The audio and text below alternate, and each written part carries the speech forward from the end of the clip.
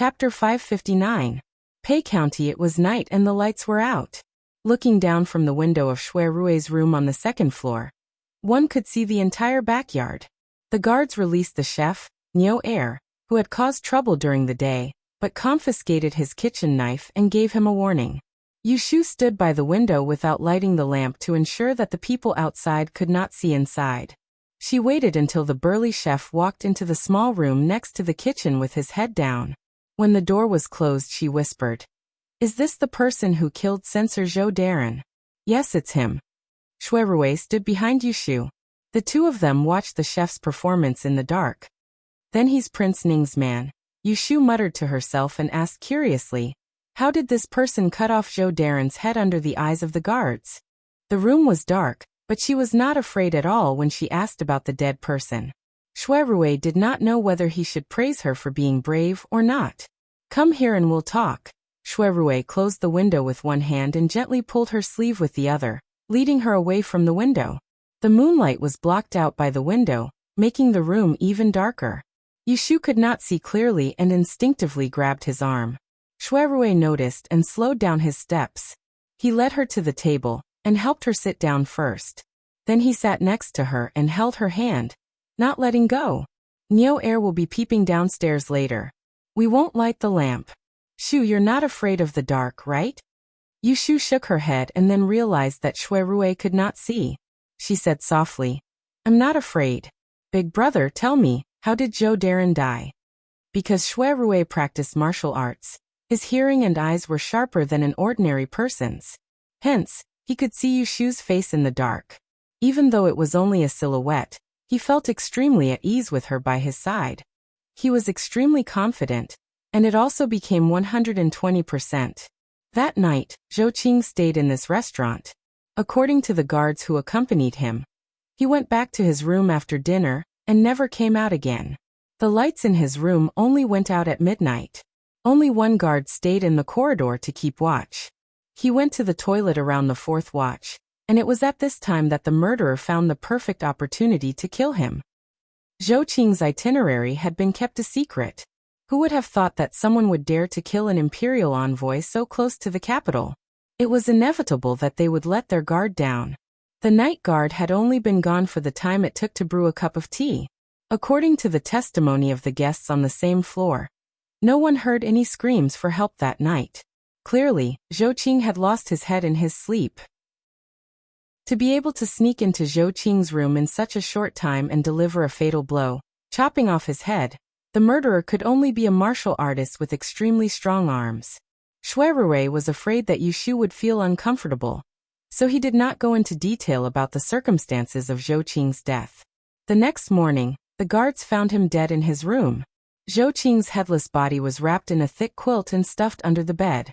Brown-red human blood had soaked the quilt, and after it dried, it could not be removed. At first, I thought that the murderer would escape after the murder. I didn't expect him to be so bold as to stay in the restaurant. But after the autopsy, I found another detail in the room. What was it? She did not know if it was because the surroundings were too dark, but when Yu Shu listened to Shui Rui's story, she actually felt a little nervous. A chill ran down her spine. It was as if Zhou Qing's wronged spirit was still lingering in the restaurant, staring at them from a place they could not see, waiting for someone to avenge him. Fortunately, she was not afraid when she heard Shui Rui's voice. The quilt wrapped around Zhou Qing's body was taken from the bottom of the cabinet in the room. The cabinets in the restaurant are usually sprinkled with camphor powder to prevent insects from eating them. But there were 2 bean elephants buried under the cabinet. They are small insects that like the smell of oil, and they have very sensitive noses. Zhou Qing's room was always clean and tidy, not to mention it was summer. No one would touch the thick quilt under the cabinet for no reason. So it could only be that the murderer left some traces when he was covering up the body, and that attracted these insects. I think it's impossible for an assassin to kill people with greasy hands after eating alcohol and meat. Then it's very likely that the killer is inseparable from grease, and he has another identity to conceal himself, so that it's convenient for him to commit the crime.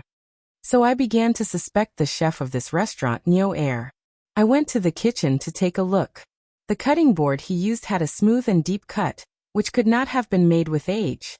But the wood of the board was new, and it had been used for a month at most. So I knew that Nyo Air was a martial artist, and he was used to using knives. His arm strength was very strong. As mentioned earlier, Zhou Qing's head was missing. I sent people to search around the restaurant, but they did not find it. Since the murderer was still in the restaurant, Zhou Qing's head must not be far away. So I ordered the guards to lock up the manager and the waiters of the restaurant, and then went to the kitchen cellar to search. Sure enough, I found the head in a pickle jar in the cellar. Hiss. Yushu sucked in a breath of cold air. Her stomach felt sour, and she thought to herself that when she went to other restaurants in the future, she would not dare to eat pickled or soaked food. If that's the case, why didn't you arrest him then? Yushu could not figure out how Xue Rui found out that the murder was a trap, and why he did not solve the case immediately. If it were her, she would have reported the results a long time ago. She would not be as cunning as him. Xue Rui gently held Yushu's hand and said in a low voice, "At that time, I thought it was all too coincidental. At the time, I thought it was all too much of a coincidence. Zhou Qing happened to be staying in Pei County, and he happened to be staying in this restaurant. Coincidentally, there was a chef in the restaurant who was an assassin. Coincidentally, I found the bug in the wardrobe. Everything seemed to have been meticulously planned. The case was solved too easily, so I thought something was wrong." When it came to solving cases, Xue Rui followed a sequence. Unlike other judges, he first believed in his intuition, and then looked for evidence. He would not be swayed by evidence and affect his judgment. This habit had helped him solve several cases that gave the Supreme Court headaches. This time, it also helped him avoid falling into a trap. "Now that you mention it, it's true," Yushu muttered. "How did Prince Ning know that Zhou Qing would stay in Pei County and arrange for an assassin in advance? Didn't you say that the chef had been working here for a few months? Then he couldn't have hired him at the last minute. But it was only half a month ago when His Majesty ordered Zhou Qing to go to Guangdong, and then he left." Xue Rui answered her doubts. "This is the best restaurant in Pei County. Any officials from the capital who pass by here will definitely choose this place to stay. I asked the guards who accompanied Zhou Qing. They ran into some trouble when they left the city, so their journey was delayed, and they spent the night in Pei County. As for that Nyo Air, don't underestimate Prince Ning. He has been plotting in the dark all these years, and even our Xue residence has his eyes. Nyo Air is just a chess piece he planted in advance, and it's just the right time to use him." Hearing this, Yushu could not help but sigh. Lu Hao's scheming was indeed beyond her imagination. Chapter 560. Yushu and Xue Rui sat together in the dark, talking about Ning Wang's plan and Zhou Qing's tragic death. "Fortunately, you were cautious. Otherwise, if you fell into his trap, you would have offended an entire sect of enemies." Yushu herself broke out in cold sweat for Xue Rui, and she felt fortunate that he didn't step on a landmine. "But this way we can't catch the murderer, Nyo Air." She frowned and couldn't figure it out. "You said this afternoon that you would beat him at his own game. You haven't told me what it is." Xue Rui only told her that there was a way to make Ning Wang stumble. No matter how she thought about it, she still could not think of a way that could satisfy both sides. Under this completely passive situation, she could turn the tables on Ning Wang. Not to mention that they couldn't touch the killer disguised as a cook. Even if they caught him and tortured him, he might not be willing to expose Ning Wang. He would definitely blame the 11th prince. If they couldn't even solve the case, how could they defeat the enemy? Xue Rui smiled in the dark. Yushu couldn't see the confidence on his face, so she shook his arm and urged him to elaborate. "In fact, it's easy. Ning Wang and I have been friends since childhood. He believes in my intelligence, and I believe in his." Lu Hao believed that he could solve the case with just a few clues.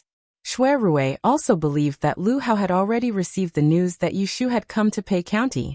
"There are spies from Ningguang Mansion outside this restaurant. You came at dawn, and he should have received the news by evening at the latest. When he knows that you are here, he will definitely think that I asked you to use the art of death to divine the cause of Zhou Qing's death." Xue Rui laughed coldly. "Prince Ning is a person who is suspicious by nature.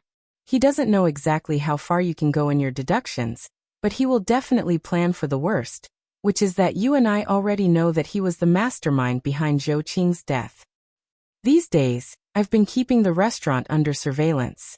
Although Niu Air can't send the news out, the spies outside have reported it to Prince Ning. It will also arouse his suspicions, and he will conclude that I have already seen through his scheme, which is why I haven't caught him yet. Hearing this, Yushu felt that it was her fault. It's all my fault. If I had known earlier, I wouldn't have come all the way here. I would have written down what you wanted me to do on a piece of paper and asked Hataku to bring it to you. Sigh.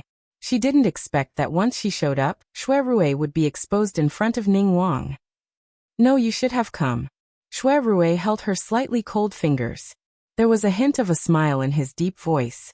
If you didn't come, how would I know you care about me? He didn't feel that Yushu's arrival was unnecessary. Compared to her heart being seen through by Lu Hao, it wasn't even worth a mention. Yushu knew that he was subtly comforting her, but hearing him reveal his thoughts, he also saw through her. Her face blushed slightly in the darkness. She bit her lip. Fortunately, he couldn't see. She patted the back of his hand and pretended to be serious. She said, "Be serious, don't talk about these useless things. Tell me, Ningguang has already seen through you. What should we do now?" Xue Rui's dark eyes glowed faintly in the night. He remembered the rare expression she showed in his heart. He tightened his grip on her slender and soft hand. "Don't worry, I'm not that easy to control." Lu Hao was shrewd and ruthless, but he, Xue Qingbai, wasn't a pushover either. Ningguang has grasped the situation on our side, and knows that I am stalling for time. He must think that I am using silence to wait for the emperor to send someone else to take over this case. This is the first path that I told you about during the day. Since Ningguang has laid out this plan, of course he won't just watch me jump out. So he will definitely make another move to force me to submit. Lu Hao was a very smart person, but he had a very fatal weakness that few people knew about. That was conceit. He was too conceited and didn't allow failure. He never thought that anyone could be smarter than him. He liked to play everyone in the palm of his hand. He always looked at everyone around him with a condescending gaze. His eyes were at the top of his head, and he looked down on everyone. Xue Rui was the first person to discover this weakness of his. Force you to submit? Yushu mumbled. You mean he has a way to force you to make a move against Niu Air? Xue Rui said. Yes, he has a way. What way? First, he will let the spy outside the restaurant find a way to pass the order to the killer Niu Air in the restaurant. Xue Rui's eyes flashed. Fortunately, Yushu couldn't see it. Then Niu Air will wait for an opportunity to kill me. Yushu was shocked to hear this. She thought for a moment and understood what Xue Rui meant. Niu Air couldn't run to Xue Rui and tell him, "I am the murderer who killed Zhou Qing, please arrest me." So if Xue Rui didn't do anything to him, he couldn't frame Lu Yi. But once he committed a crime again, Xue Rui would have no choice but to resign himself to death. Could it be that if Niu Air wanted to slash him with a knife and was caught red-handed, Xue Rui would have to pat him on the shoulder with a smile and tell the group of guards outside that it was a misunderstanding? In this way, I can't pretend to be deaf and dumb anymore. I must arrest him and interrogate him. After a little questioning, he will take the opportunity to confess Lu Yi. In all likelihood, he also has forged evidence, such as Lu Yi's official seal. At that time, the 11th prince will not be able to clear his name even if he jumps into the Yellow River. I am bound to become enemies with the entire Liu family and concubine Lu. However, by doing this, he gives us an opportunity. What opportunity? An opportunity to silence him. Xue Rui's tone was suddenly cold.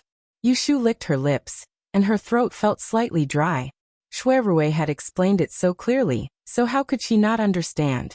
He was trying to gain the initiative after striking, and cut off King Ning's escape route. I will arrange people in advance. Once he takes action, it will be like catching a turtle in a jar.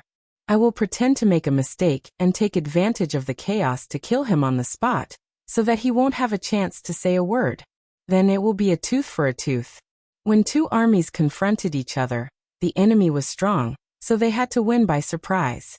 Lu Hao knew that he would retreat in order to advance, but he didn't think that he would dare to overpower his superior. Shui Rui wanted to take advantage of his conceit and kill him by surprise. Shui Rui had always disdained to use immoral methods like framing and shifting the blame onto others, and he didn't tell Yu Shu that he actually still had a trump card up his sleeve. As for whether he would use it on Lu Hao this time, it would depend on Lu Hao's choice. Shui Rui's eyes fell on Yu Shu's face. He thought to himself, if Lu Hao just came for me, I just want to protect myself. If he has other killing intentions, don't blame me for being unscrupulous.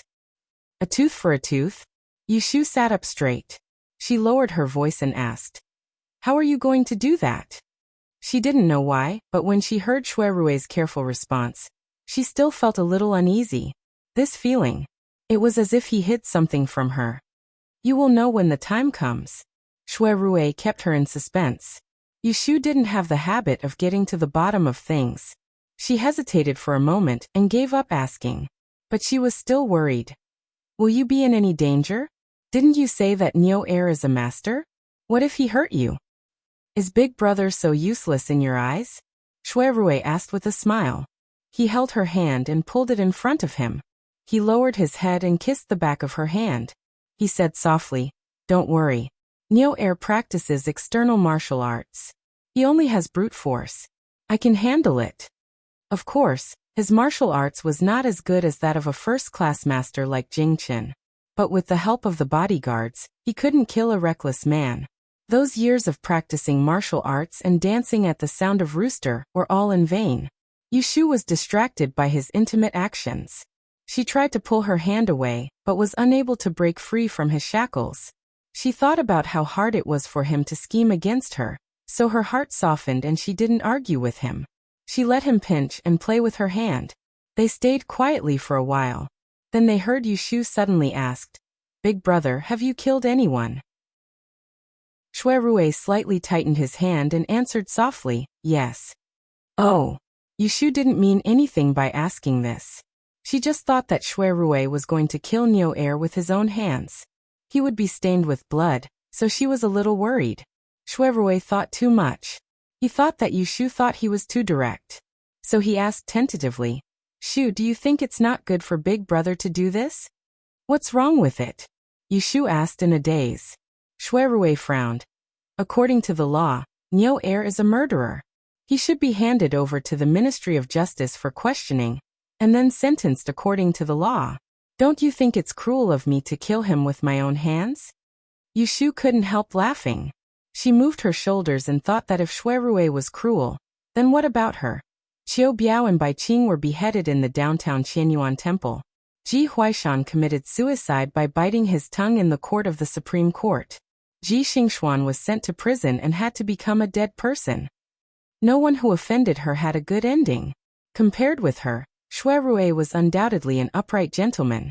In fact, sometimes she also couldn't figure out why such a modest gentleman, gentle and infatuated, would fall in love with such a sinister and selfish person like her. If he didn't know her character, it wouldn't matter.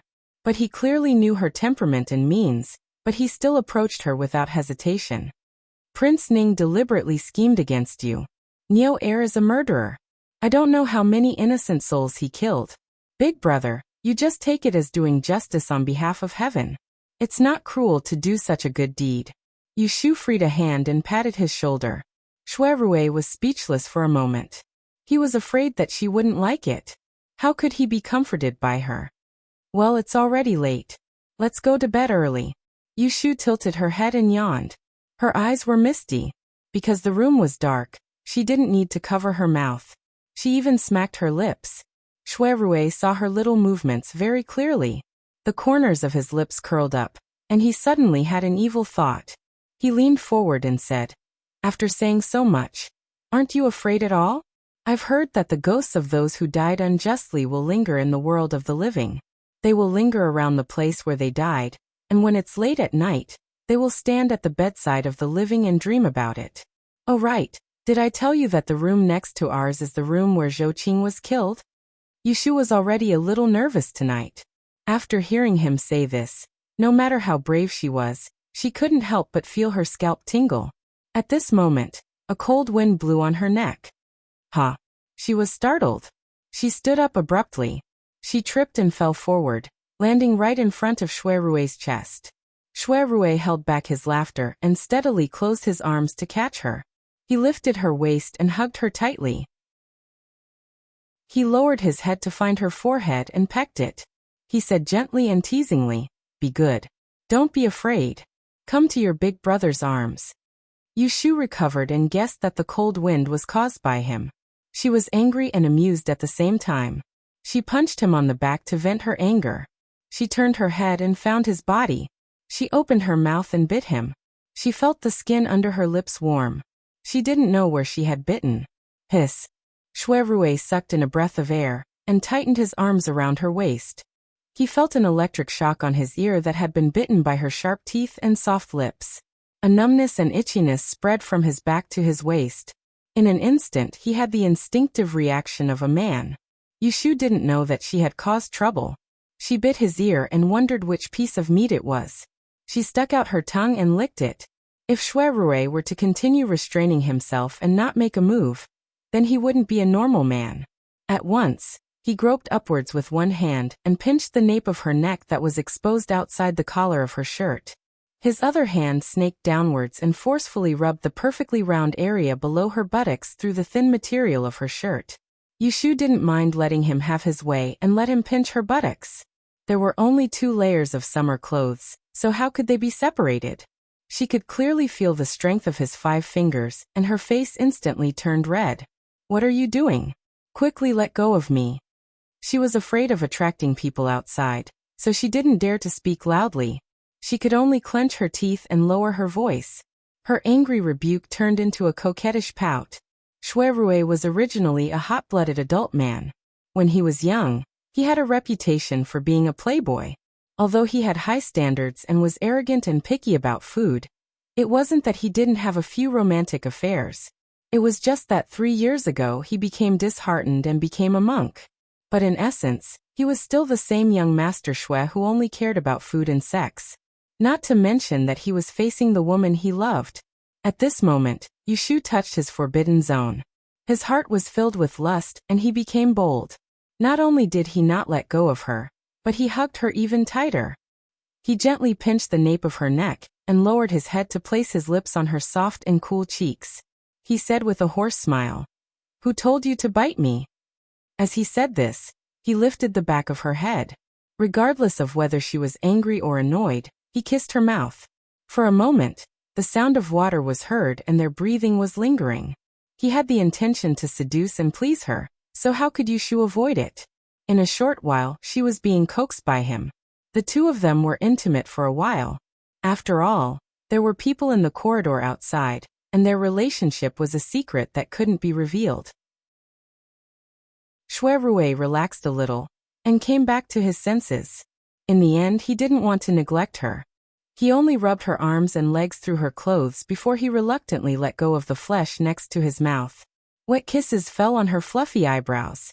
His eyes stared deeply at her tamed and unguarded appearance. His chest thumped and he hardened his heart to not take another step forward. Shui Rui pressed Yushu, who was panting tenderly, against his chest, and he lightly caressed her slender back as he said in a low voice, "Yushu, don't be afraid, I'll always be by your side. You also have to stay by my side and don't leave." Chapter 561. After listening to the murderous plot all night, Yushu didn't have any nightmares that night. She slept until dawn. This was all thanks to Shui Rui's last teasing, but she didn't thank him at all. Breakfast was simple. The head chef refused to serve, so the proprietress forced him to cook a pot of sweet porridge. Yushu asked the guard to go across the street to buy a dozen cages of meat buns. "Big brother, what do you think Neo Air will do to get in touch with the people outside?" Yushu tore a bun with one hand and sat behind a window in the hall, looking at the market downstairs, trying to distinguish which passers-by looked like the spy of Prince Ning's mansion. Shui Rui said, "Yesterday the shopkeeper said that the kitchen was running out of firewood. I promised to send someone to go out and buy firewood today. I asked him to make a list. The people outside will seize this opportunity." Oh. After the 2 of them had their breakfast, they returned to Shui Rui's room to kill time. 2 guards were ordered to buy firewood on the street. They came back at noon, and went upstairs to report. Reporting to Darren, after we went out on the street, someone followed us and inquired about the location of the firewood and charcoal sales. After 2 streets, someone led the way. We followed Darren's instructions and didn't carefully check the things we bought, so we sent them to the back kitchen. Good job. Go down and keep an eye on them. When you see Neo Air enter the kitchen, come back and inform me. Yes. The guard that answered was precisely the one that led the way for Yushu yesterday morning. He was called Lu Hong, and he was a junior commander of the left guard of the East Gate, and a 7th-rank military general. He'd received orders from the emperor to listen to Shui Rui's dispatch this time, and he'd brought along 2 groups of guards that were experts that were capable of fighting and killing. This morning, Shui Rui called him to his room before dawn, and asked him to choose 2 of his trusted subordinates. He told the 3 of them that Neo Air was the murderer, but he hid the part about Prince Ning. In order to make them believe him, he even mentioned Yushu's identity. I've also found his head. It's soaking in a vegetable jar in the cellar. Don't make any noise yet. There's someone else behind this killer. I'm guessing that he received an order, and will make a move tonight. At that time, you'll lie in ambush around my room. Once he makes a move, capture him alive. I want to see who would be so daring as to send an assassin to assassinate an imperial envoy right under the emperor's nose. Lu Hong and the other 2 knew of Shui Rui's reputation as a great detective. Moreover, he was a female fortune teller who could determine life and death. Thus, they trusted him without a doubt and listened to his every word. Shui Rui had made arrangements and was waiting for Neo Air to walk into the trap. In the afternoon, Lu Hong hurried upstairs and knocked on the door of Shui Rui's room. Master, Neo Air found an excuse to sneak into the woodshed. He stayed inside for a while, and then went to the kitchen with a pile of firewood to boil water for cooking. Shui Rui and Yushu looked at each other. The latter sighed with emotion at the former's foresight. Just as he said before, Prince Ning's order arrived in just one night. Don't worry about him. When night falls, you arrange for people to be at my command. Lu Hong took the order and left the room. Shui Rui stood up and opened the wardrobe by the wall. He picked up the sword he carried with him and unsheathed the scabbard. With 2 fingers, the blade flashed with cold light and buzzed softly. Yushu saw that it was a sword that could cut through iron like mud. She was a little dazed and thought of the rusty ancient sword she gave to Jing Chen. She didn't notice before that Shui Rui could also use a sword. Shui Rui carefully wiped the sword, put it back into the scabbard and hung it at the head of the bed. Yushu looked at his cautious movements, and the uneasiness that flashed by last night resurfaced. She hesitated for a moment before saying, "How about I do another divination for you?" Shui Rui turned around. I brought the imitation Taiching tripod, and the Tihu incense this time. Yushu said, "My godfather has checked it for me. The herbs in the incense pill are not poisonous and can be used. I know that Neo Air is going to attack you tonight. I can use the 6 lines divination to see if you can successfully kill him." Shui Rui's eyes flashed and he smiled. "Don't waste that thing. I will definitely kill him." Yushu saw that he was full of confidence and didn't say anything more. She thought it was okay. With Lu Hong and others helping him, Shui Rui couldn't be hurt. Time passed quickly. In the blink of an eye, it was dark. The dinner was cooked by Neo Air. There was a table full of good dishes, but Yushu didn't take a bite. She was not afraid that Neo Air would poison them, but because Shui Rui was going to take the risk of killing people at night, so she had no appetite. After dinner, Yushu stayed in Shui Rui's room and didn't leave. It was not until there was a knock on the street outside that Shui Rui said, "Go back to your room. I'll wait for him after turning off the light. Go to bed early and close the door. Don't come out to watch if you hear the sound of fighting." "What, don't you want to go?" Shui Rui looked at her hesitation and joked, "Then don't go. If you are not afraid, just hide in the room and see how I take him down." Yushu's eyes lit up. "Can I?" She was really reluctant to go, leaving Shui Rui here to wait for a murderer to kill him. If she went back to her room to sleep, how could she sleep? Shui Rui glanced deeply at her, and he slowly withdrew his smile. He swept his gaze around the room before pointing at a wardrobe that was half the height of a person that was placed at the corner of the room, and he said, You can, but you have to hide in the wardrobe and hide yourself well. Only then will I be at ease. Can you keep your composure? Yushu looked at the wardrobe and agreed without much hesitation. It's nothing. I'll hide it well. Shuirui smiled and raised his hand to touch Yushu's ear. He said softly, then you stay with me. After the two of them came to an agreement, Shuirui extinguished all the lights in and out of the room. He pulled Yushu to sit at the head of the bed and said in a low voice, there's no need to rush. After an hour, when Nyo Air thinks I'm asleep, you can hide in the wardrobe. Although Nyo Air practices external martial arts, he has sharp ears and eyes. He can hear you clearly if you make a little movement. Okay. He just held her hand and didn't do anything more. They were trapped in the darkness.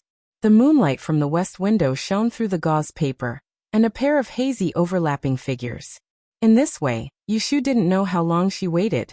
Just when she felt a little sleepy, Shuirui beside her stood up. Shu, you hide. She immediately became spirited, and was led by Shuirui to the front of the wardrobe. Shuirui opened the wardrobe door and entered it. She raised her head and looked at Shuirui's blurry figure. As the wardrobe door closed tightly, he disappeared. Outside the wardrobe door came his warning, don't come out unless I call you. Yushu responded softly. She leaned her back against the winter pillow and curled up in the stuffy wardrobe. She also covered her mouth with one hand to avoid breathing too loudly. Shuirui closed the wardrobe door, turned to the bed, took off his sword, and carried it upside down in his hand. His footsteps were light, and he silently walked out of the bedroom. He opened the door, made a gesture to the guards lying in ambush on both sides of the corridor, and stepped into the opposite room. A guard squatting on the beam of the room asked in a low voice, Boss, why did Lord Shui enter Miss Yu's room? Why ask so much?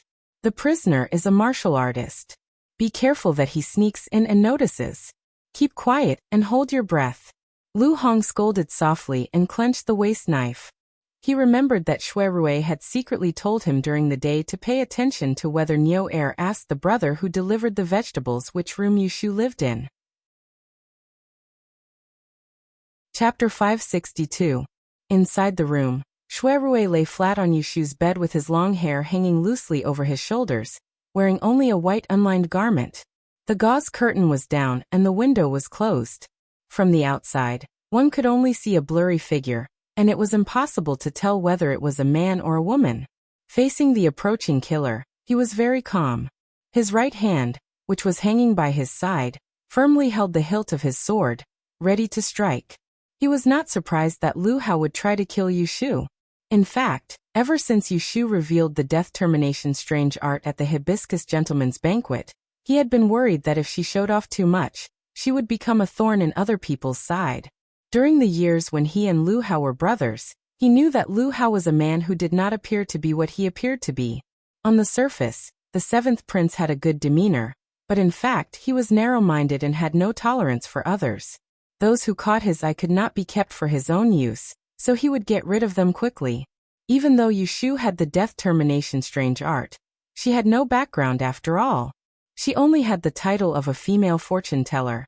In Lu Hao's eyes, she could not be considered an obstacle for the time being. It would be fine if she did not do anything, but once she did something, Lu Hao would feel threatened, and he would definitely strangle her in the womb. Last night, he wasn't sure if Lu Hao would take advantage of this opportunity to attack Yushu, so he waited for a day, waiting for the chef to give himself away. Only then did he confirm that the murderer's target tonight wasn't him, but Yushu. Killing Yushu, exposing his identity, framing the 11th prince, forcing him to solve the case, and turning against concubine Lu. Lu Hao's improvisation had actually killed 3 birds with 1 stone. If it were not for Lu Hao's arrogance, he would not have been able to beat him at his own game and break his killer move. In this matter, Shuirui hid 2 things from Yushu. First, the killer's target tonight. Furthermore, the chef who could behead a person with a single slash did not only practice external martial arts. Think about it. An assassin who could sneak past the guards and sneak into Zhou Qing's room to kill him. How could he only have brute strength? Fortunately, Yushu didn't understand this, so he took advantage of her worry and swapped rooms with her. The sky was getting dark. Lu Hong and his 2 companions were squatting on the beam outside the corridor. They were a little drowsy from waiting. Suddenly, they heard a soft sound. Lu Hong hurriedly lowered his head and stared at the staircase. He saw that the guard who was assigned to patrol the corridor had fallen to the ground and was dragged into the darkness by a pair of invisible hands. Lu Hong immediately became alert. He raised his hand and signaled to his companions, "Coming." Not long after, a black shadow appeared in the corridor. It groped around the corners of the walls and counted the rooms one by one. It happened to stop at the room where Shui Rui was. The black-clothed figure paused at the door for a moment. He reached out and swiped at the crack of the door. The tightly shut door was easily pushed open. The door creaked slightly, but in the silence of the night, it was loud enough for Shui Rui to hear. He lay motionless on the bed, gripping his long sword tightly. His gaze passed through the curtains and moved to the door. Creak. A black shadow snuck in. Shui Rui adjusted his breathing, and the light sound of him sleeping sounded like a woman sleeping soundly. He squinted and rolled his eyes as he followed the black shadow from the door to the head of his bed. Not long ago, the censor, Zhou Qing, had lost his head in his sleep. It was the same scene, the same killer. Right now, he was like a ruthless executioner. He pulled out a 2-foot-long cleaver from his waist and swung it at the head on the bed with a ferocious look in his eyes. Yushu squatted in the wardrobe for a long time. She pricked up her ears, but she could not hear anything outside. The wardrobe door was tightly shut, leaving only a small gap for air to enter. She was so stifled that her forehead was covered in sweat. However, she did not dare to wipe it off. She was afraid that if she moved too much, she would make a noise and startle the killer. She did not know when the killer would arrive and ruin the trap that Shui Rui had set. What if the killer was driven to desperation and hurt him again? After waiting for a while, there was still no sound outside. Yushu could not see or hear anything. She could not help but feel anxious. A drop of sweat rolled down her eyelid, stinging her so much that she squeezed her eyes shut. Just then, a sudden sound broke the silence of the night. Clang! The muffled sound came from afar. Yushu's heart skipped a beat. She felt something was wrong. She pressed her ear to the wardrobe door and realized that the sound did not come from inside the room, but from outside the door. It seemed to be several floors away. What had happened? Yushu's mind was a mess of questions. She wanted to call out to Shui Rui, but she remembered his instructions. If she did not hear his call, she must not make a sound. She could only endure it and not move. However, the next moment, the sound outside the door suddenly became louder. With a loud crash, she clearly heard someone shouting, followed by a series of clanging sounds. Yushu was stunned. Listening to the sound, it was clearly separated by a wall outside the corridor. Big brother? With such a big noise, why should she endure it? She called out to Shui Rui in a low voice, but did not hear any response from him. Yushu's mind was in a mess. She reached out and pushed the wardrobe door open. She bent down and came out. She wiped the sweat from her eyes, and with the moonlight rising outside the window, she swept a glance at the bed not far away. However, the bed was empty, and Shui Rui's figure was nowhere to be seen. If there was no one here, then what was going on outside? Could it be that the killer found the wrong room? But where was Shui Rui? Yushu was stunned for a moment. Her mind turned around, and her face suddenly changed. She turned around and ran out of the inner room, straight to the door. It was a short distance, but she stumbled twice. Once she reached the door latch, she pulled it open with all her might. At the end of the corridor, there was a dim yellow lantern hanging. With one glance, she saw the broken door on the opposite side. She was very sure that the short and messy sound of fighting just now came from the opposite side. Her heart was beating fast. She did not know how she walked into the opposite room. She came to the door of the bedroom, where the candle was lit. Through the few guards at the door, she saw Shui Rui sitting by the bed. His hair was disheveled, and behind the messy hair was a cold face. His white robe was slightly open, and half of his body was splashed with red spots. One of his hands was holding the sword hilt, and the dark red liquid flowed along his wrist, through the long sword, and stopped at his feet. Similarly, there was a man dressed in black at his feet, lying in a pool of blood. There was a hole in his chest that kept spurting out blood, and he was still holding a heavy wood-chopping knife in his hand. Half of his face was stuck to the ground, and his eyes were still open before he died. When Yushu saw this scene, if she still did not understand what had happened, she would have wasted her brain. So Ningguang, the killer, came for her. Reporting to Darren, this person is dead. Lu Hong squatted on the ground and pulled down the mask of the man in black. He was not surprised to see the face of the restaurant chef. He put 2 fingers under the nose and pressed the artery on the side of the man's neck to confirm that the man on the ground had become a corpse. Xue Rui frowned, and then he raised his left hand and said in a low voice, "This person is extremely ferocious and filled with killing intent. I exchanged 2 moves with him, and my arm was sliced open by him. I miscalculated in a moment of shock and actually stabbed him to death." Only then did others find that there was a cut on the other sleeve of Xue Rui, and half of it was wet with blood. It seemed that the cut was not shallow. Lu Hong and others were shocked. Darren. When they were about to go forward to help stop the bleeding, a figure passed them and passed in front of them. Yushu crossed over the corpse on the ground and stood in front of Xue Rui. She bent down to check his injured arm with a taut face. When Xue Rui saw Yushu running over, his expression softened. Niu Er's heart was pierced by his sword, and he could not be more dead. He was no longer in danger. Seeing that she stared at his arm as if she was facing a great enemy, Xue Rui comforted her. "It's okay, it's just a cut. It's just that the cut was a little longer and deeper." But Yushu ignored him. After confirming where the cut was, she took out a clean handkerchief and gently pressed the cut. She turned her head and said to Lu Hong and others who were dumbfounded, "Quickly prepare hot water and find a doctor. If any of you brought any injury medicine, quickly bring it here." Yes. So Lu Hong and others hurriedly turned and ran, leaving Yushu and Xue Rui behind. No one cared about the corpse on the ground. Yushu smelled the stench of blood in the room. She lowered her head and looked at her hand that was covering his wound. Her palm was wet and warm, making her feel complicated.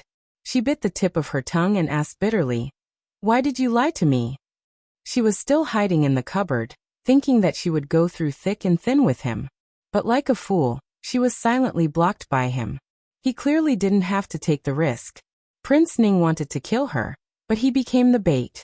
Xue Rui lightly tossed the sword in his hand onto the corpse, and he emptied his hand to place it on the back of her hand that was covering her wound. He laughed in a low voice and said, "If I tell you the truth, will you still listen to me?" Yushu pursed her lips. "Don't think too much. This is the best solution. You are a defenseless girl. How can I let you fight with a murderer?" Yushu knew that what Xue Rui said was reasonable. Even if he told her in advance that the person Niu Er wanted to kill was her, what could she do? It would just add to her troubles. "How do you know that Prince Ning wants to kill me? What if he doesn't intend to kill me?"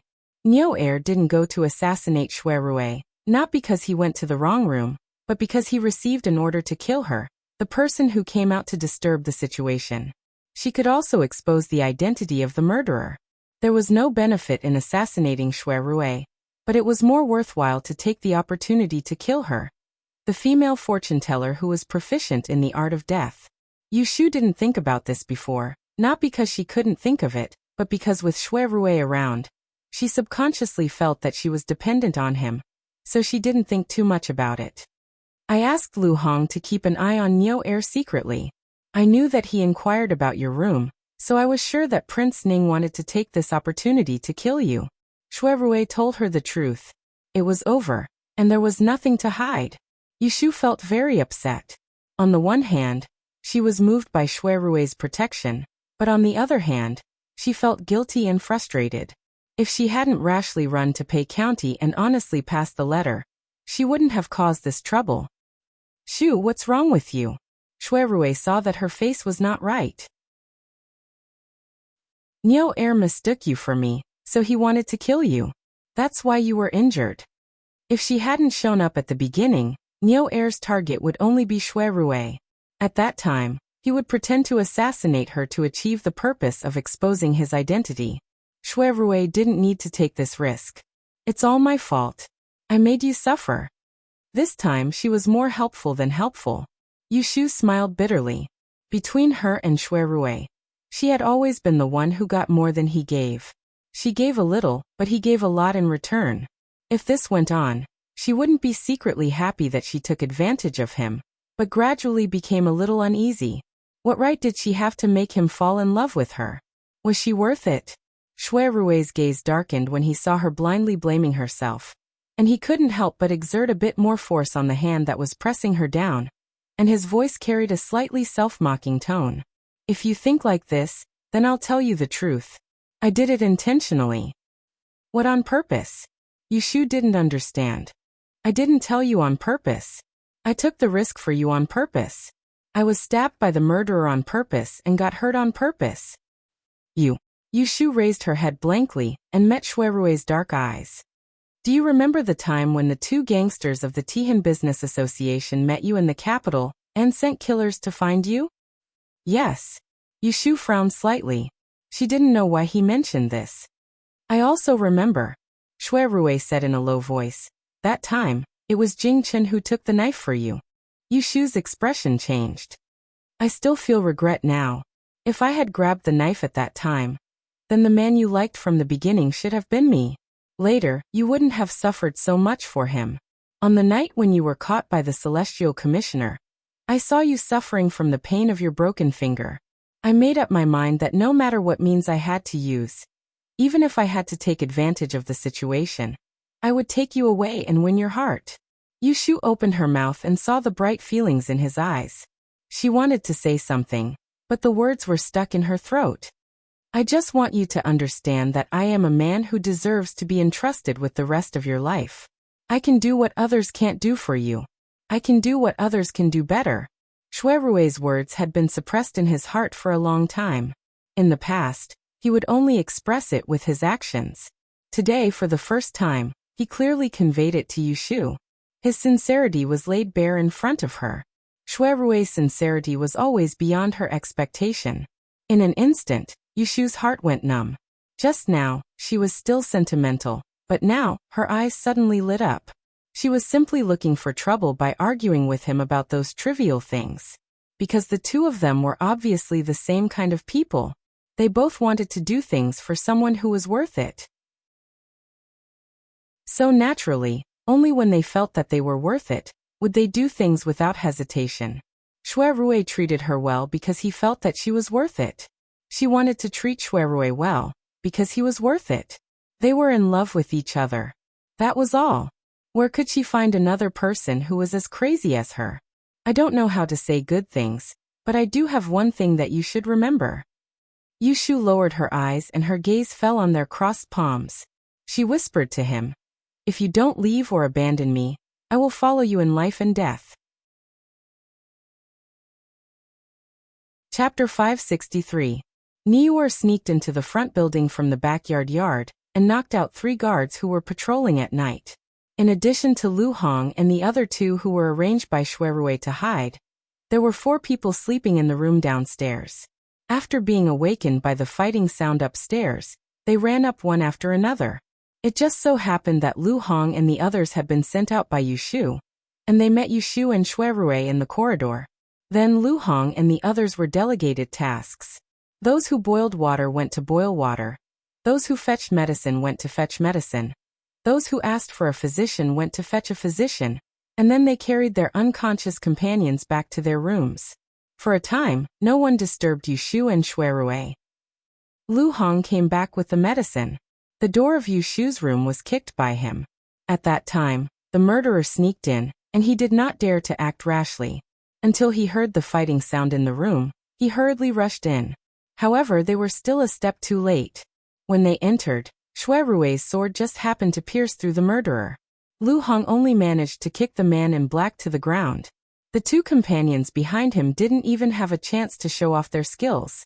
"Your Excellency, it's not easy to find a doctor in the middle of the night. Let me clean your wound and stop the bleeding with medicine first." When Shuerue heard the sound of footsteps, he stopped the topic of conversation with Yushu. Before Lu Hong walked into the inner room, the 2 of them had already consciously let go of the hand that was holding each other's hand, and the affection between their brows was concealed, causing others to be unable to see anything unusual. "Let me do it." Yushu reached out and asked for the bottle in Lu Hong's hand. She was in danger on the way from Yiyang to the capital. She was very skilled in bandaging and decocting medicine. In addition, He Fangji, the doctor, was her godfather. It was easy to treat the wound for Shui Rui. Is there hot water? Yushu asked as she carefully rolled up Shui Rui's sleeves. Yes, someone will bring it up later. When Lu Hong saw Yushu's action, he was relieved. He stood aside, brought over the lighted candlestick, and helped her. Shui Rui's arm was slashed by the murderer's hatchet-like weapon. It extended from 3 inches above his elbow all the way below his elbow, and the injury was at his joints. Fortunately, his tendons and bones weren't cut. It was just that the wound on his flesh was red, and it looked terrifying. Shui Rui saw Yushu cleaning and dressing him with a straight face. He did not dare to say it was painful. After she bandaged it, his forehead was covered with cold sweat. Yushu looked up at him and said nothing. She washed her hands in the basin of water in the basin. She washed his face with a handkerchief and said, Shui Rui, how to deal with this murderer? Wait until we find a doctor. I think you'll need a few stitches on your wound. She frowned as she finished speaking. Her gaze fell on the corpse on the ground and she said, How should we deal with this murderer? He's dead, and we can't get anything out of him. We don't even know who ordered him to do this. Drag him away and search him. Shui Rui ordered Lu Hong. Search his room, the cellar where he hid his head, and the rice and firewood he bought during the day. Maybe we'll find something. Lu Hong answered and called his companions outside to carry Niu Er's body out. Now that there were no outsiders in the room, Yushu finally whispered to Shui Rui in a small voice. I know it was Ningguang who did it, but I can't identify him. It is so frustrating. Although Duan valued the Tao of change, they had never used divination as evidence. After all, it was hard to tell the truth from the lies. Even if they spoke, it would only be a one-sided story. When it came to solving a case, it was important to have concrete evidence. If Ningguang knows that Niu Er is dead, he must be more aggrieved than you. Shui Rui was actually in the mood to joke with her at this moment. Yushu thought about how Lu Hao's plan had failed and how he had wasted his efforts. Her expression became better. As the two were talking, someone ran in from outside the door. It was Lu Hong, who had returned. Darren, we found a secret letter on Niu Er's body. Please take a look. It was no wonder Lu Hong was so shocked. After all, the death of an imperial envoy was a big case. If they did not investigate it clearly, they would be punished for not doing their job well. On the contrary, if Shui Rui successfully solved this case, he, as the small commander of the guards, might be promoted to an official position. This sealed letter had been opened, but it was obvious that Lu Hong did not have time to read it before it was delivered to Shui Rui. Yushu's heart jumped. Not good. The letter found on the murderer's body was most likely related to Lu Yi. Damn it. She was so focused on finding out what Shui Rui had hidden from her that she forgot to search the murderer's body when no one was around. She looked at Shui Rui in annoyance. He took out the so-called secret letter and read it. In the next moment, his expression changed slightly. How is it? Did you find anything? Lu Hong asked anxiously. Shui Rui hesitated. According to this letter, the one who ordered the murderer to kill Censor Zhou was the 11th prince. Yushu's face darkened. Lu Hong was shocked. Shui Rui passed over the secret letter to them, and both of them read it successively. Sure enough, even though the letter was obscure, it still inadvertently mentioned the 11th prince, and there was even a scarlet red mark at the place where the letter was signed. It was written in an ancient style, and they could discern that it was the character Yu. If I remember correctly, the 11th prince's character is Yu. Shui Rui said. When Yushu heard him say it so clearly, she felt strange. Then someone ran in from outside. Your Excellency, please take a look. This was found in the fire under the kitchen stove. The murderer, Niu Er, wanted to destroy it but left it. Yushu raised her head to take a look, and saw a guard holding a piece of blackwood in his hand, handing it over to Shui Rui. She moved closer and saw clearly that it was a blackened plate that was only the size of 2 fingers. One side was burned off, but the other side was still there. However, there were no words on it, only a few strange lines were carved on it. It looked like waves and clouds at the same time. Her heart skipped a beat. She couldn't help but curse. This treacherous Prince Ning. How many things did he prepare to frame that fool Lu Yi? However, Shui Rui examined the burnt command token in his hand over and over again as his slanted brows gradually knit together. And then he passed the command token to Lu Hong. Take a look. Lu Hong looked carefully and shook his head. Your subordinate's eyes are poor. I can't tell where this token is from. Does your excellency not recognize it? No, I've seen this token before. Lu Hong's eyes lit up. He hurriedly asked, then what is this? Shui Rui's face was expressionless as he replied. In Maidan Empire, whenever a prince leaves the palace to build his own residence, His Majesty will allow him to raise a private army of no more than 50 people. Although they are registered and reported to the Ministry of War, they only listen to their master's orders. This private army is equivalent to a suicide squad. Every one of them has a mark, and some of them don't even know each other until the day they die. They only have a waist tag to prove their identity, and they will leave their bodies until the day they die. The one in your hand should be the waist tag of a suicide squad from a prince's residence. Yushu was stunned. Lu Yi was not old enough to leave the palace. How could he have a private army? Then where did this suicide soldier token come from? Lu Hong also thought of this question. His expression suddenly became strange. The criminal who killed Zhou Qing had walked right into the trap. What's worse was that he was dead. What's worse was that they found two pieces of evidence that pointed to the two princes. Lu Hong didn't dare ask Shui Rui which prince's estate the burnt token in his hand belonged to. At this moment, he'd finally realized that no matter if he was able to investigate this case or not, he wouldn't be able to reap any benefits. All of you go out and search again. See if there is anything else missing. Take care of Niu Er's body and Lord Zhou's head. We will return to the capital tomorrow morning to report to His Majesty. As soon as Shui Rui finished speaking, Lu Hong and the others tactfully left. They did not look good. It seemed that they were destined to have a sleepless night. As soon as they left, Yushu stood up and closed the room door before retreating to the side of the bed. And then she stared fixedly at Shui Rui as she asked in a low voice, "What exactly is going on? It's fine if it's a secret letter on the prisoner, but why is there another token on his waist?" After following Shui Rui for the past 2 days, she always felt that her brain was not enough. Shui Rui turned to look at her. "Didn't I promise you that I would not let Prince Ning go so easily?" Hearing this, Yushu was surprised and delighted. She sat down beside him and said, "I knew it was you who did it. I knew it. How could I forget to search the killer's body? You should not have forgotten. What kind of ambush did you set up? How could they find the evidence of the 11th prince's crime?" Shui Rui raised his eyebrows. "What is the relationship between the 11th prince and us? We don't need to cover for him." It sounded straightforward, but Yushu did not forget the main topic. "Isn't this the trap that Prince Ning dug for you? How can you not fill it in?" Shui Rui asked her in return. "Who do you think placed the waist tag that was found in the kitchen there?" Yushu was silent for a moment, and stared at him again. "Where did you get the token of the men of sacrifice of Prince Ning's mansion?"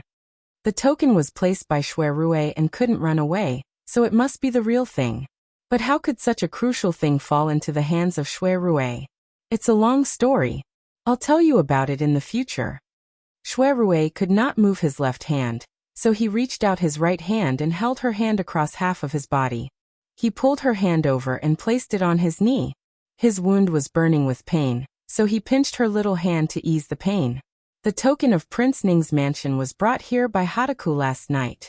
After confirming that Niur wanted to kill Yushu, he privately asked Hataku to burn one side of the token and put it under the kitchen stove in the mess at night, so as to create the illusion that Niur, the cook who cooked tonight, destroyed the evidence.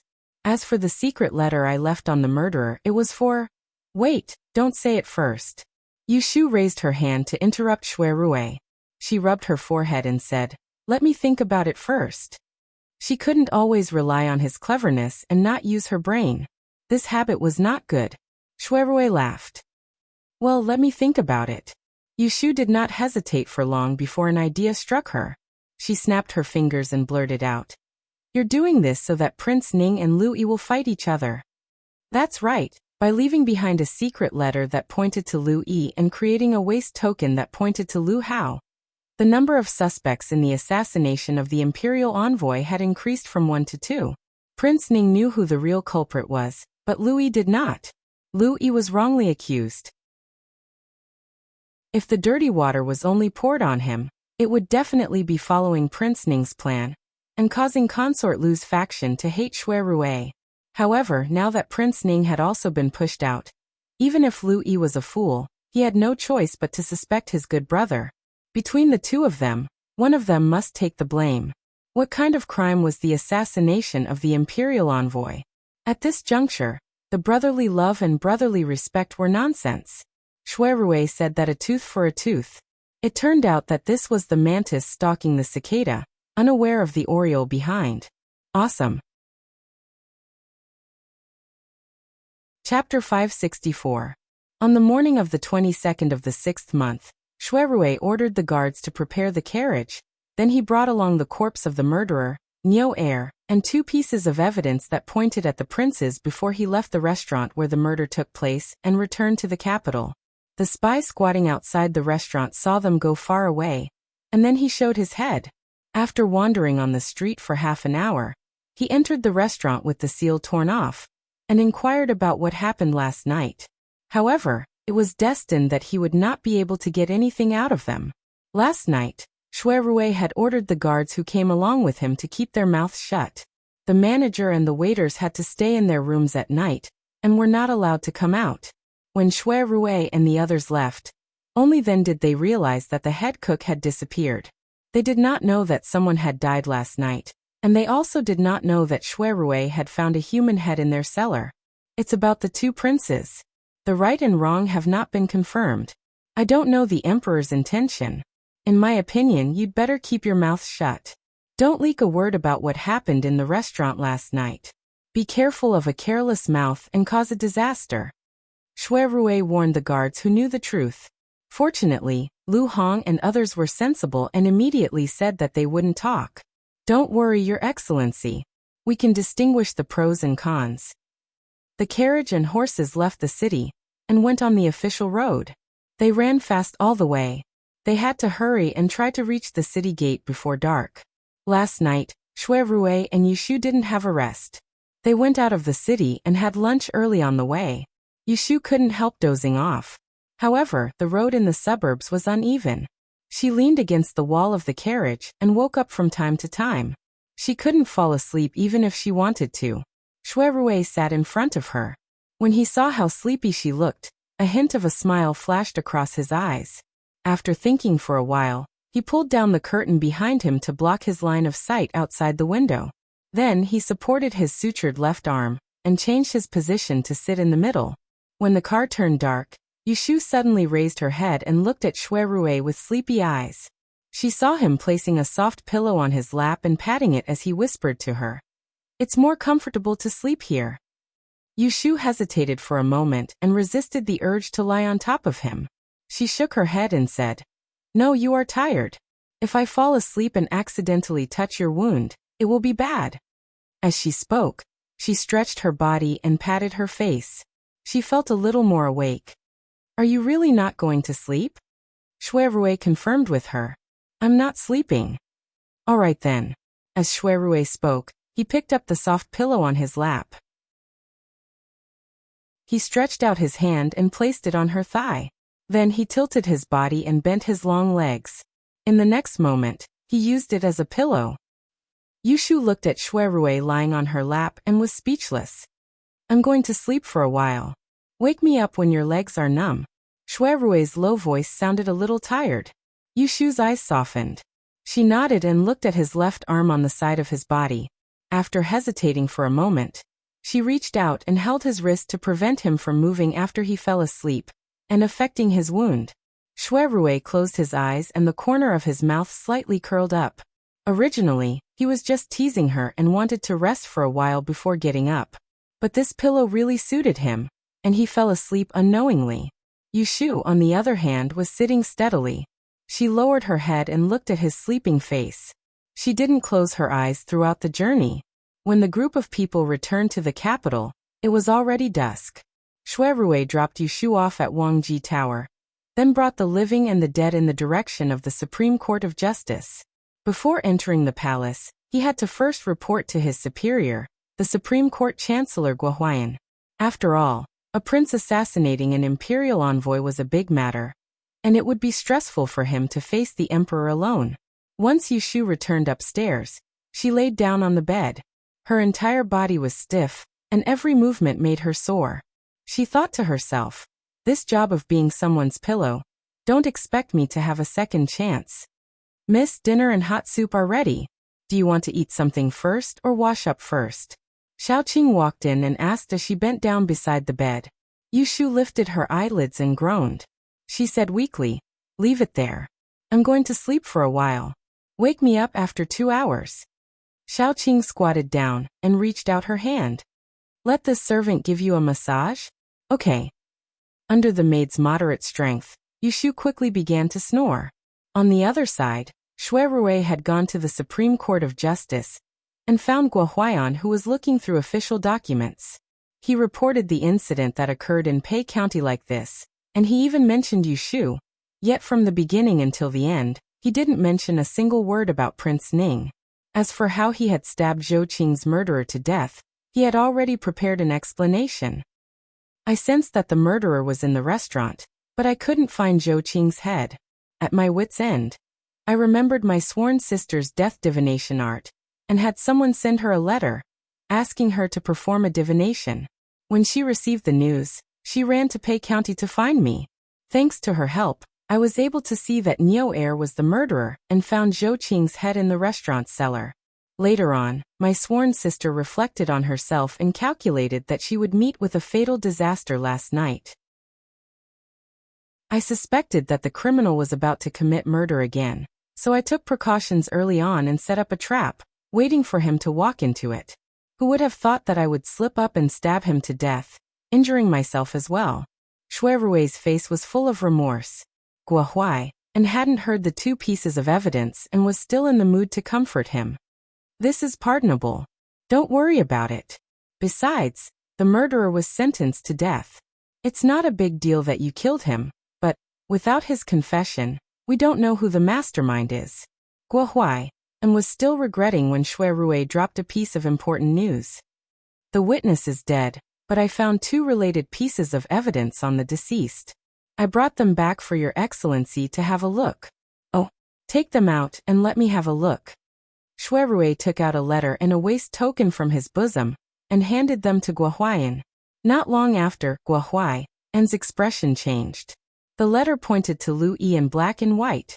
As for the waist token, if Shui Rui could recognize it, how could Guohuayan not? Not only did he recognize that it was a death soldier's waist token from a prince's residence, but he also knew which prince's residence it belonged to. I wish to enter the palace to report this matter. Will your excellency accompany me? Guohuayan was in a difficult position. The 2 items in his hands weighed heavily on his heart.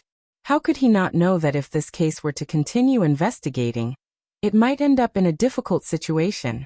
However, as the Chancellor of the Supreme Court, he could not just sit back and do nothing.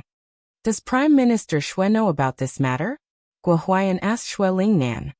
I came to see your excellency the moment I returned to the capital. I did not send a letter back home. This case was investigated by the imperial edict. My grandfather will not interfere. Meeting Shui Rui's calm and determined gaze, Guohuayan sighed inwardly. He kept the 2 pieces of evidence and said, forget it. I will go with you. Shui Rui cupped his hands and said, thank you, your excellency. Chapter 565. Did they fail? Lu Hao's face darkened when he heard the report from the spy who came back from Pei County. The spy bowed deeply and did not dare to raise his head. This subordinate saw with my own eyes that Shui Rui boarded the carriage with a young woman. She should be the one who sneaked into the restaurant 2 days ago.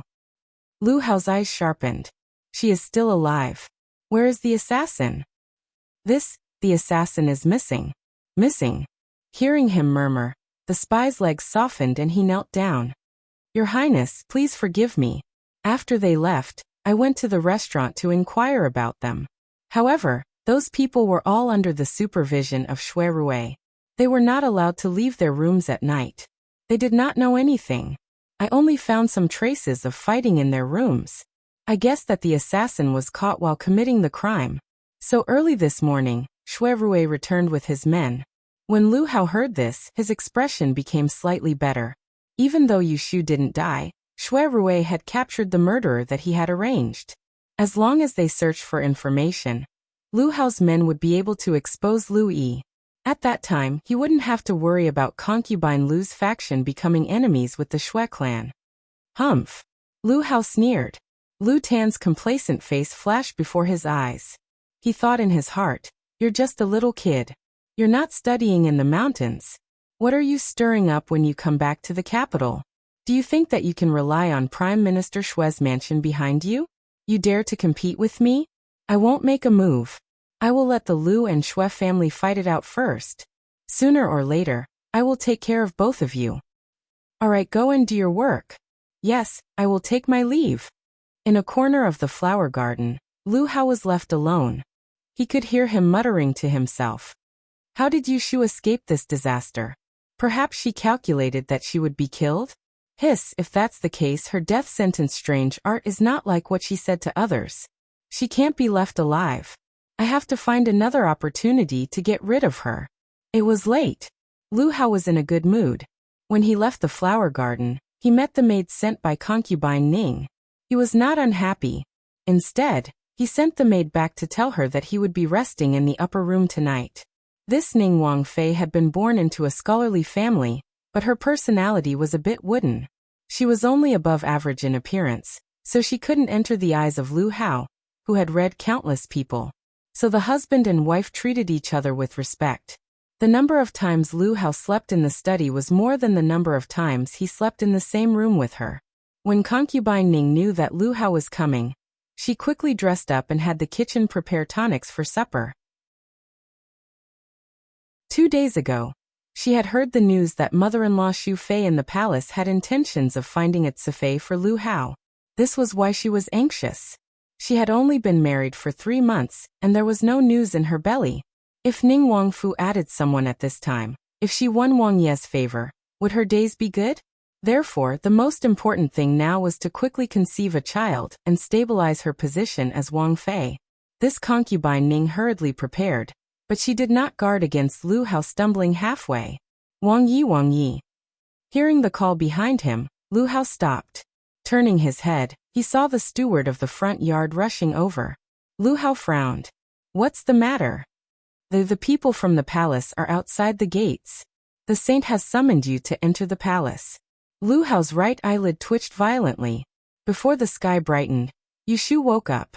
She was too tired when she came back yesterday. She didn't even eat a bite before she went to bed. The maids called her twice, but she didn't wake up. When Yu Shu woke up, she asked about Shui Rui. Knowing that he hadn't returned all night, she woke up. She had the servants prepare hot water for her to take a bath. After eating something, she shut herself in the little study. She had Xiao Dai guard outside the door, and not to be disturbed. Taking out the little green furnace, she added the Tihu incense powder that He Fengji had tested into the bottom of the furnace. She lit a box of green charcoal that cost 5 taels of silver. When smoke came out of the cauldron and she smelled the refreshing fragrance, she rubbed her palms and sat in front of the furnace with 3 copper coins in her hand. This divination was for Shui Rui. The question was whether his plot against Prince Ning would succeed. To ask about the lawsuit, one had to know the zodiac signs of Shui Rui, Lu Hao, and Lu Yi. It wasn't hard for Yu Shu to know that the 6 hand trigrams were inserted into the 8 trigrams. Using the 6 trigrams in the 6 trigrams, there was an ominous sign. Looking at the ghost eyes of the official ghost, the ghost thief was activated. In the 6 trigrams, the ghost god was also strange. The thief was a thief, but it could steal wealth. Therefore, when the ghost thief was activated, it would be an auspicious sign. But if it encountered a villain, it would be an ominous sign. When the result of this divination was out, Yu Shu smiled. Shui Rui was the villain in this plot. No matter which one it was, Lu Hao or Lu Yi, They wouldn't be able to gain any advantage. In the end, it was a personal divination. Yushu was much more at ease and didn't need to worry that Shui Rui would be at a disadvantage. In the blink of an eye, she saw the thinner and thinner smoke in the furnace and couldn't help but feel her heart ache. Originally, one pill of incense was a small matter, and could be used 2 or 3 times. But after He Fengji broke off some of it, she only did 1 divination and it was gone. It really couldn't be used. The sun rose. From the Zhengyang Gate at the foot of the imperial city, a few figures dressed in court robes walked out. They didn't lag behind. There were old and young. They stopped outside. Shui Lingnan, who had been summoned to the imperial study last night, bowed to the Supreme Court official Guo Huai, and then said, "Chengbi, this child is impulsive." Fortunately, Jing Ming controlled the situation and didn't cause any trouble. Yu Xiong thanks you. Guo Huai and then Shui Lingnan were both court officials, and could be said to be good friends. Seeing this, he quickly held his hand and said with a bitter smile, "Old brother, you're overpraising me. Qingbi is also my junior. Encountering such a big matter, I naturally can't sit back and do nothing. Fortunately, His Majesty is wise and can distinguish right from wrong. But in the future, when I investigate this case, I will need your help." Last night, Guo Huai and then Shui Rui went to the palace together. He was mentally prepared. If this case was to be investigated, it would fall on his head. Sure enough, after the emperor's anger, there was news of the 2 princes confronting each other. Both of them said that they were innocent. Finally, the emperor slammed the table and said, "Investigate. Official way, help Zhen investigate to the end. Zhen wants to see which unfilial son dared to harm Zhen's officials." "Don't worry." Shui Lingnan readily agreed. The 3 of them parted at Zhengyang Gates and each boarded the carriage that came to pick them up. Without other people around, Shui Lingnan's cold face relaxed. He glanced at Shui Rui, who was sitting quietly below, and said, "Even though it was a bit impulsive, but this matter, you did well." Shui Lingnan was a shrewd old man. Last night, when he entered the palace and heard Shui Rui narrate the matter in front of the emperor, he knew what was right and what was wrong. "Ning Wangfu's death warrior token, where did you get it?" Shui Rui lowered his head and answered, "Grandson accidentally obtained it when I was traveling." When Shui Lingnan heard that it was a matter of the past 3 years, he lost interest in asking more. He stroked his beard and said, "Last month, when the court proposed to appoint a successor, Jing Wang had some support and Ning Wang urged him. This time, he had a good plan and wanted to sit on the mountain to reap the spoils. I think he was a bit impatient. His Majesty's body has been unwell recently, and even though his mind isn't well, he won't allow them to act recklessly. Ning Wang or the 11th prince, no matter who took the blame in the end, His Majesty would be more suspicious of them." In the end, the 2 turned against each other, which was beneficial to Jing Wang. As he spoke, he smiled and shook his head, thinking of something. Shui Rui didn't speak more. The grandfather and grandson didn't continue to discuss the matter. It wasn't that they didn't care, but that at this step, they didn't need to interfere. When they were almost at the Prime Minister Fu, Shui Lingnan opened his mouth again and asked in a seemingly casual manner, "The Ime you recognized outside, the female fortune teller who can determine life and death. Find a day to bring her back to the Fu and let this old man see her." Shui Rui's eyes flashed and he raised his head. "Grandfather?" Shui Lingnan's eyes looked at him. "Since she's an adopted sister, it's natural that she's legitimate. After I've seen her character, there's no harm in recognizing a junior, so that you can burn 3 incense sticks and formally become brother and sister." Shui Rui's expression froze, then he slowly nodded. "I'll tell her later." Shui Lingnan withdrew his gaze and pushed open the carriage door. He was helped out of the carriage by the housekeeper who was waiting outside. His footsteps were steady as he entered through the main gate. Shui Rui stayed in the carriage for a moment longer. He pursed his lips and looked down at his arm that was wrapped in thick bandages. The corners of his mouth gradually turned up in a sarcastic smile. Shui Rui changed his clothes at home, and then went to Wang Jilu. It was just past lunchtime. Today was cloudy and cool. Yushu was sitting on a chair in the middle of the courtyard, looking at an account book. Seeing him come in, She put down the abacus in her hands and smiled at him. Did things go smoothly? Shui Rui nodded and walked over to her side and sat down. Then why aren't you happy? Shui Rui turned to look at her. Why am I unhappy? Yushu raised her eyebrows and moved forward. She stretched out a finger and gently touched his forehead, then his nose and finally his chin. She said, Here, here and here. Seeing her counting his entire face, Shui Rui couldn't help but laugh. His expression suddenly relaxed. I'm just tired. How can I be unhappy? Did you have a good rest last night? Did you eat lunch? Yushu shook her head. No, I was waiting for you. The food is still hot. I guess you're busy now, so you definitely didn't have time to eat. Shui Rui's smile became more obvious. There was no one else in the courtyard, so he raised his hand and pinched her chin. He shook his head and said, Good sister, your big brother didn't dote on you in vain. Yushu patted his hand and rolled her eyes. She stood up and pulled his right sleeve to walk into the room. I asked someone to get the medicine. After lunch, you should drink the medicine for me. Don't complain about the bitterness. Shui Rui looked at the back of her head affectionately and responded softly. After lunch, Yushu stared at Shui Rui as he drank the medicine. Seeing that he didn't even blink his eyebrows, she was somewhat disappointed. She asked someone to boil the medicine early in the morning. She tasted it in advance. It was very bitter. She wanted to see Shui Rui's embarrassed face. What's wrong? Shui Rui didn't know that Yushu was up to no good. Seeing her staring at him, he thought that something was wrong. I wanted to see if you finished drinking it. Yushu embarrassedly took the bowl of medicine and put it to the side. She then poured a cup of tea for him to rinse his mouth. When the two of them were alone, they usually talked about things that were not known to others. Usually, there was no servant to serve them. After a few times, it was easy for her to serve tea and pour water. Quickly tell me, last night, when you went to the palace to report, what did the emperor say? Shui Rui swallowed the bitter taste in his mouth and slowly told her. Last night, he invited Guo Huaiyan to the palace to meet the emperor. What he said in front of the emperor was the same as what he said in front of Guo Huaiyan. However, the one who handed over the two pieces of evidence was the always incorruptible and impartial official of the Supreme Court. The emperor's anger could be imagined. On one side was an official who was killed by the murderer, and on the other side was his son who schemed. No matter which son did this, he couldn't tolerate it. Actually, I'm guessing that there's another reason why His Majesty is so angry. It's because of you. Shui Rui said. He purposely pointed out that Yushu was being targeted by the murderer in front of the emperor. Yushu blinked and understood. She sneered and said, That's right. If I, the person whose life is related to the world, die, not to mention an imperial son, even if it was a crown prince, he would have to roll to the ground.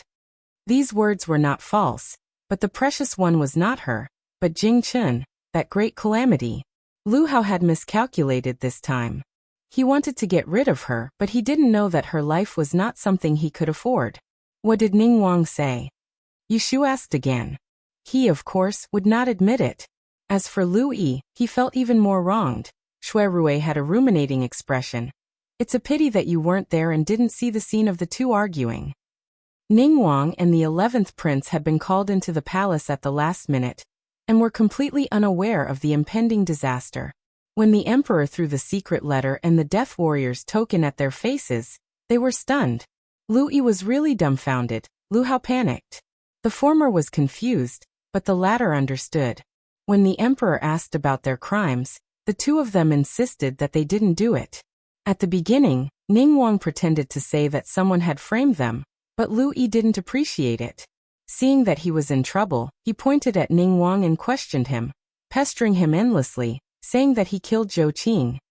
Shui Rui's prediction was correct.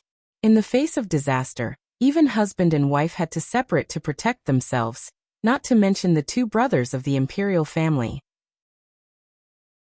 Thinking of Lu Yi pointing at Ning Wang's nose in the imperial study and accusing him with righteous words, Shui Rui felt that Ning Wang's red face was laughable.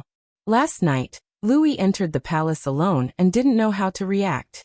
He only knew how to protect himself.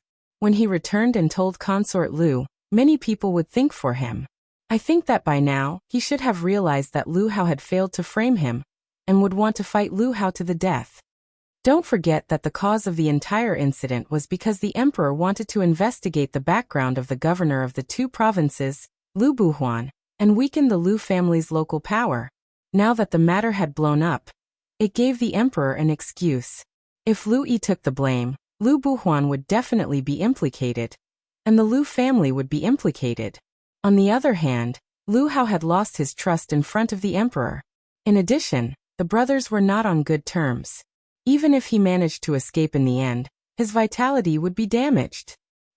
Those who do evil are doomed to destruction. These two people are not good people. Yu Shu rejoiced in their misfortune. Xue Rui looked at her and found it strange. He asked, Ningguang is one thing, but I don't know, when did Louis make you so angry? He didn't know that during the Shuangyang gathering, Louis had snuck into Yu Shu's resting room with ill intentions. In the end, he had been beaten and threatened by Yu Shu. Yu Shu choked. She feigned innocence and said, with his conduct, can't I find him displeasing? She didn't notice that her evasive expression had fallen into Xue Rui's eyes. He paid attention to it. If he investigated it later, there would be more complications. This was a story for the future, and would not be mentioned for now. Chapter 566. Late at night, Yu Shu was lying on the bed. She tossed and turned, unable to fall asleep. Xue Rui came back during the day with good news and bad news. The good news was that Prince Ning had shot himself in the foot. The bad news was that Xue Rui's grandfather, Prime Minister Xue, proposed to see her. What's worse was that according to the old official's wish, she and Xue Rui should burn incense and become sworn brothers. Yu Shu wanted to cry but had no tears. Wasn't this forcing her and Xue Rui to pretend to be brother and sister? If they really followed Xue Rui's grandfather's wish and became brother and sister, what would happen to them in the future? Compared with her anxiety, Xue Rui was much calmer. This matter is not urgent. I just want to tell you, not ask you to go home with me tomorrow. Grandfather is always busy with court affairs. If he remembers it today, he may not remember it tomorrow. Let's think of a countermeasure first. If he mentions it again one day, how should we reject it? Yu Shu hoped that Lord Xue was old and forgetful, so he would forget her immediately. But she also knew that it was impossible. Now that she was famous, everyone knew that there was a female fortune teller in Anling City who could determine life and death. Therefore, she must find a reasonable reason to dispel the idea of Xue Rui's grandfather to let them be real brother and sister. After waking up, Yu Shu remembered that she forgot to tell Xue Rui something. So after washing up early, she went downstairs and knocked on Xue Rui's door. Xue Rui also woke up early. He didn't need to attend court or call the roll call today. He casually wore a loose jean robe with long sleeves covering his injured arm. He looked very leisurely. Yu Shu entered the door, looked him up and down, and then sat down opposite him.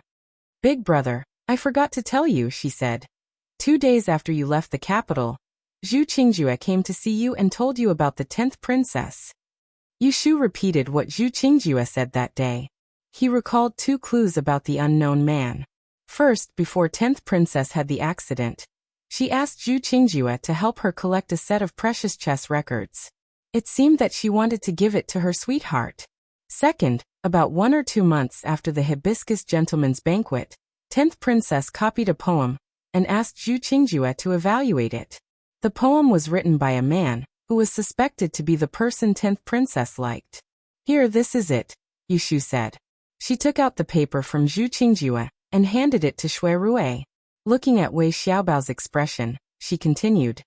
Zhu Gongzi said that he suspected you were the one who wrote this sour thing.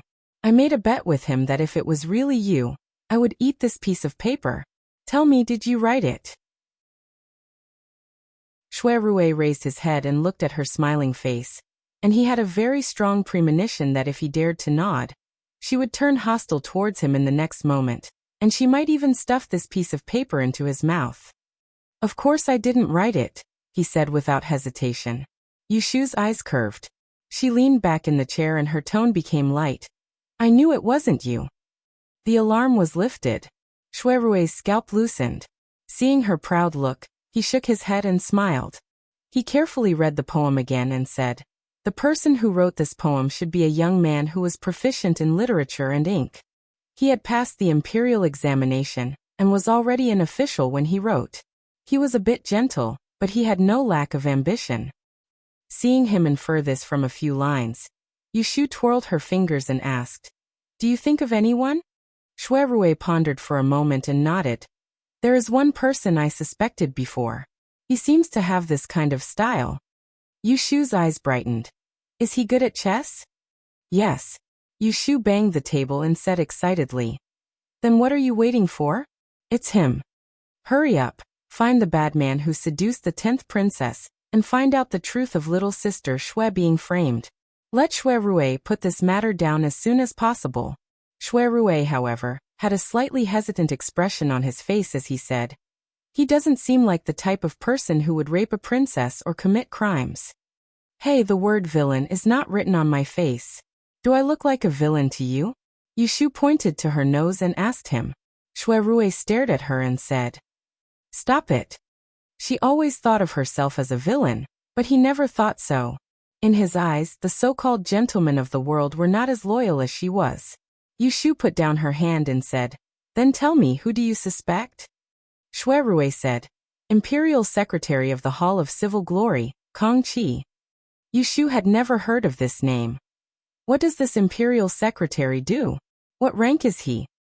The Hall of Civil Glory has always been the place where the Crown Prince studied. The position of Imperial Secretary, as the name suggests, is to accompany the Crown Prince in his studies. Because the Emperor has not yet conferred the title of Crown Prince, in recent years, the Hall of Civil Glory has gradually become the place where the Emperor writes his essays. Every spring and autumn festival, the Emperor will discuss politics in the Hall of Civil Glory and test the literary talents of the princes. Kong Qi was a third-grade Tanhua. His ancestor was a branch of the Emperor Kong family. His family's knowledge is profound and his literary talent is excellent. 2 years ago, an exception was made and he was promoted to a 5th-grade imperial secretary. Now he is the Emperor's pen. Yushu raised her eyebrows as she listened. Why did she feel that this fellow surnamed Kong was like the kind of bookish pretty boy that princesses and princesses would fall in love with at first sight and want to die? Are you familiar with him? Shuerue pursed his lips and said, "We have some dealings." He had some admiration for Kong Qi. Now that he was suddenly regarded as the culprit behind the 10th princess's suicide, he really could not match up. Yushu rubbed her chin and suggested, "How about this? Don't rush to a conclusion. Let's test him first. Anyway, he is right there, so don't worry about him running away." Shuerue looked up at her. "Can you divine this matter? I can find out Kong Qi's date of birth and horoscope." Yushu spread her hands. "Do you think I haven't thought about it? My time of calamity spell can only infer that the 10th princess's sexual intercourse is related to that villain. 6 lines is feasible, but in order to divine the relationship between a man and a woman, in the case of the 10th princess, we need to know the date she met that man. As the Eye of Yao. Only then can we divine the details. How would Shuerue know on which day the 10th princess had hooked up with that man? In this matter, it would be of no use even if he made a divination. Therefore, the Shuerue was not a panacea. Hearing this, Shuerue did not look too disappointed. After thinking for a while he said, "Let's talk about it after I see him." This time, Yushu did not rush him. Shuerue was smarter than her. With these clues in hand, if he went to investigate that Kong Qi, as long as there was something wrong with him, there was no need to worry that he would not give himself away. After the two finished discussing business, they called the maidservant outside to serve breakfast. After the meal, Yushu planned to go home. Thinking that he had not visited for a long time, Shuerue went with her. However, before the two left, a guest came to Wangji Tower, and one that he had to see. "Greetings to Prince Jing. Miss Lianfang, please rise." Lu Ten came to find him without a greeting. Yushu was surprised, but Shuerue was not surprised. Although the case in Pei County was kept secret, what should be heard would eventually be heard. Moreover, the night before yesterday, Prince Ning and the 11th prince entered the palace and made a ruckus. How could Lu Tan not inquire about it? Lu Tan was already patient enough to come to find him a day later. Ah Shu, didn't you want to go home? I have some things to discuss with Wang Ye. Let Gui Qi take you back. Shui Rui sat by Lu Tan's side and said to Yu Shu. Yu Shu was about to take the opportunity to leave when Lu Tan raised his hand to stop her. There is no hurry. The matter that Biao Xiong and I want to discuss has something to do with Miss Lianfang. Why don't you stay a bit longer? Sit.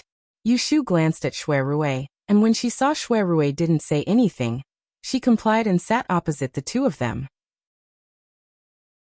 She sized up Lu Tan's expression as usual as she pondered over the reason for his arrival today. Lu Tan looked at the two and said, I heard that 7th Imperial Brother and 11th Imperial Brother are suspected of assassinating the Imperial Envoy. Biao Xiong personally went to Pei County to investigate this case. Is this true? When Shui Rui heard this question, he knew that Shui Lingnan was not going to tell Lu Tan the inside story of the entire matter. Otherwise, he would not need to ask him right now. His grandfather would have hinted to Lu Tan in advance. Thus, Shui Rui told Lu Tan what he had said about Guo Huaiyan and the Emperor. Hearing this, Lu Tan's eyes sparkled. He turned his head to look at Yu Shu. There was just the right amount of curiosity on his face. Miss Lianfang's death sentence technique is indeed amazing. When will this prince have the opportunity to experience it? Yu Shu was not inferior to Shui Rui in putting on an act. She could tell that Shui Rui had no intention of telling Lu Tan the truth. She smiled bitterly and said, Your Highness, you may not know this, but this death sentence technique cannot be used casually. Originally, it could only be used after 30 days. This time, I made an exception and divined the murderer of Zhou Darren. In the end, I brought upon myself a fatal disaster. That murderer snuck into my room in the middle of the night and attempted to assassinate me. Fortunately, Shui Dage was very careful, and I was able to escape this calamity. This time, this is also a warning. It is my fault for not listening to Shizhuan's instructions. In the future, I won't dare to use it carelessly. It is a pity. On the surface, Lu Tan believed Yu Shu's words, but what he thought in his heart was uncertain. Assassinating an imperial envoy is a grave crime. Why would 7th Imperial Brother and 11th Younger Brother disobey for no reason? I think that there is more to this than meets the eye. Perhaps both of them were wrongly accused. Biao Xiong, what do you think? When Yu Shu heard Lu Tan's words, she was somewhat disapproving. With Lu Tan's current situation, it was obvious that he wanted nothing more than for Lu Hao and Lu Yi, his two competitors, to be implicated. Yet he had to speak up for them in such a dignified manner. Wasn't it hypocritical to do so in front of Shui Rui? Faced with Lu Tan's probing, Shui Rui only shook his head. This case has already been taken over by Guo Darren. Ning Wang and 11th Imperial Prince both claim to have been framed. As for who is right and who is wrong, it is still not clear. It is all my fault for making a mistake and killing the murderer. Otherwise, with a witness, it would be easier to handle. Guo Darren has always been fair and impartial. I believe that he will find out the truth and prove 7th Imperial Brother and 11th Younger Brother's innocence. Lu Tan sighed and once again turned his gaze to Yu Shu. Ben Wang still has a private matter that needs to ask Miss. I don't dare. Please speak, Wang Yi. Lu Tan asked. I heard that you have a good relationship with Xiaojiang Xiaojia. This Xiaojiang Xiaojia was naturally referring to Lu Tan's fiancé, Xiaojiang Min. Yu Shu honestly said, Wang Yi is talking about Xiaojiang's fifth Xiaojia. She and I are indeed good friends. It wasn't a secret that she had gone to Xiaojiang's guest house several times and exchanged letters with Xiaojiang Min.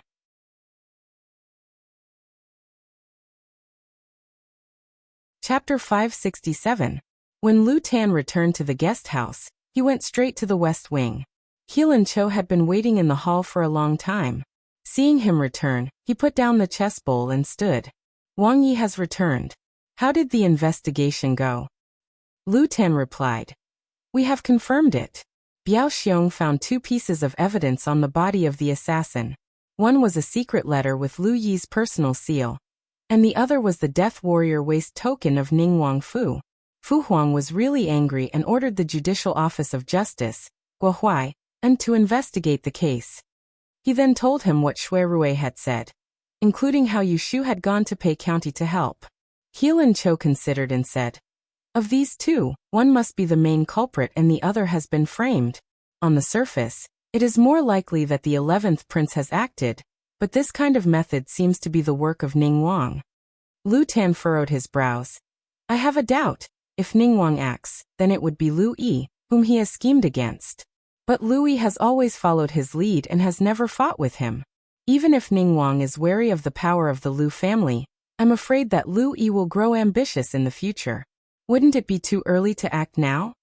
Heelan Chao's eyes flashed in deep thought. He said in a light voice, "What if Xiang Zhuang wielded his sword and had other plans? And what does Mr. Heelan mean? Wang Yi should think about it. If eldest Shui Gongzi only captured the murderer and found the secret letter on his body, but did not find the Death Warrior token, what would the result be?" Lu Tan was taken aback for a moment, but he quickly understood, and his complexion changed. "If that happened, it would be the Shui family and the Lu family fighting," he said in a low voice, "and someone would be able to sit on the mountain and watch the tigers fight." Heelan Cho sighed lightly. Ning Wang is a good schemer, but it was a pity that it failed at the last moment. A variable like the female fortune teller appeared. Eldest Shui Gongzi had the help of a benefactor and unintentionally broke the trap. If he hadn't killed the culprit, it would be a different situation. Lu Ten nodded with some relief. Even though he felt something was wrong, he couldn't put it into words and threw it to the back of his mind. In short, he was happy to see the present situation. According to Mr. Since Ning Wang and Louis have been implicated and the case has been handed to Guadarin, and Weiza did not warn me, there is no need for me to act. Let me just watch. Heelan Cho smiled and turned to ask. Wang Yi met the female fortune teller. Did he mention the future Wang Fei to her? Yes. Lu Tan's expression turned indifferent. Apparently, he wasn't in the mood to talk about this matter. Heelan Cho tactfully stopped asking. At the end of the month, the construction of the Wang residence will be completed. The Secretariat has chosen a good date for the moving on the 15th of next month. The guest list is being drafted and will be sent to you tomorrow. If there is anything inappropriate, we will change it. At the end of the month, the Wang Fu will be completed. The Secretariat will choose a good date. The moving will be on the 15th of next month. The guest list is being drafted and will be sent tomorrow for Mr. to look over. If there is anything inappropriate, we will change it. Heelan Cho acknowledged. After the double sun gathering in the 3rd month, he officially became a guest of Lu Tan and moved into the guest house. With his knowledge and eloquence, he gradually gained Lu Tan's trust and attention. Prince Jing's actions are quite interesting. Before the wedding, he wanted to see the female and asked us to accompany him. This isn't considered a private meeting, right? Shui Rui smiled. He was clearly aware of Lu Tan's thoughts, and he didn't speak it out because he didn't want to add to Yushu's worries. Shui Rui followed Yushu to the south of the city. He didn't go home directly but went to Hifangji's medical center first. Shui Rui's knife wound wasn't shallow. Even though it had been stitched up in Pei County and applied with the best wound dressing, Yushu was still worried. She felt that it would be best if Hifangji took a look at it herself. She didn't think too much about it. With the power of the Shui family, it would only take a word for them to invite an imperial physician to make a house call. There was a sign outside the medical center that was bestowed by the emperor. People came and went during the day. There were 3 extra workers in the front hall to fill up the medicine. There was also a smaller one who stood on his tiptoes behind the counter and used a copper scale to measure the medicine.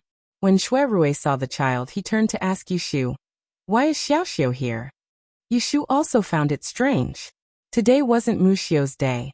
Why wasn't Yu Xiaoxiu at school in the morning? Why was he here? Xiaoxiu. Yu Xiaoxiu was counting the medicinal herbs when he suddenly heard Yushu's voice.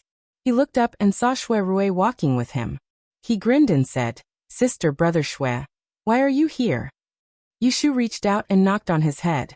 She said with a stern face, "I want to ask you, why are you here instead of going to school? Are you playing truant?" She allowed him to follow Hifangji to study medicine, but she didn't allow him to delay his studies. Of course not. Teacher Chun, who is teaching today, is sick. The academician saw that the weather is hot, so he allowed us to go home. Yu Xiaoxiu quickly denied it. He was afraid that Yu Shu wouldn't believe him, so he pointed to the little fatty who was squatting at the foot of the wall and playing cricket. Look, Hu Tian'er followed me here. You can ask him. Yu Shu hadn't seen the young master of the Hu family for a while. When she saw him today, she almost couldn't recognize him. Hu Tian'er? Hearing Yu Shu's voice, Hu Tian'er turned his face. When he saw them, he scratched his head and turned to greet them. Sister Yu, brother Shui. Shui Rui touched his head. Hu Tian'er was Guo Huayan's grandson, so they were naturally familiar with each other. According to Yu Xiaoxiu, He Fengji was helping someone set a bone in the back hall, so he couldn't leave for a while. Shui Rui and Yu Shu were waiting outside. Yu Xiaoxiu stopped working. He moved chairs for them and sat at the corner of the counter to talk.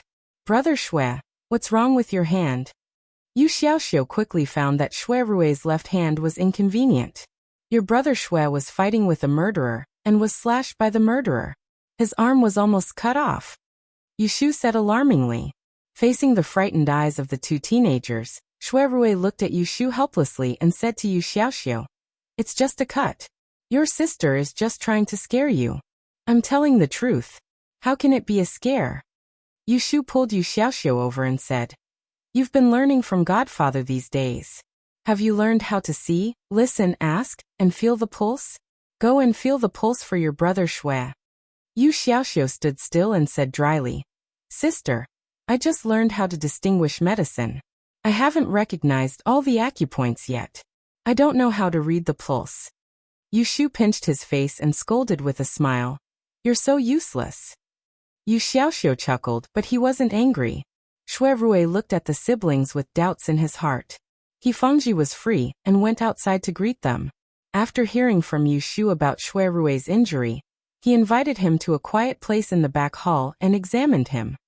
Fortunately, the wound has been cleaned and there is no inflammation. The wound has been sutured in time. There is no injury to the muscles and bones. It's not a big problem. Take care and rest for 2 months. The skin and flesh will grow back. He Fengji said what Yu Shu could understand. He also asked Shui Rui what kind of medicine he had taken in the past 2 days. Yu Shu told him the prescription, and he corrected a few medicinal materials. Yu Xiaoxiu took a pen and paper and wrote it down. Finally, he told Shui Rui to eat a few daily taboos and tonics. When Shui Rui and Yu Shu came out of the clinic, Shui Rui asked her, when did Xiaoxiu learn medicine? Yu Shu said, he likes it, so I let him learn it. He is still young.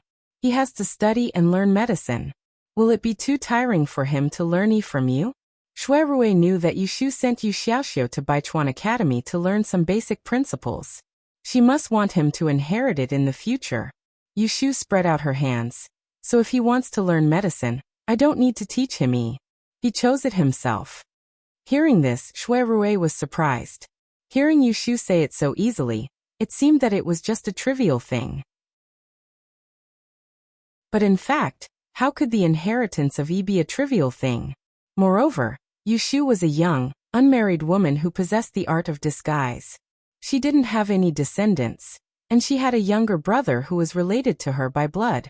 Instead of personally teaching him, she allowed him to study medicine. In the eyes of outsiders, this was simply inconceivable. More importantly, he had a sister like Yu Shu. Compared with learning medicine, Yu Xiaoxiu had a better future in Yi. Shui Rui hesitated. Xiaoxiu is still young. Maybe he is stubborn. Didn't you persuade him? Yu Shu walked beside him with her hands behind her back. She turned her head and looked at him. Is 12 years old still young? Let me see. When the second son of the Zhu family ran away from home, he was only 14 or 15. His father was the current Dadiang. As the only son, Zhu Qingjue still learned medicine, didn't he?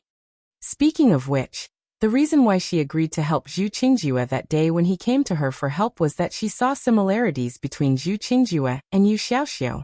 That was why she was soft-hearted. I know what you're thinking, big bro. I'm someone who can do what others can't. My skills were originally supposed to be passed on to little Xiao, but he has other ambitions, so I don't want to force him and make him unhappy. He's my little brother, and I'm happy to see him succeed. But even if he doesn't accomplish anything in his life, he'll still be my little brother." On this point, she had to admit that she appreciated de Tidian's character. From the fact that Zhu Qingjue was able to smoothly become his second young master Zhu instead of being like Xian Laowu, who was expelled from the family by his old man and had to sullenly hole up in a fan shop, she could see this. After listening to her words, Shui Rui couldn't help but stop and look at her deeply. "Shu, you always think more clearly than others." At this moment, he was very envious of Yu Xiaoxiu. Blood kinship should be like this. "Are you praising me?" Yu Shu raised her eyebrows at him. "I am telling the truth." "Haha, I like to hear the truth." Shui Rui tilted his head and smiled at her. "Is it because you like to lie?" Yu Shu was speechless. They walked on the street, keeping a distance of 2 feet from each other. It was not too close or too far, just enough to hear each other clearly. From this angle, the informant who followed them during the day couldn't see any intimacy between them at all. When he reported it to his superior, he would only say that the female mathematician and eldest young master Shui went to the clinic together today. Celestial Commissioner outside Taishi Tower, it was as quiet as ever. Jing Chen was summoned. After listening to the words of his superior, his calm face showed a frown. Zhu Mujiao looked at him and said with a kind expression, "Don't worry too much. I originally wanted a young master with no family background to take this position. Coincidentally, there is a suitable candidate like you, Swansea. Moreover, you are the substitute right commander. In the future you will be the boss and the subordinate in the same bureau. You will see each other frequently. It is better than not having a chance to get close to her." Jing Chen was silent for a while and nodded slowly. However, there was no joy on his face. Zhu Mujiao knew that he was not a happy person, so he didn't care. He smiled and said. Chapter 568. Every Friday, July and September, there would be Fang Zijing's lectures. Yu Shu went to Pei County on the evening of the 19th and stayed there for a few days. It didn't affect her studies. Today was the 25th of June, and there were morning classes. Yu Shu lived at home for the past 2 days and didn't go to Wangji Tower. Shui Rui seemed to have something to do, so the two were separated again. This time, Shui Rui was schemed against by the hypocrite Lu Hao and almost fell into his trap. Yu Shu thought that he had encountered too many shady cases, so he was unlucky. She wanted to give him the peachwood black silk fan in advance, but when she turned her head, she couldn't find him, so she had to give up. Yu Shu slept well last night. When she got up in the morning, she was in high spirits. She didn't let the groom send her off, and went out with Little Red. If Shui Rui knew that she dared to ride alone on the street after riding a horse only 2 or 3 times, he would definitely teach her a lesson. Fortunately, Little Red was indeed a fine colt that Pei Jing had carefully selected from the northern stud farm. It had a gentle temperament, and was neither arrogant nor rash. When it was pulled onto the streets by Yu Shu, a rash newbie, it did not panic at all. It calmly trotted along the road, avoiding pedestrians and avoiding people. If someone told it to go east, it would never go west. Thus, one person and one horse strolled without taking any detours. They smoothly passed through the south of the city to the north of the city, and came to the street in front of the main entrance of Taisher Library. Yu Shu got off the horse when they were almost at the door. She held the reins, stroked the horse's neck, and said with a smile, "How was it? I rode it well, right?" Little Red didn't understand Yu Shu's words, so it shook its head and ignored her. Animals were not allowed to enter Taisher Library. Yu Shu had asked Xian Lu before and knew that they could leave the horse in the tea house and tavern across the street. There was good feed there, but it cost 1 silver tael a day, which was a lot of money. She was about to take the horse to deposit it when she heard someone calling her. She looked up and saw a young man with a round face sitting by the window on the 2nd floor of the tea house with a smile. He was waving at her. "Miss you, Ruilin?" Even though there was a distance between them, Yu Shu could still recognize that this person was one of Shui Rui's good friends, the young noble of the Earl's mansion, Ruilin. Yu Shu led the horse a few steps closer. Raising her head, she asked, "Master Rui, why are you here so early in the morning?" Ruilin leaned half of his body out of the window and said to her, "I couldn't find you, so I came here to wait." If you're not busy, why don't you come up for a cup of tea? Yushu hesitated for a moment, but seeing that it was still early, she agreed. At the beginning of the year, an imperial notice was put up in the capital looking for the whereabouts of Jing Chun, the Taoist. She was arrested by the Celestial Commissioner for interrogation. In the end, it was Ruelin who broke into the Celestial Commissioner's house with Shui Rue to save her, relying on his identity as the brother-in-law of Junior Supervisor Ren. Yushu owed him a favor, so she would definitely give him some face. However, when she went upstairs, she realized that Ruelin did not come alone today. Yushu and Rue Ziju, who was disguised as a man, sat face to face. A few hot and fragrant tea snacks were placed in the middle, and there was also a slender brocade box. Ruelin had just found an excuse to leave. Miss Yuan. Under the table, Rue Ziju clutched her sleeves. The courage that she had summoned with great difficulty weakened again when she saw Yushu. Yushu frowned without a trace.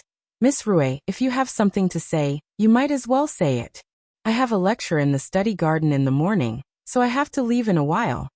She owed Ruelin a favor, but she didn't owe this little girl. Rue Ziju's behavior at the hibiscus gentleman's banquet, so she didn't argue with her anymore. This little girl should thank the gods for daring to show up in front of her. Yushu hated this kind of person the most. I didn't provoke you, but you provoked me. It would be strange if I forgive you. I specially came to apologize to you. Rue Ziju lowered her head and pushed the brocade box on the table to Yushu. She said in a low voice, that night at the banquet, I mistakenly believed Royal Princess. She went and joined them to spread rumors about you. I was really muddle-headed for a moment. I hope you don't blame me. Hearing this, Yushu didn't even look at her apology. She just waved her hand and said, that happened so many days ago. I'm not that narrow-minded, so I don't blame you. Anyway, she didn't lose anything, but they were the ones who lost face. Rue Ziju probably didn't expect Yushu to be so easy to talk to. Her thick eyelashes fluttered and her face lit up. You really don't blame me? Yes. Yushu only wanted to quickly get rid of the person, so she didn't care about going along with her words. Rue Ziju breathed a sigh of relief. Miss you don't know. When I went back that day, older brother scolded me. I wanted to apologize to you in person, but, she hesitantly said. Royal Princess Shiwen invited me over. She told me that you are a very vengeful person, and will take revenge for any grievances. She told me to be careful of you. Yushu drank the tea. She raised her eyes and looked at the person opposite her. She thought that this little girl was a simple-minded person, but she didn't expect that she had misjudged her.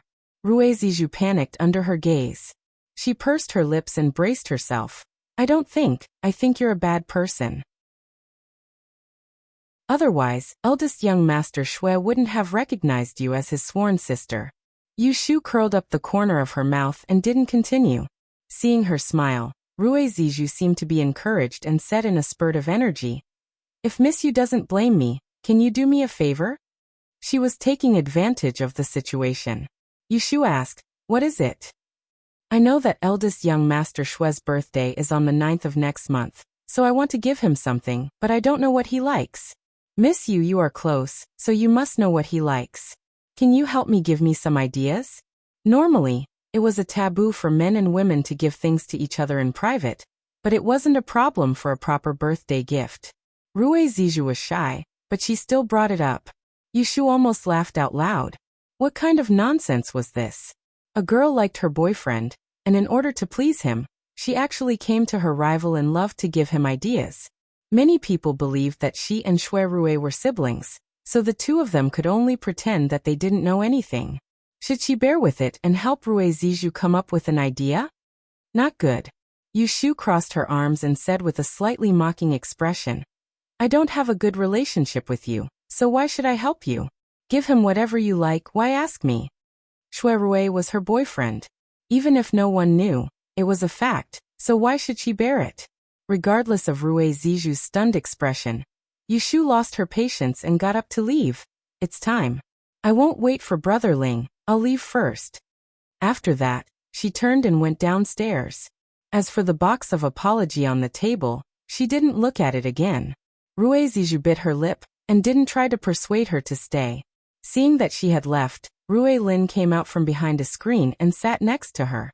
He shook his head and said, I already said that this Yushu isn't easy to get along with. Don't look at her friendly face. When it's time to be rude, she won't be polite at all. You're just asking for trouble by looking for her like this. I think you should just wait for father and the Shui family to discuss the marriage. Don't let your imagination run wild all day long. Rui Zizhu turned her head and stammered, Miss Yu and young Master Shui, are they really just sworn siblings? How can it be fake? Brother Rui said it himself. How can he lie about this? Rui Lin looked at her strangely and guessed her thoughts. He laughed and said, I told you not to let your imagination run wild. Brother Rui likes a beauty like the 10th princess. Why would he have any thoughts about Miss Yu? Isn't Miss Yu a beauty? Didn't brother see her at the gentleman's hibiscus banquet? When she dressed like that, she overshadowed me and Princess Shiwan. Sister Mingyue didn't come that night. Otherwise she wouldn't have been in the limelight. Rui Zizhu said sourly. She couldn't forget that night when Shui Rui was singing a poem about a beauty. At the end, he couldn't take his eyes off of the person he was staring at. Rui Lin couldn't find a rebuttal. He thought to himself, Yu Lianfang is such a powerful person. Even if she's a beauty, how many men can stand her? Of course, he couldn't say this to his younger sister. So he went against his conscience and comforted her. Brother will guarantee you that Shui Rui will never have an affair with Miss Yu. Think about it, how can they be a match? What kind of family does the Shui family have? Even if she's a female fortune teller who can determine life and death, she doesn't have any background and only has an empty title. How can she be worthy of the young master of the Shui family? Rui Zizhu's beautiful face revealed a smile. She held her cheek and turned her head to look at the figure leaving downstairs. She thought to herself, fortunately, I'm the young lady of the Count's mansion. I was born better than some people. After class, Yushu and Situ Qinglan went to the female dormitory to get their books. She hadn't appeared in Taisher Library for the past few days. The students who were curious about her didn't manage to catch her. After a few times, they lost their patience and didn't come to her class. On the way, they met Xian Lu, who was walking in the opposite direction. When he finally saw her, Xian Lu hurried forward and complained, Lianfang, where have you been hiding these past few days? I couldn't find you anywhere. It's my grandfather's birthday in 2 days. I accepted an errand to deliver an invitation to you. It seemed that the news of Ningguang and Lu Yi killing the imperial envoy had not spread. I had something to do outside the city. Yushu didn't elaborate. She stretched out her hand and asked, Where's the invitation? Give it to me. Xian Lu really did have it on her. She took it out and shoved it to her. She asked worriedly, You will come? Yushu took the hard-covered invitation and patted her shoulder. She smiled and said, Wait for me at the gates. Then I'll go. Xian Lu grinned. Then it's a deal. Situ Qinglan looked enviously at the two of them chatting. After exchanging a few words, Xian Lu hurriedly left, saying that the academician had instructed him to do something important. When Xian Lu had walked far away, Situ Qinglan finally said to Yushu, You're amazing now. The left arbiter Darren has a birthday celebration and specially sent an invitation to you. For my birthday next month, I'm too embarrassed to call you. Yushu casually picked up the gold-stamped invitation. She turned her head and smiled, asking, Am I that snobbish? What day is it? July 21st. When Yushu heard that she didn't want to interrupt Shui Rui's birthday, she nodded and said, If you invite me, I will definitely go. Chapter 569. After a good night's sleep, Shui Rui woke up early. The first thing he saw when he opened his eyes was the fan hanging at the head of the bed.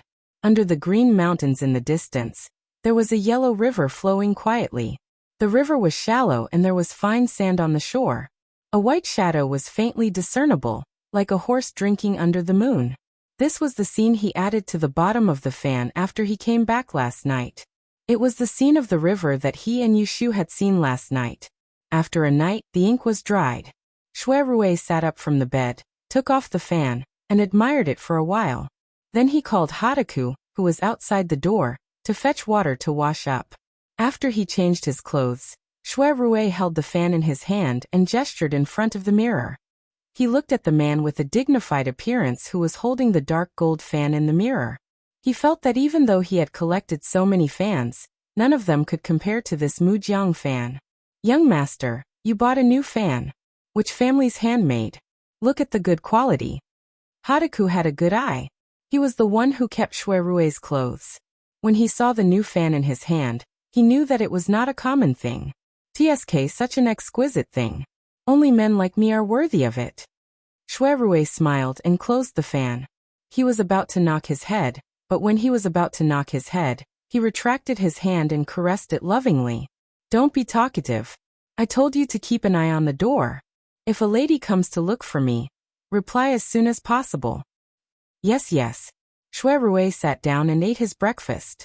When he thought that it was about time for someone to arrive, he saw Bao De jogging back and panting as he told him that someone had arrived. Shui Rui arrived in front of the entrance. Just like yesterday, Jiang Rui was wearing clothes made of coarse cloth, and she wore a large conical bamboo hat that covered her face. She had a tall and slender figure, and when she stood far away, it was utterly impossible to tell that she was a woman. You're here. Seeing him, Jiang crossed her arms and raised her chin. Do you want to go in or talk somewhere else? Shui Rui said. Let's go somewhere else. Last night, he promised Yushu to be present when he met Jiang. Hence, he led Jiang to the Forgotten Opportunity Tower. Because they took 2 sedan chairs, there was no conversation on the way. Yushu had been waiting for them in Wangji Tower. After Jiang followed Shui Rui into the building, she looked around and commented, "This place is good, but it's a little narrow." Shui Rui saw the maid standing outside the hall on the first floor. He knew that Yushu was here, so he led Jiang in.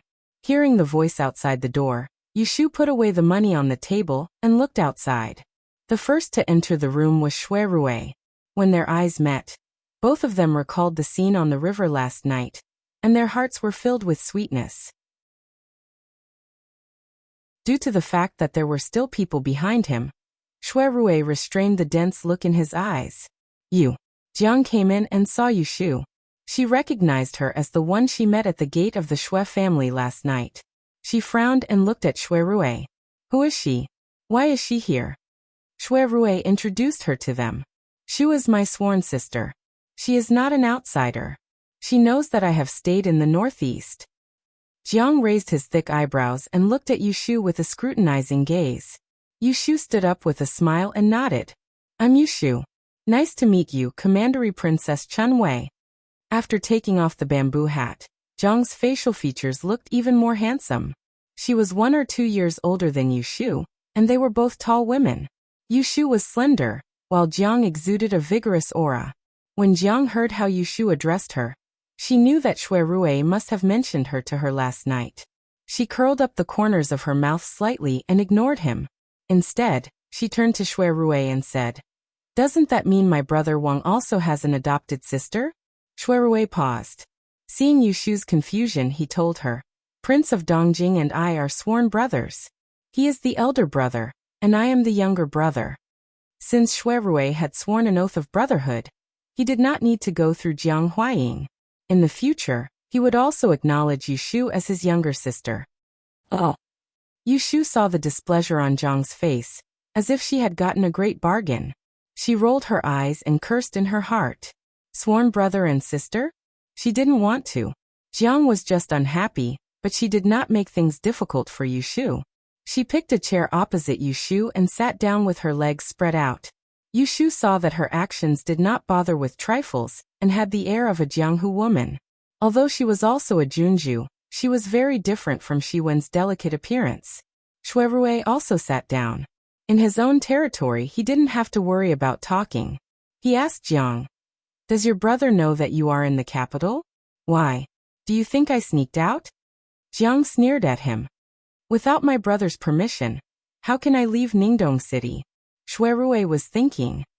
"Don't think about it," Jiang said. "The emperor is afraid of the 200,000 troops in the northeast. He is afraid that my brother will rebel one day. So he ordered mother and me to go to the capital as hostages. Such treasonous words were spoken casually by her, and Xue Rui frowned. He actually didn't hear the slightest hint of the emperor's actions. Of course, he won't say it so directly. He used the empress's mouth to summon us to the capital. A few generations ago, there was an empress in the Jiang family. Coincidentally, she was related to the current empress, Rui. In terms of seniority, Jiang could call Rui aunt. Such a distant relationship was used as an excuse. The emperor's intention was clear. Jiang and her mother, Madame Wei, either came to the capital obediently or they didn't. He, Jiang Huaying, was disloyal. In this case, before Jiang and her mother entered the capital, it was indeed not good to make this matter public. Otherwise, someone with evil intentions could set up an ambush on the way. If anything happened to Prince of Dongjing's mother and sister, it would be a disaster. You just arrived in the capital yesterday. Where is old madam? Mother is still on the way. She will arrive soon. I got rid of the escort team last night, and came first. Imperial brother has a secret letter for me to hand to you personally. Jiang completely ignored Yushu, who was also present. When she spoke, she didn't hide anything. She took a bamboo tube from her waist and threw it to Xue Rui. Xue Rui raised his hand to catch it. He unscrewed the bamboo tube and took out Jiang Huaying's handwritten letter. He saw that there was a layer of wax on it. He looked up at Jiang. Jiang coldly snorted. Don't worry. I didn't open it. I don't know what was written on it. Xue Rui's eyes flashed. He knew that Jiang Huaying's action clearly told him that the contents of the letter should not be revealed to Jiang. He lowered his head to read the letter. Jiang then moved her eyes to Yushu. Last night, they met in front of the door. She just thought that she was a passerby and didn't take it to heart. Now that she looked at her, she didn't look like the little girls who surrounded Xue Rui in the past. She looked gentle and quiet. She wasn't beautiful at all, but she was in good spirits. Are you Yushu? Yushu was also scrutinizing Jiang. Seeing that she suddenly spoke, she hesitated for a moment before nodding. Yes. How old are you? 16. Jiang smiled at her, and her expression softened. She was no longer as cold as she had been to her before. I'm a year older than you. You look pleasing to the eye. You can call me sister. Chapter 570. Yushu had to admit that she was a narrow-minded person. She still remembered how Jiang had snatched something from her last night. Even if Jiang had taken the initiative to express her goodwill, she didn't like to be led by the nose. Thank you for your kindness, princess, but I'm the eldest sister at home. I'm used to being the eldest and don't like to call others elder sister or elder brother. You stole my things when you were in a good mood, and when you were in a good mood, you called me elder sister and younger sister. You're quite magnanimous, but I'm a vengeful person. I have to be willing to do everything. Jiang's smile disappeared. She looked at Yushu, who had tactfully rejected her good intentions, and her voice also turned cold. If that's the case, then can you call Xue Qingbi elder brother? Xue Rui had just finished reading Jiang Huaying's private letter when he suddenly heard Jiang mention his name. He looked up and saw the calm expression on Yushu's face. Elder brother Xue and I have been through thick and thin together. We can talk about life and death together. Of course we're different. Xue Rui's heart skipped a beat. He folded the letter, and was about to say something when he heard a hearty laugh beside him. Ha, you're a little stubborn. You're not like those despicable people who fawn on the rich and powerful. I like you more and more. Yushu also smiled. She didn't dislike this Princess Jiang's straightforward temper. Xue Rui saw the two girls talking back and forth. They were full of hostility just now, but now they were smiling. He could only sigh inwardly at the fickle nature of women. I've finished reading it. What did Brother Wang say in the letter? Jiang asked Xue Rui. Xue Rui put the letter away and said to her, Your elder brother asked me to watch over you in the capital, so that you don't cause trouble. Jiang didn't think much of it. I won't attack unless I'm attacked. Xue Rui knew it was useless to remind her, so he didn't say anything more. Jiang Huaying must have told her everything before they came. Besides, Madame Wei was also here. In fact, Jiang Huaying's letter not only asked him to take care of Jiang, but also told him that a mole had infiltrated Prince Dongjing's mansion in Ningdong City. It was no longer safe for him and Shui Rui to pass the message privately. Therefore, he didn't send a letter to Shui Rui in advance. Instead, he asked Jiang to bring a letter to him. Where will you stay, princess? Why don't you stay here before Madame Wei arrives? Yushu suggested. All right, Jiang readily agreed. She then said, Shui Dalong, this is my first time coming to the capital. Shouldn't you show your hospitality as a host?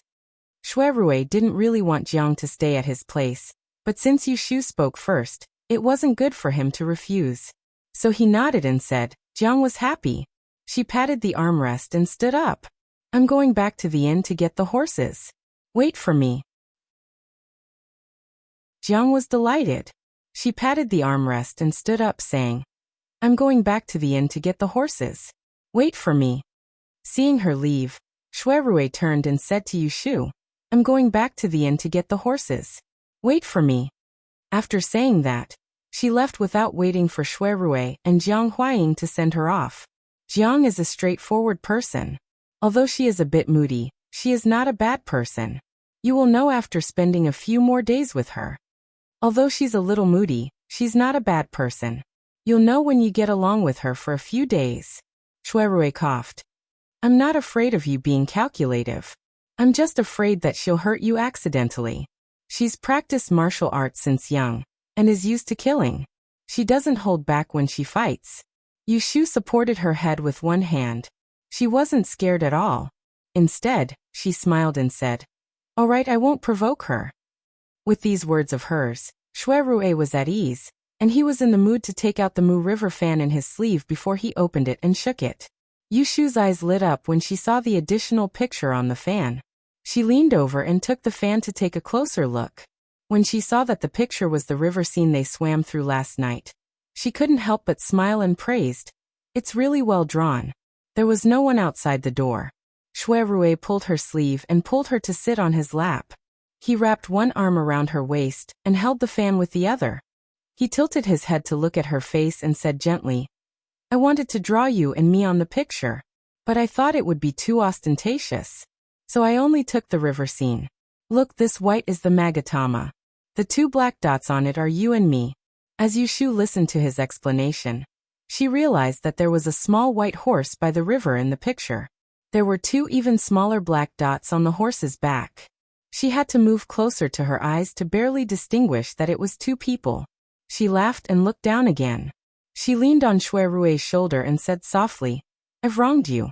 We're lovers, but we can only do it secretly. We can't let outsiders know. I'm the one who wronged you. Shui Rui's eyes were deep. His chin gently touched her forehead. If I had enough power, I could protect you so that you wouldn't have to worry about anything. But now, I can only be with you step by step. Yushu only felt warm when she heard him taking care of her. How could she think that he wasn't good enough?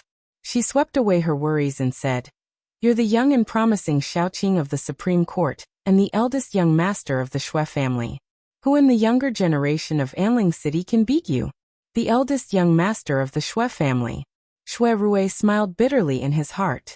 He couldn't help holding her hand tightly. He really wanted to ask, what if he wasn't the eldest young master of the Shui family? That might not necessarily be the case. Isn't there a female fortune teller here who only appears once every 10 years? A young imperial lady? Shui Rui suppressed his impulse and spoke in a serious tone. Yushu sat on his lap with her back to him. She couldn't see Shui Rui's expression just now. Hearing his compliments, she was happy for a while. Then she pushed his arm away and got up from his arms. She tidied her clothes and said with a smile, I didn't sleep well last night. I'll go upstairs and rest for a while. You wait here for Jiang. Shui Rui also slept in the middle of the night last night. But he was used to staying up late and didn't feel tired, so he let her be. Jiang Noon led the horse and returned to the Forgotten Opportunity Tower. Shui Rui instructed the servants to prepare a table full of dishes and wine. He and Yushu entertained her together. After the meal, Jiang was very interested in going out for a walk. But Shui Rui had to go to the Supreme Court to work. So Yushu naturally became her companion. Jiang changed her coarse clothes into men's clothes. She looked like a handsome young man. It was inappropriate for Yushu to wear a skirt, and wander around with her on the street. So she also changed into a long gown in the color of green radish. The two went out. They didn't take a carriage. Instead, they strolled west along Horse Street. Lianfang, isn't your family from the capital? During lunch, Yushu took the initiative to mention this name to Jiang. She didn't want Jiang to call her sister anymore. Yes, I'm from the south. I came to the capital for the Dian examination last year, Yushu said, putting the cart before the horse. In fact, she was persuaded to participate in the Dian examination after she came to the capital and met Xue Rui. Jiang was surprised. Oh, you're also a master of change? Yushu nodded and didn't say much. During lunch, it was mostly Jiang and Xue Rui who were chatting with each other. She didn't interrupt and Jiang didn't ask her much. How would she know her background? Unexpectedly, Jiang's eyes lit up when she saw her nod. She pulled her and said, "Then you should know how to gamble. Let's go. Take me to a place to see what the big gambling houses in the capital look like." On the other side, the Supreme Court. Xue Rui was buried in a pile of files. Suddenly his nose felt itchy. He rubbed it and remembered something. He slapped his forehead. Chapter 571. 2 o'clock in the morning, begging for pink, okay? Yushu received the letter of appointment and reported to the Celestial Commissioner the next day. First, she had to go to the Taiching department to fill in her personal information, answer some messy questions from the bookkeeper, such as the age of her parents, whether she was married or not, how many properties she owned, and how many siblings she had. Finally, she had to sign and stamp her name. They wanted to take her personal seal, so the main point of this segment was not to lie. She had to say whatever she knew. Otherwise, if someone found out that she was lying, it would be considered a dereliction of duty. This was what Xue Rui had reminded her in advance. Yushu could only do as he said. Next, she had to take the acceptance letter from the Great Prefect and go to the Imperial Secretariat to register and receive her official rank token. Although this token was small, it was very useful. As long as an official was in the capital, no matter if they were attending court, dispatching subordinates, or going in and out of important places, if they didn't have this token, they could only play with mud. Therefore, it was said that many ministers with bad memories would tie their official rank tokens to their waistbands. Even if their pants fell, they could not lose the token. The reception officer of the secretariat would also tell her her annual salary. What made Yushu dissatisfied was that a dignified fifth-rank official, who held an important position, only had an income of 50 taels of silver a month. It was not even as much as the money she earned from selling a stone. No wonder there were so many corrupt officials. Fortunately, in addition to the salary, he was also given rice, salt, candle oil, and the Four Seasons official uniform. This kind of welfare was complete, and he could save a lot of money. After going to these two places, registering, getting the waist tag, listening to a lot of information and writing 7 or 8 notes, he still couldn't officially take up his post. She would have to wait from 5 days to half a month.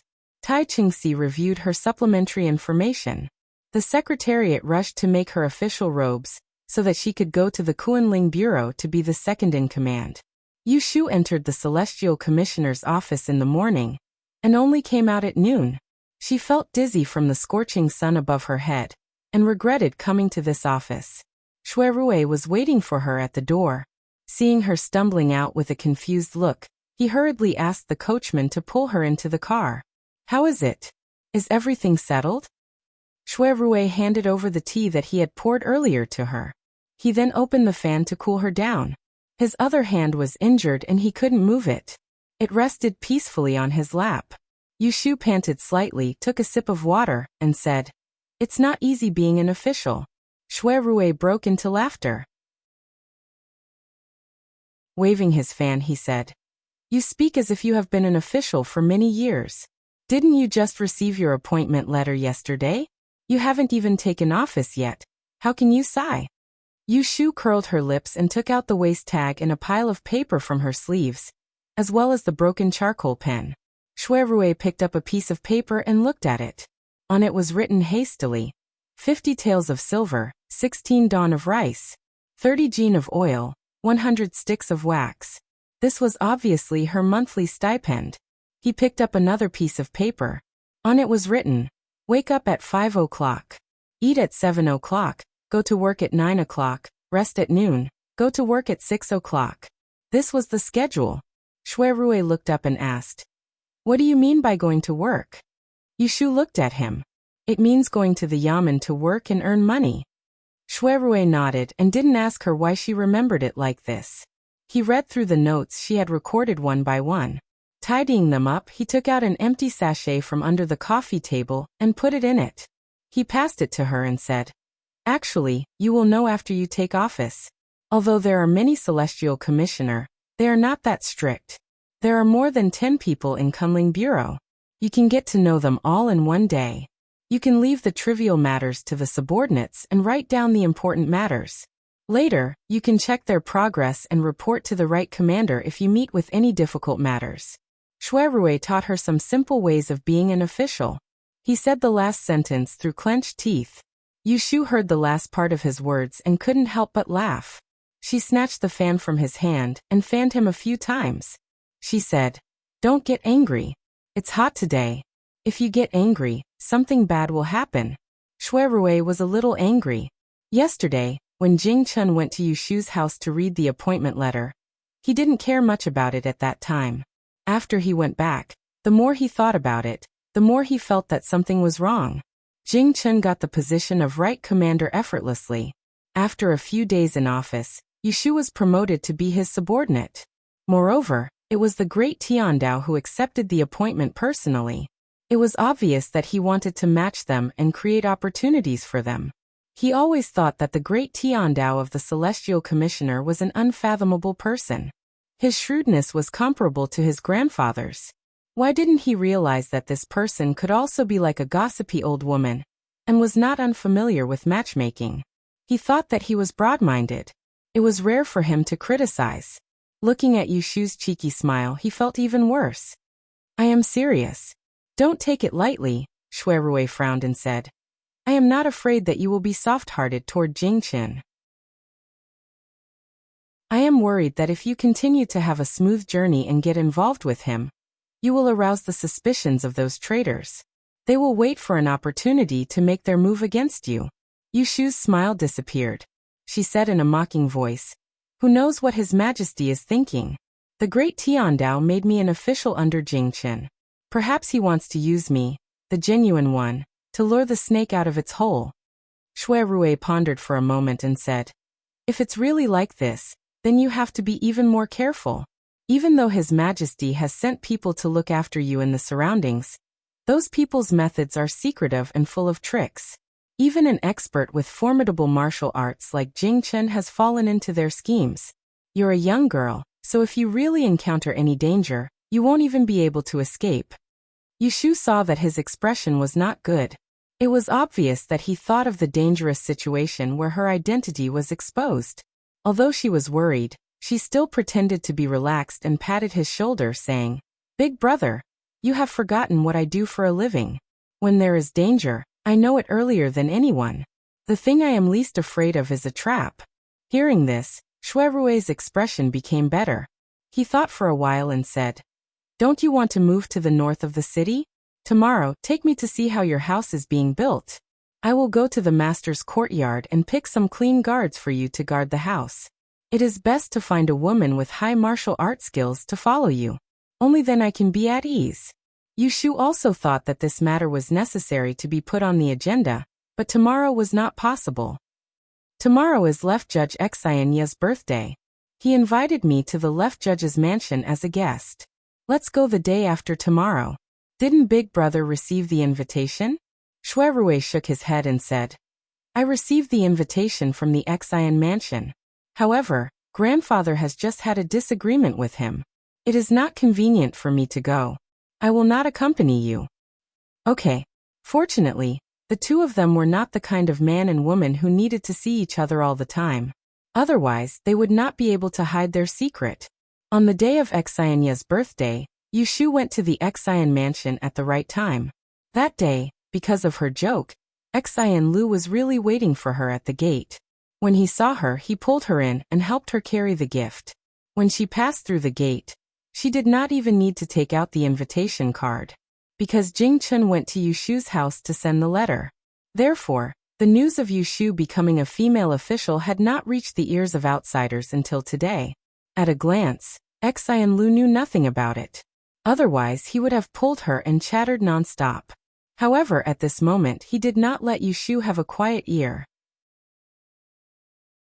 He brought her into the banquet, found a place to sit down, and began to gossip. Do you see the fat man with the silver belt over there? He is Feng Zhaomiao's eldest brother, the eldest son of the general's mansion. Don't be fooled by his happy appearance. I heard that he led troops to the northwest to fight a war, and killed more than 10 people in a day. He even dried human blood and used it as ink to write. Yushu came today just to go through the motions. She did not want to use this occasion to make friends with anyone. So he sat next to her and listened to her made-up rumors. Because of this, the guests who heard that the female fortune teller would come to congratulate old Master Xian tonight did not notice the two girls hiding in the corner until the banquet started. Xian knew that Xian Lu was not reliable, so she had sent someone to keep an eye on her. Before the banquet started, he saw the figure of Yushu. However, he stroked his beard and smiled. He did not go up to greet her. This old man was cunning. He knew that there were many people coming today. If he really brought Yushu out, it would not be a good thing. At this time, the birthday banquet was just eating, drinking, watching the drama, chatting with the guests, and receiving gifts. There was nothing new. The banquet lasted until dark. When Yushu saw that some guests were leaving, she wanted to leave. She told Xian Lu that the other didn't want her to stay and got up to send her out. You go first. There are many people today and grandfather can't greet all of them. You don't need to say goodbye to him in person. I will talk to him later. Xian Lu sent Yushu to the corridor outside, but was quickly stopped by a steward. Sixth Miss, the old master asked Miss Yu not to leave in a hurry. Wait for a while in the tea room in the garden. The old master will be there in a while. Yushu knew that she would not come in vain today, so she agreed with a smile. She asked Xian Lu to lead the way and waited in the garden. After the time it took to drink a cup of tea, Xian Yu sent away the guests around her and rushed over alone. Fei, go and find your fourth brother. I haven't seen him all night. Is he playing with those unorthodox things again? Xian Yu had a stern expression on her face. When Xian Lu heard this, he immediately ran out. He was afraid that Xian Yu would catch Xian Yingguang and punish him according to the family rules. She had to inform him in advance. When Yushu saw Xian Yu send Xian Lu away, she stood up and bowed. Congratulations to official Xian for your long life. There are many people tonight, so this junior couldn't squeeze in to congratulate you. Please don't blame me. Xian Yu waved her hand and looked at her with a smile. A moment later, she also bowed. I am the one who should congratulate official Yu for taking up the post. Yushu was not surprised that Xian Yu knew about it. Although the official appointment didn't need to go through his subordinates, she had gone to the Celestial Commissioner's office yesterday.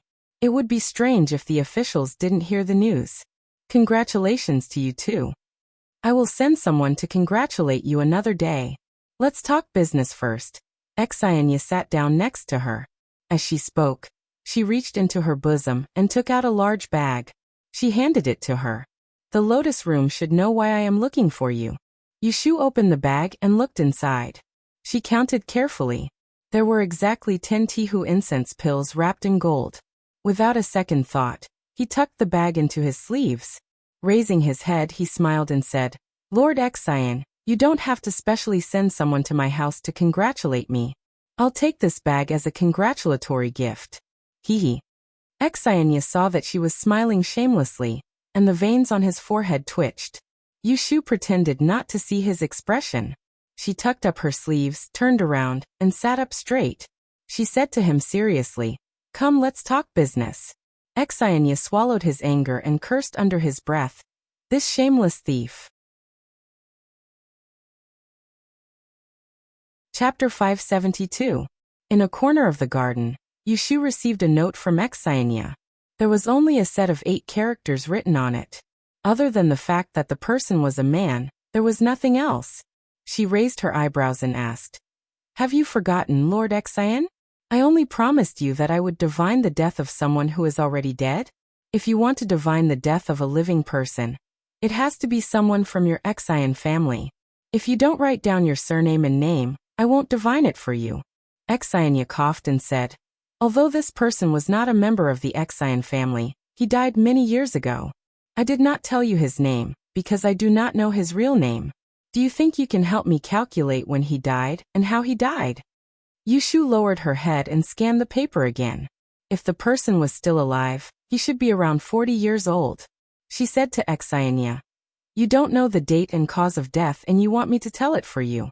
Moreover, it's a person who died many years ago. It's really troublesome. If I can't tell the result in 1 or 2 days, can't I know when he died? Her law of time of calamity was not the same as the real death prediction art. To tell the date of death of a dead person, she could only calculate it day by day based on the disasters he encountered before his death. Therefore, without knowing the specific date of death, it would be very troublesome to calculate. Exiania pondered for a moment and said, in the 13th year of Baotai, I saw this person. For months later, I heard the news of his death. You can start investigating from then. Don't be afraid of the trouble, I can wait. Yushu hesitated for a moment and nodded. She was not afraid that Exiania would lie to her. She could tell whether it was true or not. Exiania was worried and warned her, don't tell anyone about us. Yushu flicked the paper in her hand and smiled. Don't worry, Lady Exine. It's just the payment you should give me. Exiania blew her beard. She knew that it was impossible for her to take out the 10 Tihu incense sticks. She said angrily, tomorrow, I will send someone to deliver it to you. Only then was Yushu satisfied. She put away the note. Now that they were done discussing business, Exiania did not want to spend another moment with her. He stood up and said, I still have to entertain the guests, so I won't be sending you out. Wait here for a moment, I'll send someone to call Feifei back. Yushu also stood up and waved her hand. There's no need to trouble yourself. Just find someone to take me to the gate. Exiania got the maid who was guarding the door to send her off, and hurried towards the direction of the birthday banquet. In another corner of the Exian mansion, Exian Lu stomped his feet, turned his head and said to the person behind him, I told you not to follow me. I have other things to do. I won't lead the way for you. The man walked up the winding corridor. Under the illumination of the colored lanterns, a dark, thin face was revealed, as well as a set of neat white teeth. If Yushu was here, she would recognize that this person was actually the troublesome young man guarding the door that they had encountered outside the treasure house on Qianyuan Street. Miss, don't mind me. I will follow you to a place with people, and then return to the banquet hall. There's no need for you to lead the way. Exian Lu looked at the person in front of her and said angrily, then take another path. Gucci looked worried. If I walk alone, I won't be able to find the way. Your mansion is huge.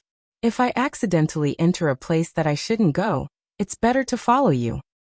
Exian Lu was so depressed that she was speechless. She listened to Exiania's words and left Yushu behind to look for Exian Yinguang. But on the way there, she met this lost kid. She recognized who he was, and when she heard that he was lost, she even gloated a little. Who knew that this person was like a piece of dog skin plaster, sticking to her, and she couldn't get rid of him. What a hateful person. If you want to follow, then follow, but don't talk to me. Gucci smiled and closed his mouth, gesturing for her to go first. Exian Lu glared at him again before turning to lead the way.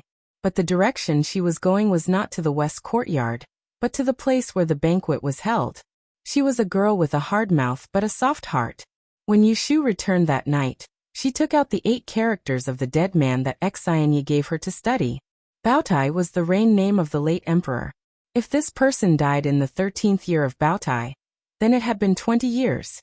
A person who died 20 years ago was worth Exiania going through so much trouble to make a deal with him just to confirm the cause of his death. There must be something more to it. It was a pity that he refused to tell her the name of this person. Otherwise, she could investigate further. In the dead of the night, Yushu picked up her pen and calculated from the first day of the first month of the 13th year of Baotai. Based on the law of the time of calamity, She divined this man-made calamity. Whenever there was a small disaster, she recorded it. Just like that, she divined all the way until the second month. For the time being, she called this dead man Mr. Shinyo because he was born in the year of Shinyo. In the second month of the 13th year of Baotai, Mr. Shinyo was unlucky and met with a fire disaster. Then half a month ago, he committed a vile act. According to Yushu's preliminary judgment, he probably died in this fire disaster. However, to her surprise, this fire disaster was not caused by a vile act. There was no murderer, but his own doing. Is this suicide? Yushu couldn't be sure. Maybe Mr. Shinyo didn't die here, so she continued to calculate. Then she divined that in the third month, she met with another bloody disaster. This time, someone committed the crime. So, if Mr. Shinyo didn't die in the fire disaster in February, then would it be this bloody disaster? In order to verify it, Yushu continued to calculate. Who would have thought that after 4 months, she found a disaster at the beginning of May? And this is.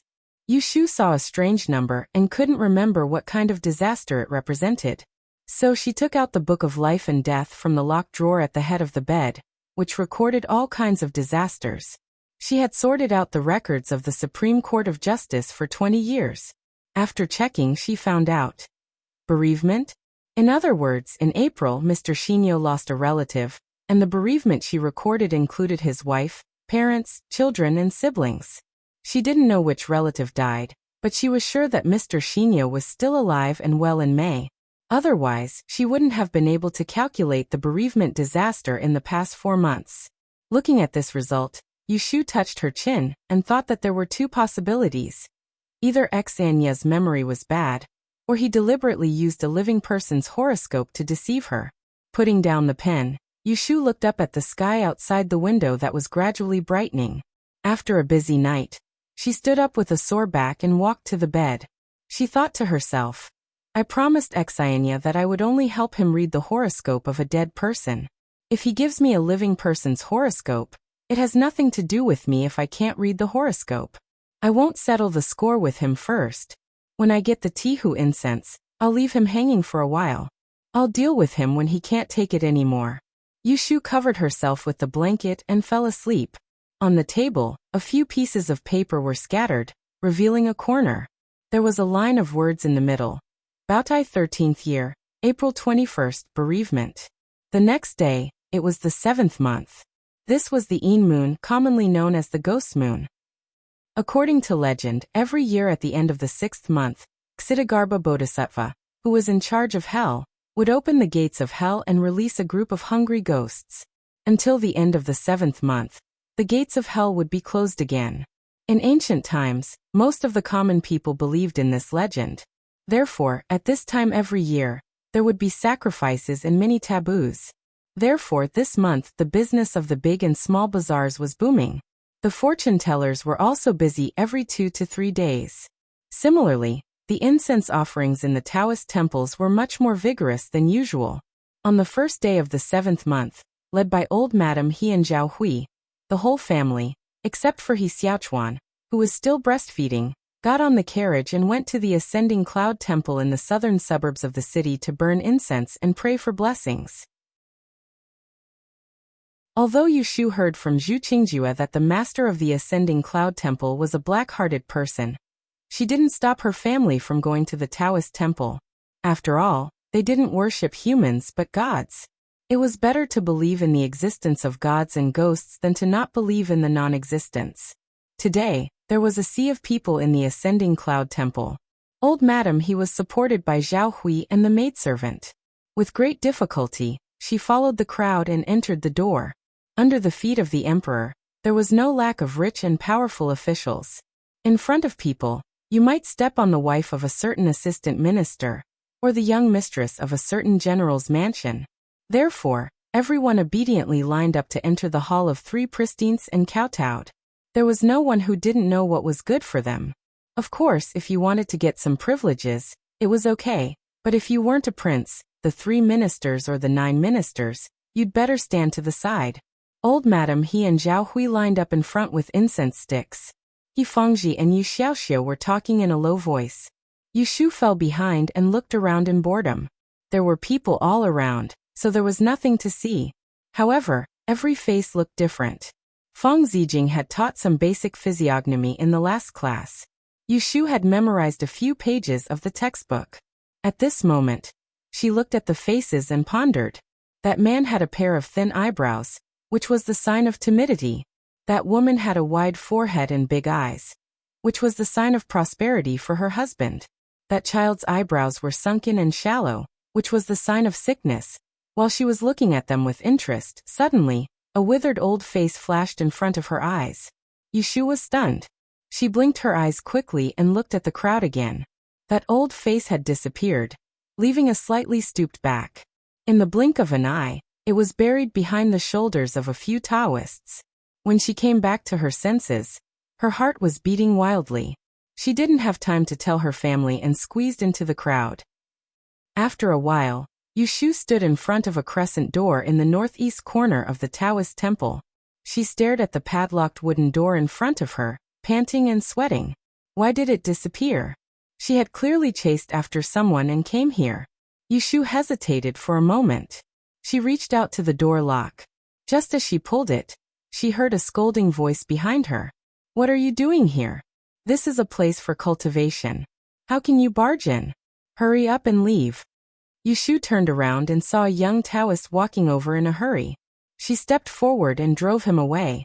Yushu pointed to the door and asked, "May I ask what this place is? Is there anyone living in it?" The Taoist looked impatient. He shook off her hand that was pulling the lock and stood in front of her and the door. His tone became more fierce. "This is the place where our Abbey Dean meditates. What are you asking for? Hurry up and leave. If you are a guest, go to the front hall. If you don't leave now, I won't be polite to you." Yushu pursed her lips tightly and took a deep look at the courtyard door. Her heart was full of surprise. Chapter 573. Yushu returned home with a heavy heart. She didn't even eat dinner and locked herself in her room. She couldn't be wrong. The person she saw in Ascending Cloud Temple was definitely Qingzheng. That withered old face was too easy to recognize, unless there was another person who looked exactly like him in this world. She thought she would never see her master again in this life, but he suddenly appeared in front of her. Yushu felt indescribably strange. If the person she met in the Taoist temple was Qingzheng, why didn't he show up to meet her, but instead hid in Ascending Cloud Temple? Qingzheng once told her that he swore never to step into the capital again. Was it because of this oath that he could only wander around outside the city? Yushu's heart was full of doubts and excitement. It was Qingzheng who had encouraged her to leave Yang and come to the capital. He had also given her the task of finding the book of mystic fairy Lu Run, so the old man Qingzheng must know the secret of the great and disaster in this book. She inexplicably became the key person who broke people's lives and fell into layers of puzzles, unable to extricate herself. If she could see Qingzheng and ask him face to face, wouldn't that be a way out? Qingzheng wanted her to destroy the book of fairy maiden Lu Run, which showed that he didn't like what was recorded in it. So the goal of the master and disciple was the same. With such a strong ally, how could Yushu not be excited? Her top priority was to find Qingzheng as soon as possible and get in touch with him. Yushu immediately decided to go to Ascending Cloud Temple tomorrow to find Qingzheng's whereabouts. As the saying goes, 9 out of 10 things don't go your way in life. Against the crowd of July incense, Yushu ran to Ascending Cloud Temple for 3 days, but she didn't see Qingzheng again. She asked the Taoists in the temple, but no one had seen an old man with similar appearance. It was as if the first time she saw him in the crowd was just her illusion. This allowed Yushu to confirm one thing. That day, Qingzheng was indeed intentionally avoiding her. Yushu settled for the next best thing. She inquired about the abbot of the Ascending Cloud Monastery. She learned that Daoist Qingyin had gone out to travel half a month ago and hadn't returned yet. Then, when will Taoist priest return? The Abbey Dean does as he pleases. I don't know where he's going, and I don't know when he'll return. If female benefactor has any difficulties, there's no harm in following me to see Martial Uncle Chengming. Perhaps he can dispel your doubts. No need. I'll wait for Taoist priest Qingyin to come back. Thank you, young master. Yushu once again left the ascending cloud temple empty-handed. In the afternoon, when she saw Shuirui at Wangji Tower, Yushu told him about this strange incident. Shuirui was a little surprised. Are you sure? Is he really your master? Although Shuirui had never seen Qingzheng before, he had taught such an excellent female apprentice as Yushu. But in his heart, that Taoist priest was already half an immortal. Yushu gestured with 2 fingers over her eyes and said, I have good eyesight. I can recognize anyone but him. You haven't seen my master. He looks very unique. In short, he's the kind of person that people can never forget. She was embarrassed to describe Qingzheng's appearance directly, for she felt that it would hinder his prestige. To put it bluntly, that face was like an old tree spirit. Shuirui wondered, is it possible that he didn't see you? Yushu sneered. If he didn't see me, why did he run away? I think he deliberately avoided seeing me. Shuirui looked at her for a while and suddenly asked, have you ever thought that your master might have known that you were the one who broke his life? Yushu frowned slightly. Shuirui continued, that's why he asked you to go to the capital to destroy such a little-known thing as the Book of Mystic Fairy. It's because he knew that if you went to the capital, the identity of the person who broke his life would be exposed sooner or later.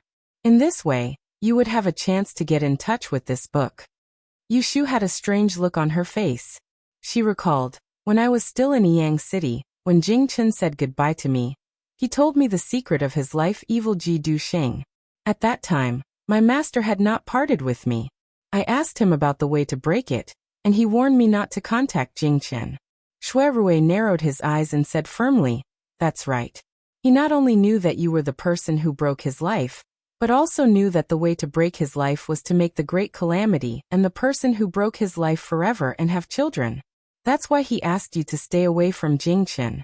He was afraid that you would fall in love with him after a long time. When your identity was revealed later, you would not refuse him and follow the instructions in the book. Why would you help him destroy the Book of Mystic Fairy? Yushu had to admit that what Shuirui said made sense.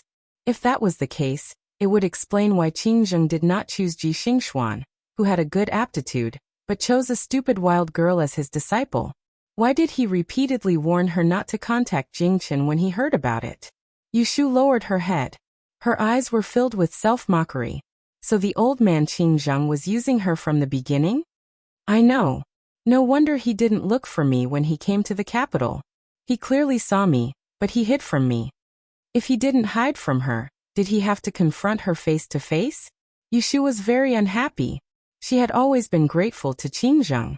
It could be said that even if she was not a person who broke his life, since she had received his kindness, she would definitely do what she said and help him destroy the book. But he was purely using her, which made her feel very uncomfortable. Don't be sad. A big hand fell on her head and gently rubbed it. I'm just guessing. Maybe your master didn't know that you were the person who broke his life.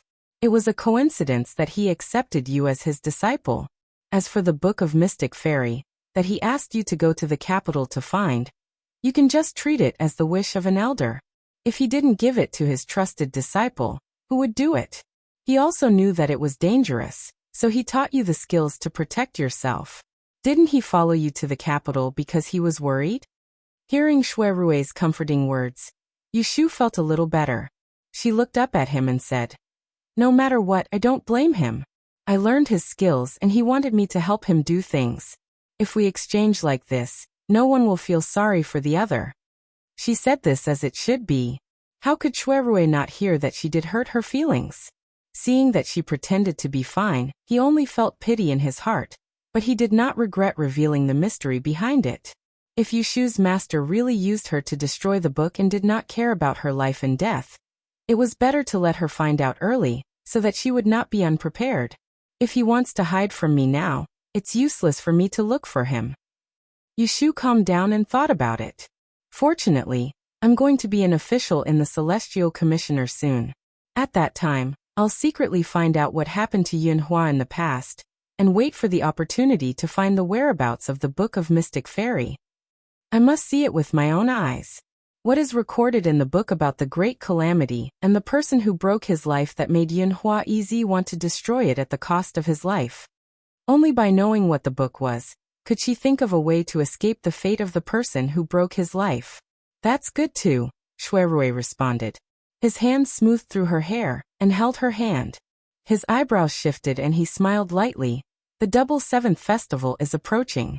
Prince Jing has invited us to accompany him on a night tour. You haven't seen the scenery at night, right? At that time, I'll take you to see the custom of Anling. Yushu nodded. As expected, her attention was diverted by him. Her heart became curious. Right, have you investigated that Kong Zhuangyuan? Shuirui said hesitantly. I investigated the matters that happened to him 3 years ago because I wanted to find out where he interacted with the 10th princess, and I noticed that there was a period of time when he worked in the palace, copying the emperor's imperial edict. At that time, had the 10th princess already moved the imperial ancestral temple back to the palace? And Yushu thought that Kong Qi most likely hooked up with the 10th princess at this time. She asked, then have you tried to find him personally? Shuirui shook his head. He recently received an errand and has been staying at Wenhua Hall. It's not convenient for me to meet him. Yushu's eyes turned. It's your birthday in a few days. You wrote an invitation to him. He can't not come. Shuirui smiled at her. You are thinking the same thing as me. After dinner, Shuirui sent Yushu to Taishirshu Library. Astrology scholar Sima Kue wanted to give Yushu special attention. From the first day to the 15th, she would watch the observatory and have her take notes. Yushu went there for a few nights and benefited a lot. Shuirui was worried that she would stay at Taishirshu Library at night. After all, in less than a year, 2 female students had mysteriously died. Therefore, he would wait for her outside Taishirshu Library every night, and then send her home. Yushu didn't think it was necessary. She could use the 6 lines to predict her safety every day. However, seeing that he insisted on his own opinion, she just let him be. How could she not feel good about his care and love? In the blink of an eye, it was the 7th day of July. Yushu didn't go out with Shuirui. Instead, she went to Xiajiang's guest house to pick up Xiajiangmin. This was something that Lu Tan asked her to do. Xiajiang Helong had seen Lu Tan, the future son-in-law of the prince, a few days ago and agreed to let his daughter go out today.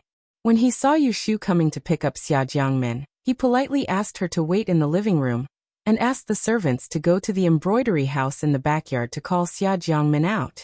Xiajiang Helong sat with Yushu and talked with her kindly. After a few words, he mentioned the matter of Yushu becoming an official. I live in the capital city for a long time, and am ignorant. Yesterday, I heard that Yu Swansea was appointed as the Celestial Commissioner. I didn't have time to congratulate you. I will send someone to give you a gift tomorrow. Mr. Xiajiang, you are too polite. Yushu smiled, but she thought in her heart, she was not as high profile as Zhang Shuiyuan.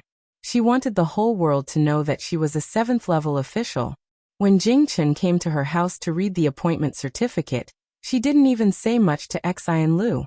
It seemed that the Celestial Commissioner had no intention of announcing her appointment. Therefore, after 7 or 8 days, Taishirshu Library was still calm on the surface. She went to school as usual, and was happy that no one was watching her. Only the 2 academicians who taught her, Fang Zijing and Sima Kue, asked her about it. Xiajiang Helong could hear about it. It showed that he was not as ignorant as he claimed to be. Not long after, Xiajiangmin leisurely came out, dressed in her hair, and wearing a hairpin.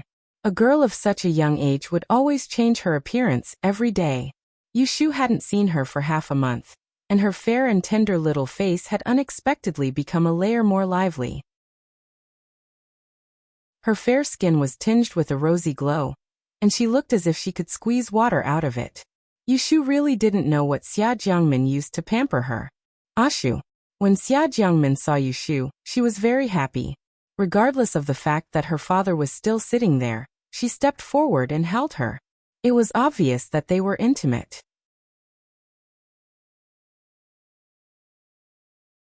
Chapter 574.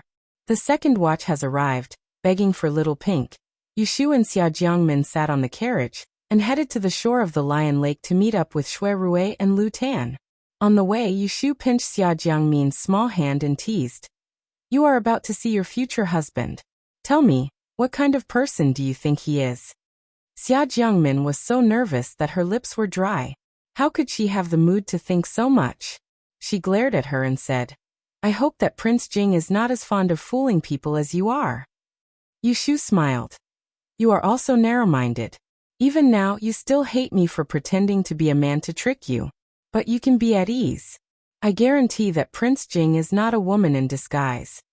Xia Jiangmin didn't know whether to laugh or cry. She pinched her and this time she relaxed.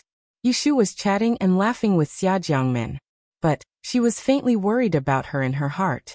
Lu Tan didn't seem like a man who could understand amorous feelings. Moreover, he was quite ambitious. So she didn't know whether a woman like Xia Jiangmin would suit his taste or not. At dusk, there was still heat on the Lion Lake. The light from the lake swept past, and there were many tourists. Most of them were young ladies, and there were also groups of scholars. Shui Rui and Lu Tan had arrived a step earlier. They stood under a willow tree by the Lion Lake and waited. Because the two of them were handsome and had an extraordinary temperament, they attracted the attention of passers-by. But because of the tall guards on both sides of them, no one dared to come close. The two of them were chatting in private, but it had nothing to do with their relationship. Yesterday, 7th Imperial Brother was invited to the judicial office for interrogation in the middle of the night, and only returned to the Wang Fu in the morning. Has Biao Xiong heard of any developments in the case? I have not been on duty these past 2 days, and did not ask about the matter. If Wang Yi wants to know anything, I will go and inquire tomorrow. Lu Tan's face revealed a trace of disappointment. He shook his head and said, There is no need to deliberately ask about it. When the case comes to light, it will naturally be made known to the public. Shui Rui looked at him, and turned his head to look into the distance. He saw a familiar carriage coming from afar and smiled. He pointed to it for Lu Tan to see. It's here. Lu Tan then shifted his attention. Following his finger, he looked into the distance. The youth's determined heart, at this moment, had a trace of strangeness. That extravagant two-wheeled carriage quickly arrived. When the driver stopped, the maid sitting at the side opened the door. She lifted the curtain and stood at the door to help the people. Yushu was the first one to jump out of the car. Lu Tan only swept a glance at her. Then he was attracted by the graceful silhouette of a person who stooped down and stretched out her body. Then a little light burst out from his eyes. She was at the age of green jade, with the posture of a lush mulberry, and a delicate face like a lotus. When she raised her eyes, there was a tinge of tenderness and timidity. Her shimmering beauty made Lian Su, who was watching from the shore, feel ashamed. My name is Xia Jiangshi. Greetings, 9th young lord. Xia Jiangmin bowed gracefully, and her voice was like jade beads falling on a plate. Lu Tan's eyes flashed, and then he took half a step forward unhurriedly and raised his hand to support her. Miss, you may rise. Xia Jiangmin straightened her body and slowly raised her eyes to look at the young man in front of her who was about the same age as her. He had a handsome face, and when she saw him staring at her, she couldn't help but purse her lips into a smile and lower her head. Seeing this scene, Yushu's heart calmed down. She turned her head and gave Shui Rui a look. Shui Rui smiled at her. He could also see that Lu Tan was very satisfied with the appearance of this future princess. The wind on the lake was cool and refreshing, and the sun was setting. The four of them walked together in pairs, but at this moment, they didn't know how fate would play tricks on them in the near future. At that time, Qixi was the day when the cowherd and the weaving maid met. And it was also the day when women begged for cleverness. Whoever had a girl of marriageable age would make colorful needles and thread in advance to worship the moon goddess on this day. The four of them didn't stay at the Lion Lake for long. After meeting each other, they sat in 2 horse carriages and went sightseeing on the Chunlan River not far from here according to Lu Tan's plan. When they reached the riverside, night fell. There were people in 2s and 3s on the riverside. It wasn't crowded, but this long stretch of riverside didn't seem empty. There were already rich families by the riverside who set up lanterns and occupied a good spot. They enjoyed the cool breeze of the river, ate fruits, drank wine, admired the stars, and talked about legendary love stories. There were also girls who would dress up beautifully on this day and show their faces outside, so that people would know that some family had a daughter who had just grown up, was virtuous and loved beauty. It had become the custom of Enling to honor the Chunlan River on the Qixi festival. There was a story behind this. At this time, the scholarly great scholar Shui came in handy.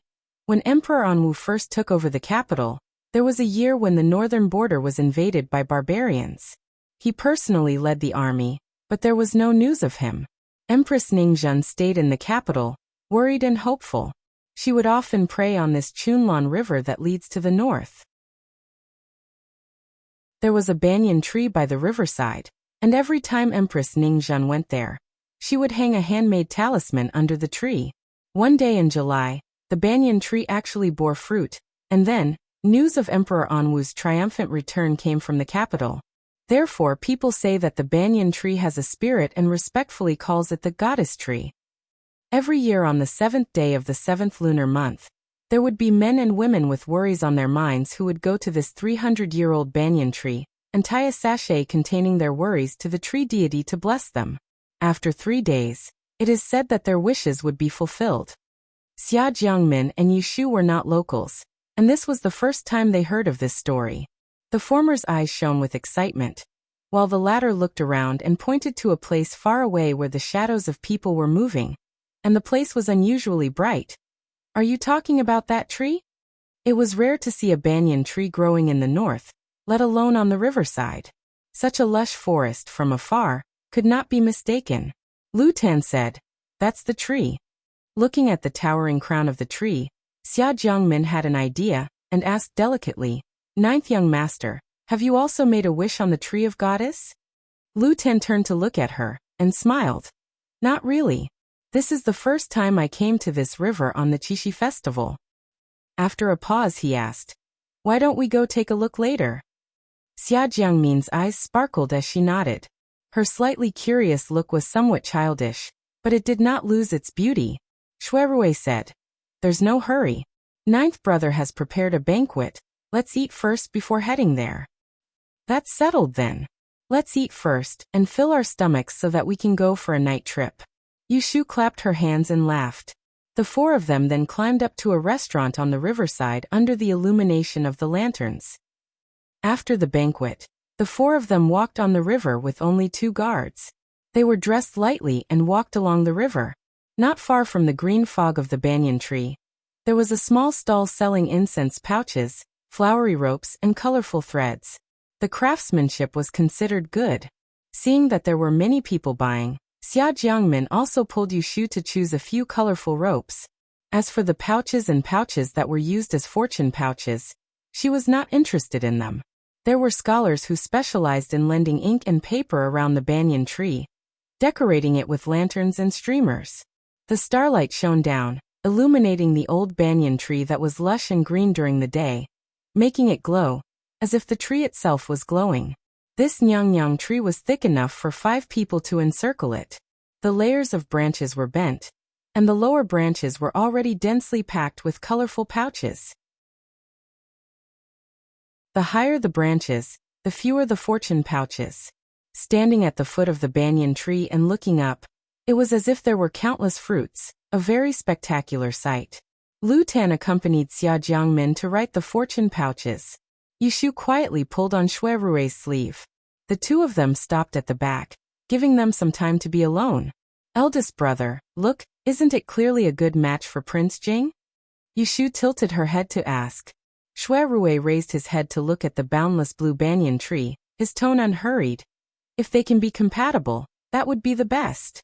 Saying that, he lowered his head to look at her, his eyes dark, "Just like you and me." Yushu silently raised her finger, using the cover of his wide sleeves to hook his palm. In the next moment, she was forcefully held by him. Yushu was shocked.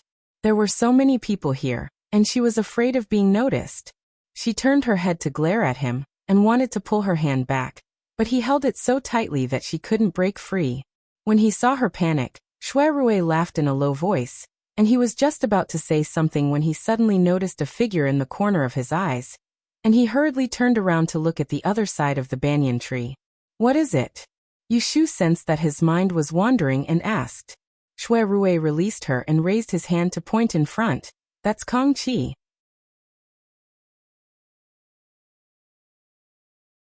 Chapter 575. That's Kong Qi. Yushu looked at the other side of the old banyan tree. Among the people under the tree, there was a thin young man. His appearance was average, but his face was fair. His every movement revealed a refined air. The young man held a long bamboo pole in his hand. At the end of the pole, there was a light yellow fortune pouch tied with a green string. He raised his chin and carefully hung the fortune pouch high on the branch.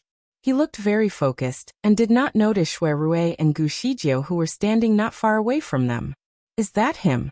Yushu's eyes did not leave that person. She tilted her head to confirm with Shui Rui that this person was the man they suspected of having an affair with the 10th princess. Yes. Shui Rui moved his feet, and was about to step forward. Yushu noticed his intention and quickly pulled him back. She took a few steps back and stood behind the people. Big brother, don't be anxious. She squinted at Kong Qi's action and whispered to Shui Rui. When he leaves, let's take off his fortune pouch and take a look. Maybe we can find something. On Chinese Valentine's Day, a person came to the goddess tree to pray for blessings. There was no joy on his face. It was obvious that there was something wrong with him. Shui Rui hesitated for a moment and nodded. Kong Qi was completely unaware that his every move was seen by others. After hanging up the fortune pouch, he stood under the goddess tree for a while before he turned around and left expressionlessly. As soon as Yushu saw him leave, she quickly moved forward and went around to the other side of the tree. She grabbed the longest bamboo pole before a passerby could do so. There were many people praying under the tree. If she brazenly went to take someone else's fortune pouch, the tree guardian would definitely stop her. Shui Rui was still looking up at that smear of pale yellow between the trees. Yushu took off the red incense pouch from her waist and stuck it on the top of the bamboo pole. She tiptoed and pretended to poke the branches. When no one was paying attention, she hooked and pulled the light yellow fortune pouch. She hid it with the red incense pouch and held it in her hand. Then she stuffed it into her sleeve and gave the bamboo pole to the person next to her. The rope is broken. You go first. Yushu and Shui Rui went far away from the goddess tree. They came to a place with fewer people. She took out Kong Qi's fortune pouch and gave it to Shui Rui. It doesn't seem to contain paper, needles and thread. Shui Rui took it but did not open it. He stared at the yellow incense pouch in his hand. He did not open it. Yushu poked him. Brother. Shui Rui raised his head and looked at her. If it was you, you already have a man you like, but you are engaged to another man. Will you frame another man for the man you like? Although he knew that it was his wishful thinking, he still resisted the truth that was about to be revealed. Could it be that the woman who made him lose everything back then was really not worth it at all? Yushu was stunned when she heard his question. She thought that he still thought that the 10th princess was innocent. She raised her eyebrows and sneered. I am not the 10th princess. How would I know what she is thinking? You don't dare to look at it? Then let me do it. If the 10th princess was innocent, it proved that her divination was wrong. Should he believe her or a dead person? After that, she snatched the fortune pouch from his hand. She untied the rope and reached into the pouch. She found two things and looked at them in the light. One was an apricot yellow ribbon. It was made of soft silk. It was obviously a woman's item. The other was a ruby jade pendant with 2 petals. The cracks were uneven. It looked like it was broken. Yushu turned the 2 items over and over again. She found another clue. The apricot yellow ribbon was embroidered with a small Yao character with gold silk. She looked up at Shui Rui, who had a complicated expression on his face. She asked, "What is the 10th princess's name?" Lu Yao. Yushu sneered. She stuffed the ribbon and the 2 petals of jade into his hand. Look at it yourself. Shui Rui's finger moved, and he saw a small character on the light yellow ribbon, causing his gaze to dim as he clenched his fingers tightly, and he went silent for a moment before he said, "This is a ribbon from the palace, and only the women of the palace can wear it, and it rarely leaves their bodies." Yushu coldly said, "That's right. The 10th princess did have an affair with a man. That man is Kong Qi. You have seen the witness, and the material evidence. What else is there to doubt? Do you need to confront that Kong Zhuangyuan in person?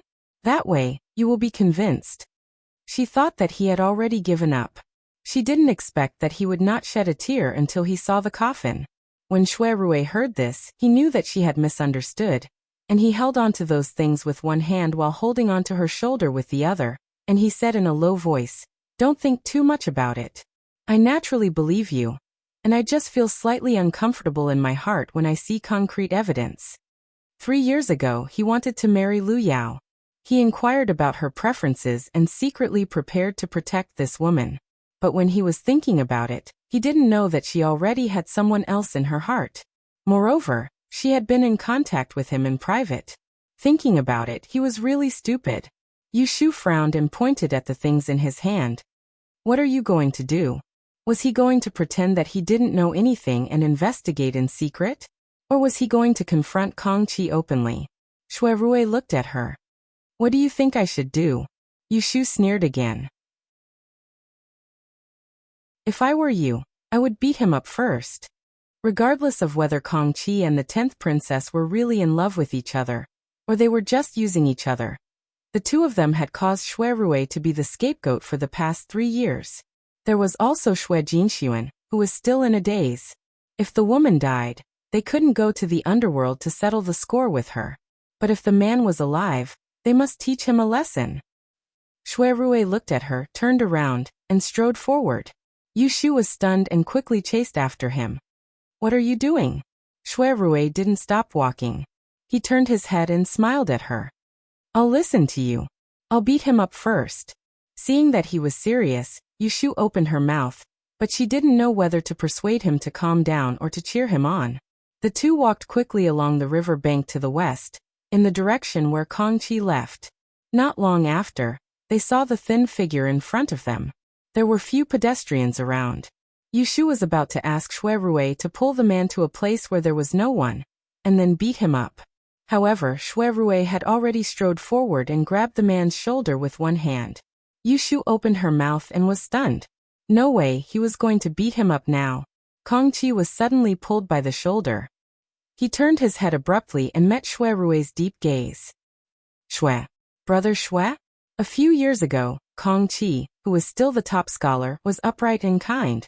He couldn't bear to see Lu Hao, who had not yet been conferred the title of king, trying to win over the top scholars, so he wrote a poem to satirize him. With Lu Hao's narrow-mindedness, he naturally wouldn't let him have an easy time. Therefore, the dignified top scholar was falsely accused of misconduct, and couldn't become an official for a while. At that time, Xue Rui was young and admired Kong Qi's talent, so he acted as a peacemaker and asked Lu Hao to let him go. Because of this, the two became friends. Although they weren't good friends, they became confidants. Therefore, even though Xue Rui had listed Kong Qi as a suspect since a long time ago, he never thought that the man who raped the 10th princess would be him. Xue Rui smiled coldly, let go of his shoulder, and handed the thing in his hand to him. Lord Kong, you dropped something. The apricot yellow palace ribbon was wrapped with 2 pieces of broken jade, naked in front of him.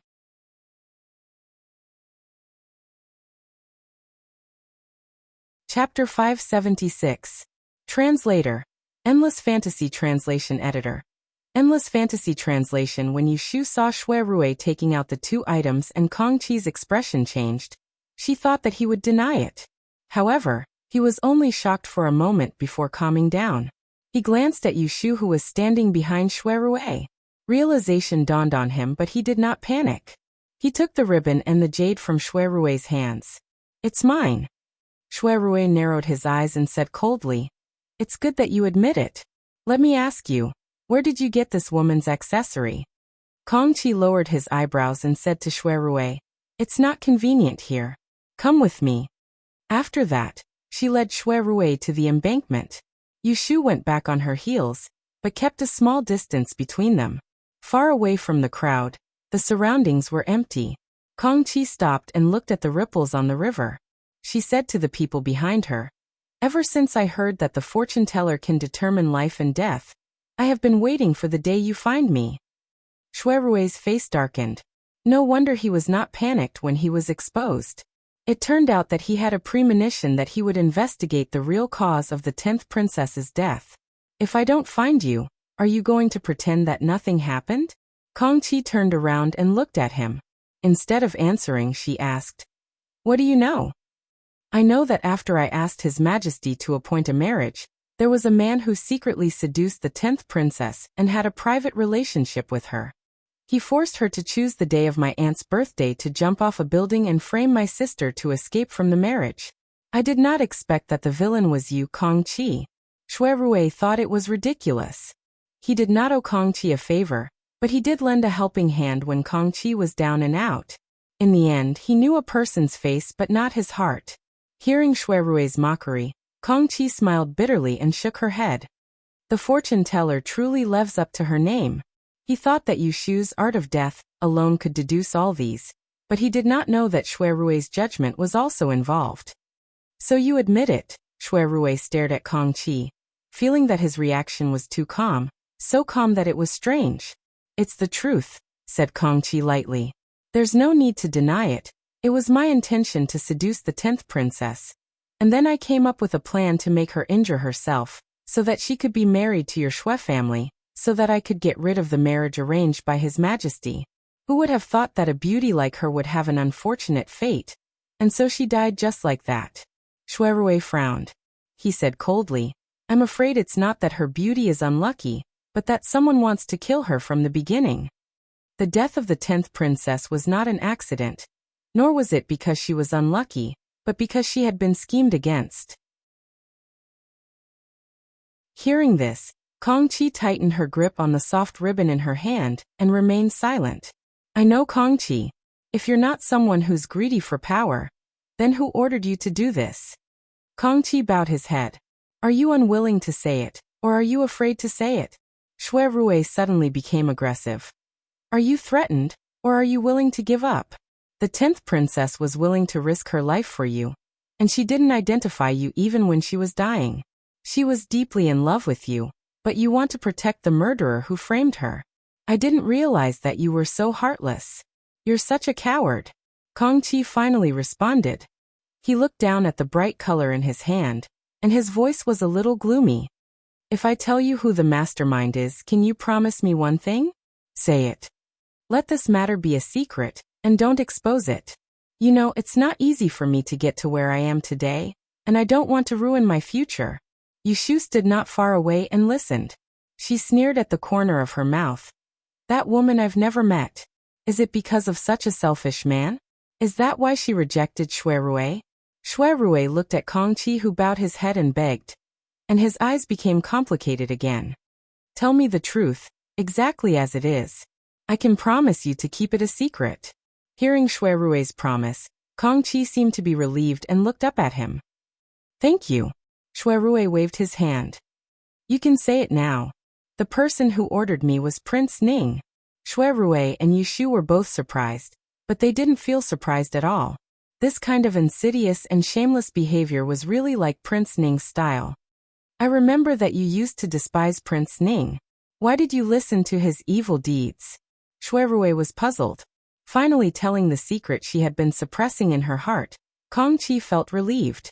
She laughed coldly and said truthfully, "After I offended him in the past, you mediated. On the surface, Prince Ning let me go, but then he plotted something else. He took advantage of one of my rides and had someone die under my horse. He threatened me that if I didn't lower my head, I would be charged with murder.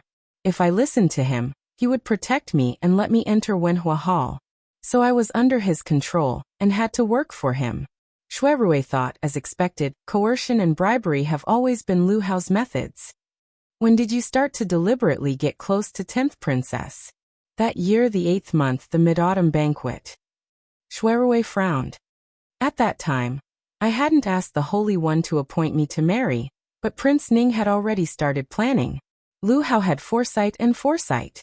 In this aspect, Lu Hao was superior to others." Kangqi said, "After the gentleman hibiscus banquet, you suddenly became the disciple of Grand Scholar Lu to learn the Book of Tea. You also reined in your usual behavior and stopped going to the brothels. It wasn't hard for Prince Ning to guess your thoughts at that time. Shui Rui pressed his lips together. He and Lu Hao hadn't fallen out at that time. Who would have thought that Lu Hao, on the one hand, was intimate with him, and on the other hand, plotted against him? After you asked for the edict, I successfully entered Wenhua Hall. Relying on the spies in Prince Ning's palace, I secretly met with 10th Princess, Kong Qi said, his voice lowered. 10th Princess was naive and didn't know the evils of the human heart. She thought that I sincerely admired her, and gradually fell into Prince Ning's trap.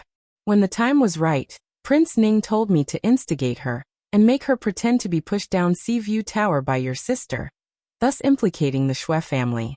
If 10th Princess died, you couldn't escape responsibility. Prime Minister Shui would lose the emperor's heart, Guifei would lose favor, and even more seriously, the entire family would be implicated. Shui Rui's handsome face instantly became gloomy. Towards Lu Hao, he used to listen to Shui Lingnan's instructions because they were on different sides. He was close but distant. But today, after hearing all this, he confirmed that Lu Hao was the culprit who caused him to be doomed. How could he not hate him? However, it seems that Ningguang also miscalculated. Your Shui family's fate has not ended, and you managed to survive this calamity. After the death of the 10th princess, the Holy One did not hold you accountable. Kong Qi had a disdainful expression. He sneered because Lu Hao's scheming didn't get what he wanted. Shui Rui secretly sneered. How would Kong Qi know that the Shui family's safety that time was exchanged for royal consort Shui's loss of the dragon fetus in her womb? I have told you everything I know.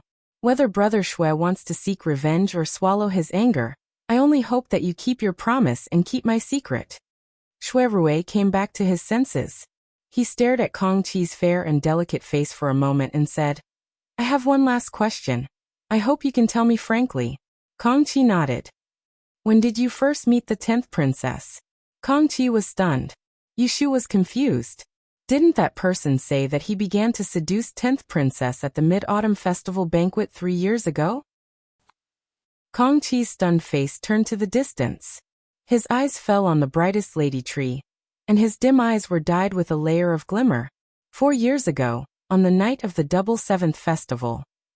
On the 7th day of the 7th month of that year, he and his classmate made an appointment to visit the river, but they got separated on the way. On the way, he picked up a beautiful silk ribbon, and waited by the roadside to prevent the lost girl from looking for it anxiously. Who knew that this wait would lead to a period of infatuation? His absent-minded look. In Shui Rui's eyes, the last trace of unwillingness in his heart was peeled off in exchange for relief. Shui Rui no longer said anything. He turned to look at Yushu, who was waiting not far away, and walked quickly towards her. Let's go. Yushu didn't know what was going on, so she was pulled away by his arm. She turned back and pointed to Kong Qi. Don't worry, the ribbon and jade are still in his hands. We have to take them back as evidence. No need. Shui Rui turned to look at her, and his dark eyes lit up again. He said leisurely, that is a token of love given by 10th princess to her beloved. What do I need it for? Yushu heard this and thought that he was envious of her. She rolled her eyes and said, it's just a lousy ribbon. How can you treat it as a treasure? I will give you a real treasure later, which will be thousands of times better than his. Shui Rui smiled. Even if you give me a hair, I will treat it as a treasure. Tsk Glibtung. It's the truth. Don't you like to hear it the most? The two gradually went away, leaving Kong Qi standing alone on the embankment. He looked down at the yellow and crimson ribbons on his fingers and murmured, You knew that I lied to you, but you still listened to me and sacrificed your life for me. Is it worth it? A gust of wind blew, and the ribbon in his hand fluttered, caressing his fingers as if someone was comforting him. A line of salty tea fell silently, and Kong Qi closed his eyes. It's me who's incompetent. Right now, I can only protect your chastity after you die. If you're aware of this in the afterlife, please wait for me. After I've avenged you, I'll accompany you to cross the bridge of helplessness. Lu Tan had accompanied Xia Jiangmin to hang the fortune pouch on the goddess tree. When he turned around, he didn't see Yushu and Shui Rui. When he asked the guards, he didn't know where they had gone. What should we do? Xia Jiangmin eagerly looked at Lu Tan. Brother Jiu, should we stay here and wait for them, or should we look elsewhere? Just now, Lu Tan thought it was inconvenient for her to call him ninth young master, so he asked her to change the way she addressed him. Calling him ninth brother invisibly narrowed the distance between them. Lu Tan said, "Don't worry. They won't get lost with my cousin here. It's rare to see so many people tonight. Let's walk around, and maybe we will meet them." Xia Jiangmin nodded and did as he said. She had had dinner with Lu Tan, and when they were alone together just now, she found that he was not annoying. On the contrary, he was calm and generous, so she gradually relaxed and got along with him. Since she had decided to replace Xia Jiangying and be a princess, she would not back down. Xia Jiangmin quietly looked at Lu Tan's side face with distinct facial features. She gently bit her lips and felt a little perturbed in her heart. Would this person like her? Last night, after they had enjoyed themselves to their heart's content, Shui Rui, Lu Tan, and the others finally met up at one place. They boarded the same carriage and first sent the two young ladies back to their respective homes, before they returned to their respective residences. That night, Yushu was relieved. First, she saw that Xia Jiangmin and Lu Tan got along well. And second, Shui Rui found out the culprit, Prince Ning, and the truth of the 10th princess's death was finally revealed. However, what she couldn't understand was that Shui Rui didn't seem to want to pursue Kong Qi's responsibility, but wanted to help them hide it according to the agreement. She could only guess that Shui Rui put all the blame on Prince Ning alone. There was still time for new hatred and old hatred. Yushu slept at home until the sun was shining. As soon as she got out of bed, she heard a report from outside that the Celestial Commissioner had come. Yushu went to the front hall to take a look. She saw that Kunling Bureau's brush supervisor Ren Yijia came in with two attendants, his hands carrying sandalwood trays. On one tray was a set of vermilion official robes and black muslin neatly stacked. On the other tray were green boots, fish pouches and other items. When Renrenjia saw Yushu, he first saluted with his hands folded in front, and then explained the reason. The day before yesterday, a foreign envoy came. Because he admires our Danyi school, he asked His Majesty to see it. His Majesty agreed to hold a land and water conference in the palace. All the masters of Yi above the 7th level in the capital must come. On the day of the Hungry Ghost Festival. Milord is a 5th level, and your name is in the prison, so you should accompany the Imperial Secretary. This is the summer dress prepared by the Secretariat in advance. Please try it on. I see. She didn't expect that she would have the opportunity to enter the palace so soon. Last time when she worshipped the ancestors in the Imperial Mausoleum, she didn't even see what the emperor looked like. This time, she must see it clearly. Yushu took the official robes. Renrenjia was very careful, and the two attendants he brought were both female servants. They accompanied Yushu to the backyard to try on the clothes and teach her how to wear them. Yindo stood at the side and couldn't help. She stared at her without blinking, not daring to make a mistake. The whole family knew that Yushu was going to be an official in the Celestial Commissioner, so they were very excited for the first few days. Zhao Hui was so happy that she couldn't sleep all night. She was afraid that she had a dream. Old Madam he got up early in the morning to burn incense. And even the servants who guarded the gate and ran errands in the courtyard raised their heads.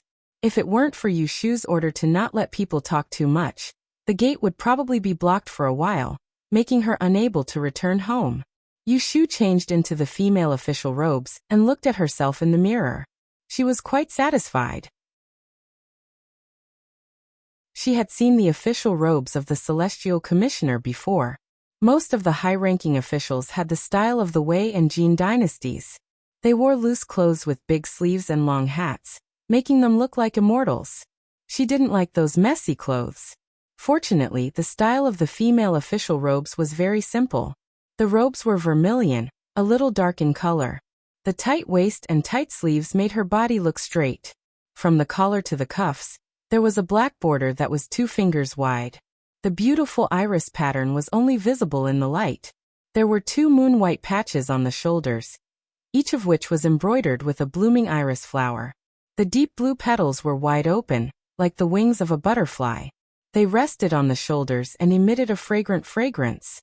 It was extremely beautiful. Speaking of which, it was quite interesting. Officials of the imperial court had patches that represented their official rank. They were embroidered in different positions, and the types were also different. For example, military officials were embroidered with ferocious beasts on their backs. For civil officials, they were embroidered with birds on their chests. As for officials of the imperial court, they were embroidered with celestial phenomena on their shoulders. The female officials were different. They were embroidered with flowers and plants. Because female officials were rare, and there were only a few of them in the imperial court, many people didn't know about them. For example, Yushu was a 5th grade official, and the patch on her back was the iris flower. Yushu didn't understand these things, so she asked the 2 female servants who worked in the Imperial Records Department, "What about a 1st grade female official? What kind of pattern is on her shoulder?" The 2 were stunned. After looking at each other, one of them said carefully, "Your Excellency, we have never seen a 1st grade female official before." Yushu smiled, and her eyes flashed. She thought, why not? In the history of the Great Han Dynasty, wasn't there Empress Ningxian? She was the first celestial commissioner.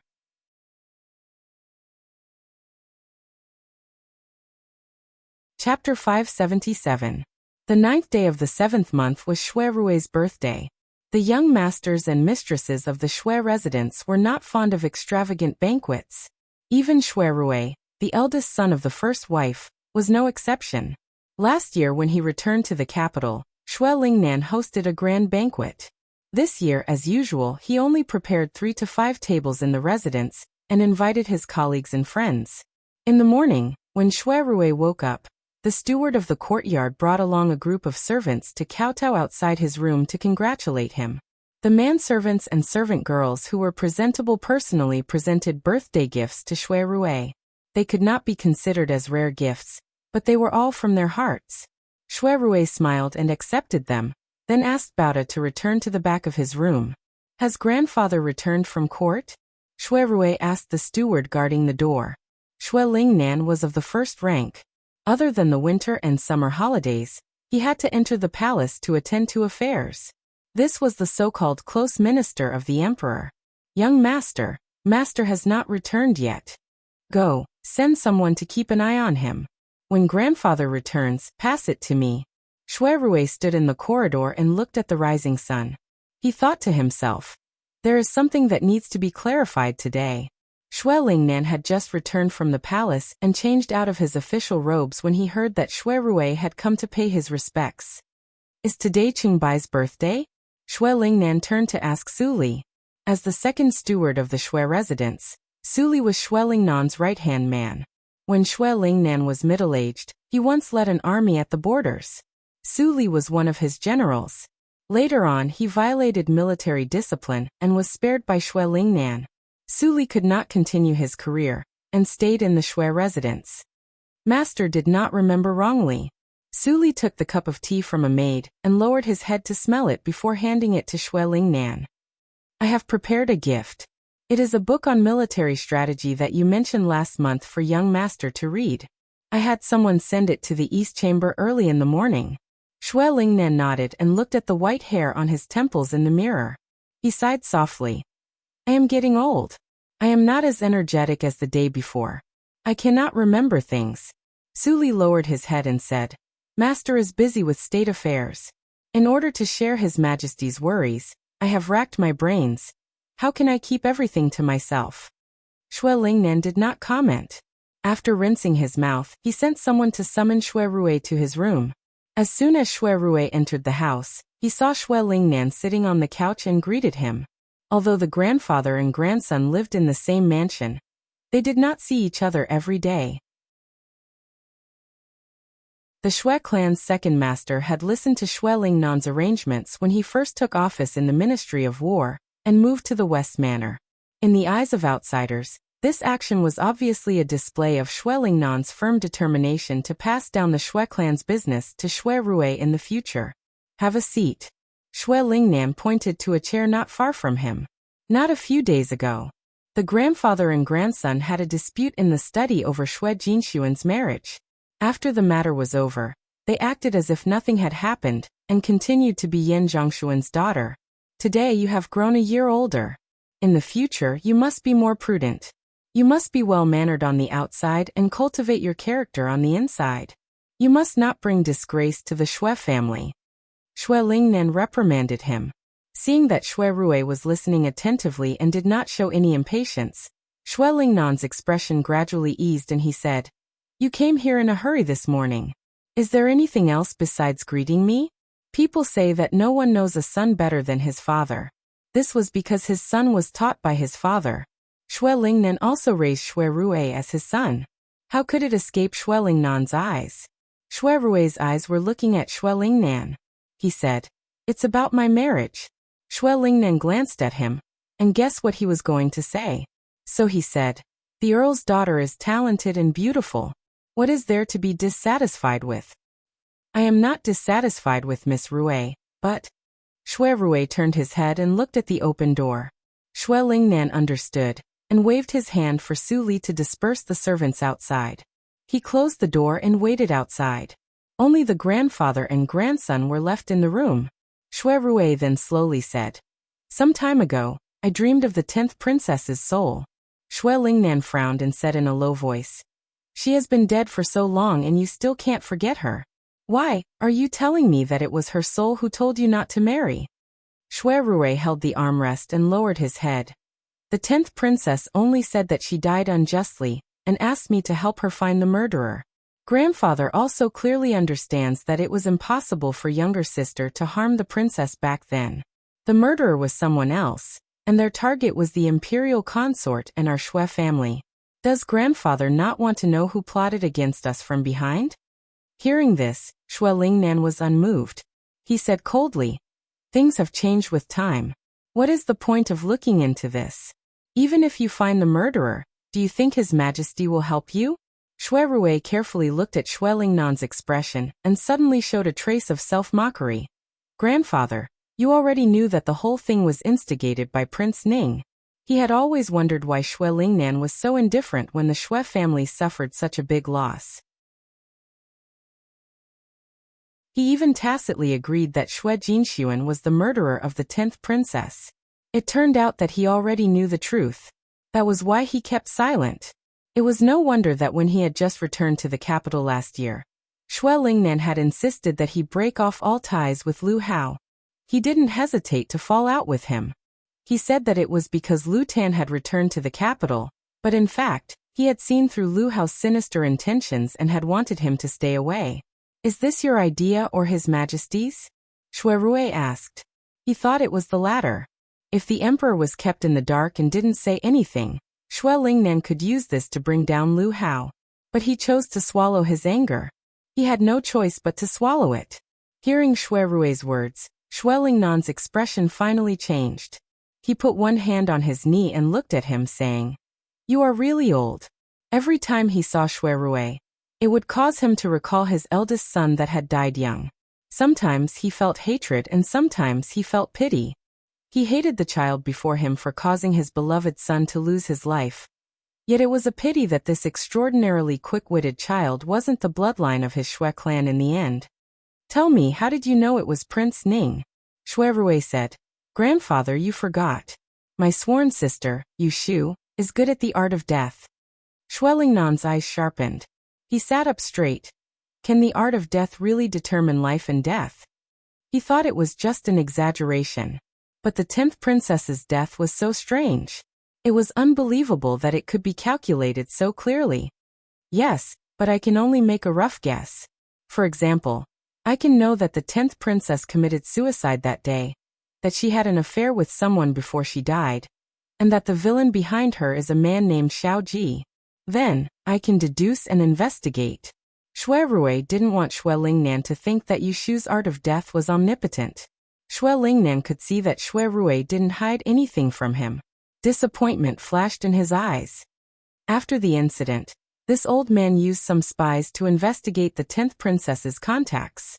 I found that she had an affair with Kong Qi of the Hall of Civil Splendor, and that Kong Qi was under the control of Prince Ning because of a murder case. So I knew the real murderer. Xue Lingnan's eyes flashed with coldness. He told Xue Rui this secret. Xue Rui sighed in his heart. Sure enough, the older the ginger, the spicier. The Shui family had 100 years of foundation and deep roots in the court. Even he didn't know how many cards Shui Lingnan had in his hands. But I didn't make it public. I waited for His Majesty to punish me. It was important to know that the princess had an affair with an official. A prince murdered his sister. How could such a scandal be exposed? Sure enough, His Majesty didn't intend to pursue this matter. The emperor didn't investigate further, nor did he punish the Shui family. At that time, people thought that the Shui family was favored by His Majesty. But who knew that it was His Majesty who had a guilty conscience? Is that why grandfather tolerated it? What else could he do? Shui Lingnan sneered. A ruler is a ruler, and an official is an official. If a ruler wants an official to die, an official has to obey. Not to mention he had to take the blame for a prince. Shui Rui's face was as dark as water. Even though he had guessed the truth, it still sent shivers down his spine. Everyone envied the power of the Shui family. But who would have thought that even though Shui Lingnan looked good on the surface, there were also times when his teeth were knocked out, and he had to swallow his blood. Everyone was like an ant under the feet of the emperor. Shui Lingnan looked at his expression. His heart was slightly at ease. Even though Shui Rui wasn't his grandson, this child valued friendship and loyalty. Just based on the Shui family's kindness in raising him, he wouldn't do anything to betray the Shui family in the future. On the contrary, if Shui Rui had other thoughts, he wouldn't tolerate him. Ning Wang is shrewd and is a person who can achieve great things. His Majesty favors him. It's clear that he has the intention of making the crown prince. But Ning Wang is narrow-minded. The day he ascends to the throne will be the day my Shui family is destroyed. Shui Lingnan lowered his voice. His eyes were shrewd.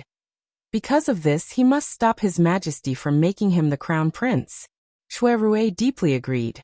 If the Shui family wanted to survive, Ning Wang couldn't be the ruler.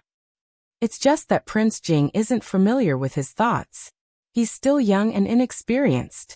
Compared to the fully fledged Ning Wang, it will be difficult to change His Majesty's mind.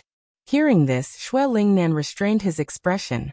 He lightly patted his knee and said to him, "This old man knows what to do. With this old man here, it's not your turn to worry." "Yes. All right, this matter ends here. Don't mention it again." Shui Lingnan changed the topic. "As for your marriage with the Count, don't try to use the 10th princess's death as an excuse. Give me a valid reason, and I may reconsider. Otherwise, the marriage with the Count is not negotiable." Shui Rui struggled for a moment. He sighed inwardly and stood up. He said softly, "Grandfather may think it funny, but grandson already has someone he likes. In this life, I will not marry anyone else but her." Shui Lingnan narrowed his eyes with a whoosh, his voice a little cold. "The person you're talking about, is she your so-called sworn sister?" Shui Rui's face froze. He looked at him with some astonishment and said, "Grandfather, why would you think so? The person I'm talking about is not my sworn sister." Shui Lingnan stared at him and said, "Then who is it?" Shui Rui lowered his eyes.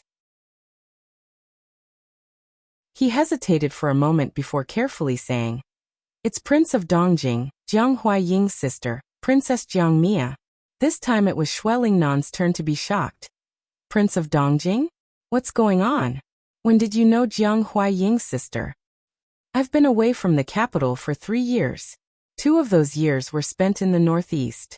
That's how I got to know Prince of Dongjing. Jiang Mia is the daughter of a general. She is straightforward and doesn't care about trifles. In addition, she once saved my life. I will not let her down."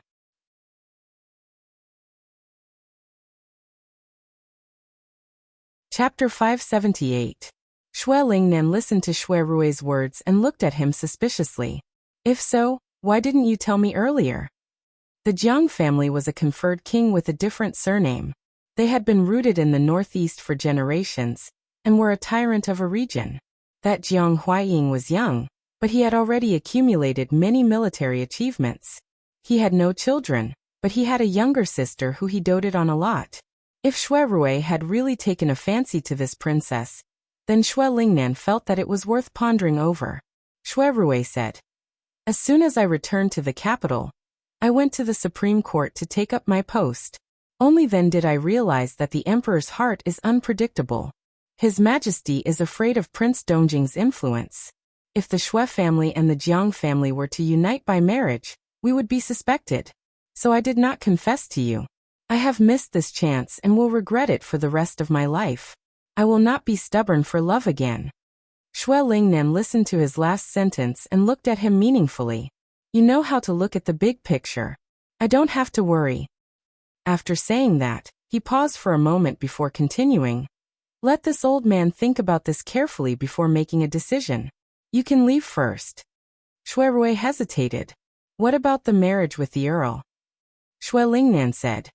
Since you don't like it, I will not force you. Shui Rui breathed a sigh of relief and left with a relaxed expression. After he left, Suli came in and stood next to Shui Lingnan. He lowered his head and asked, Does Master believe eldest young Master's words? I believe. Why wouldn't I believe? Shui Lingnan clasped his hands together in front of his chest, closed his eyes and said lazily, If Chengbai can pull the Jiang family onto the boat, the chances of success in the future will be even greater. However, it is still too early now, we need to delay. Suli said, What about the Earl? I heard that the Rui family's young lady made a fool of herself at the hibiscus banquet. How can a woman with a big mouth and no cleavage be a match for my child? Suli hesitated. What if eldest young master did not mention the Jiang princess today? I'll find a good marriage partner for him as soon as possible. If the count's mansion doesn't work, there's still the minister's mansion, or the grand preceptor's mansion. Otherwise, I'll choose from the 12 prefectures. So, master suspects that young master has taken a liking to the female fortune teller from Yiyang. So you're testing him? Shui Lingnan narrowed his eyes. Ali, you talk too much today.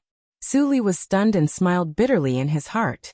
Eldest young master was brought up by old master, so wasn't he also a child who was raised by old master? Shui Lingnan didn't pursue the matter. He tapped his fingers on his knees and said slowly, This female fortune teller seems to have appeared out of nowhere.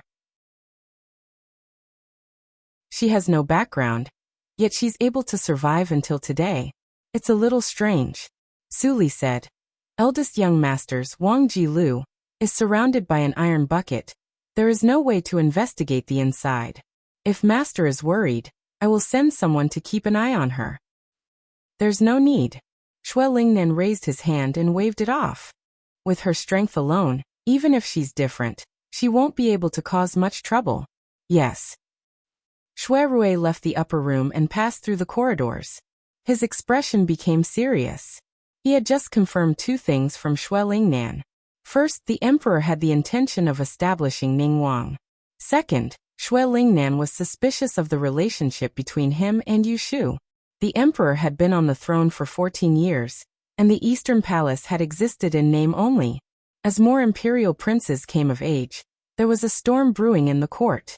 Many people dreamed of the merit of ascending the throne, and had already lined up. Ningguang had framed the 10th princess. The emperor knew that he had committed a great crime, but still protected him. It was clear how much weight Ningguang held in his heart. If he didn't see him as the successor, how could he tolerate him framing his daughter and wronging an official? Shui Rui had a premonition that Ningguang would most likely escape another calamity in this assassination case of the imperial envoy. However, what worried him wasn't the imperial decree, but Shui Lingnan's attention to Yu Shu. I don't know if grandfather knows about the matter of the great and disaster and the Fatebreaker. Shui Rui guessed. He thought that Shui Lingnan wouldn't be completely ignorant, but he wouldn't know too much. At least, the identity of Yu Shu as the Fatebreaker was still a secret. Even so, Shui Rui didn't dare take the risk of exposing his relationship with Yu Shu to Shui Lingnan. Shui Rui knew very well that Shui Lingnan had suppressed the pain of losing his son and raised him. It wasn't for the sake of familial affection, but because the Shui family needed him, the eldest grandson. The Shui family didn't have many people. In his generation, the two branches added together only had him and Shui Guangxiu.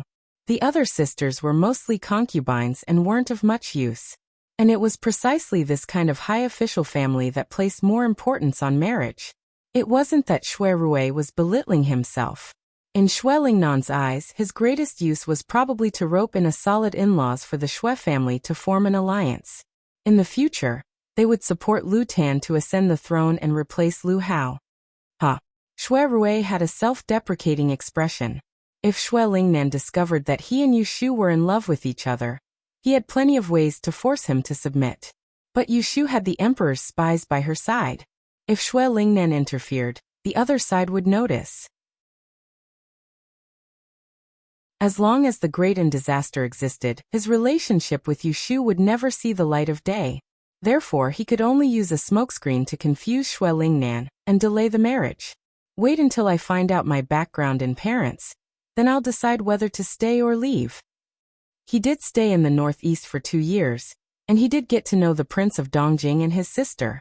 As for Jiang Mia, a figure flashed across Xue Rui's mind, and he instantly felt terrible. If she knew that I used her as a cover, she might whip me again. How could Xue Lingnan know that the Prince of Dongjing, Jiang Huaying's precious sister, the lively and lovely little princess he mentioned, was actually a witch? Xue Rui's birthday banquet was held in the evening. The first to arrive was Feng Zhaomiao. This guy sneaked out of the barracks and climbed over the wall to enter the Xue residence in the middle of the afternoon.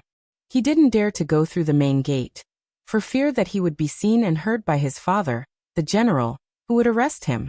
After dark, Ruilin, Qi Mingxiu, and Lu Tin also arrived one after another, followed by a few colleagues of the Supreme Court, 2 of the same rank as Xue Rui, and a few of his subordinates. They all came to congratulate him. Soon 4 tables were filled. The banquet was set under the veranda by the full moon pond. A round table could accommodate 8 people. Because Lu Tan and Xue Rui were sitting together, no one dared to act rashly. Only the Ruilin siblings Qi Mingxiu and Feng Zhaomiao were at the same table.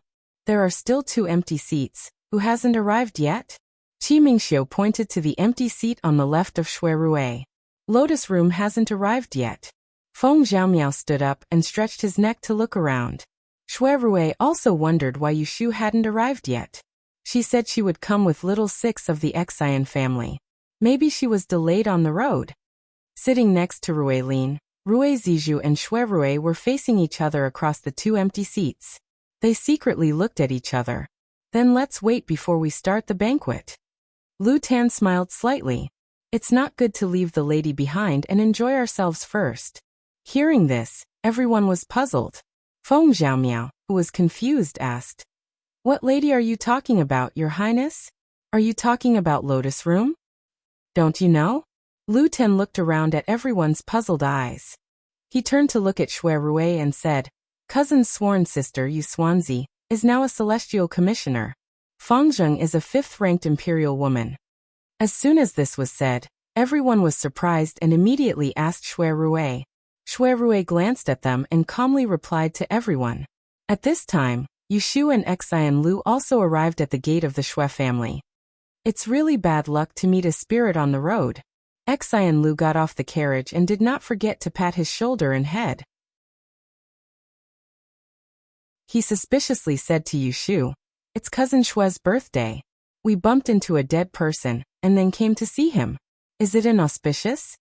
Yu Shu smiled and said, "What are you afraid of? I'm here." Saying this, she shook the slender gift box in her hand. She showed the contents to Xian Lu on the road. Xian Lu immediately clapped his hands and laughed. "Yes, you brought this treasure." Asking the driver to wait on the opposite street, Yu Shu and Xian Lu took 2 steps towards the door. A figure flashed behind them. In a few steps, he walked in front of them and climbed the steps of the door. Xian Lu tugged at Yu Shu. "Quick look." Yu Shu looked up and saw that the person was wearing a cloak that covered half of his body. He even wore a dusty bamboo hat on a hot summer day, hiding his head and face. It was very strange. The person was stopped in front of the door by the guard. He stopped and threw something over. "I want to see Xue Rui. Quickly go and inform him. If you delay my business, you will suffer." Listening to the voice, it was a woman. "TSK, what a fierce woman." Xian Lu whispered to Yu Shu. The person in the bamboo hat seemed to hear it. He suddenly turned his head and looked at the 2 people under the steps. He put his hand on his waist and said, "What did you say?" Do you dare to say it again? Xian Lu was not afraid of trouble. He was about to answer, but he was stopped by Yushu. Yushu smiled and said to the woman in the bamboo hat, "My sister is young and offended you. Miss, please don't blame her." Hearing this, the man glared at Yushu, snorted coldly, and turned around, ignoring the two of them. Xian Lu looked at Yushu unconvinced. His small eyes were asking, "Why are you afraid of her?" Yushu rolled her eyes. "Are you stupid? Don't you see that there is a long whip wrapped around her waist? I can't stop it when it hits you."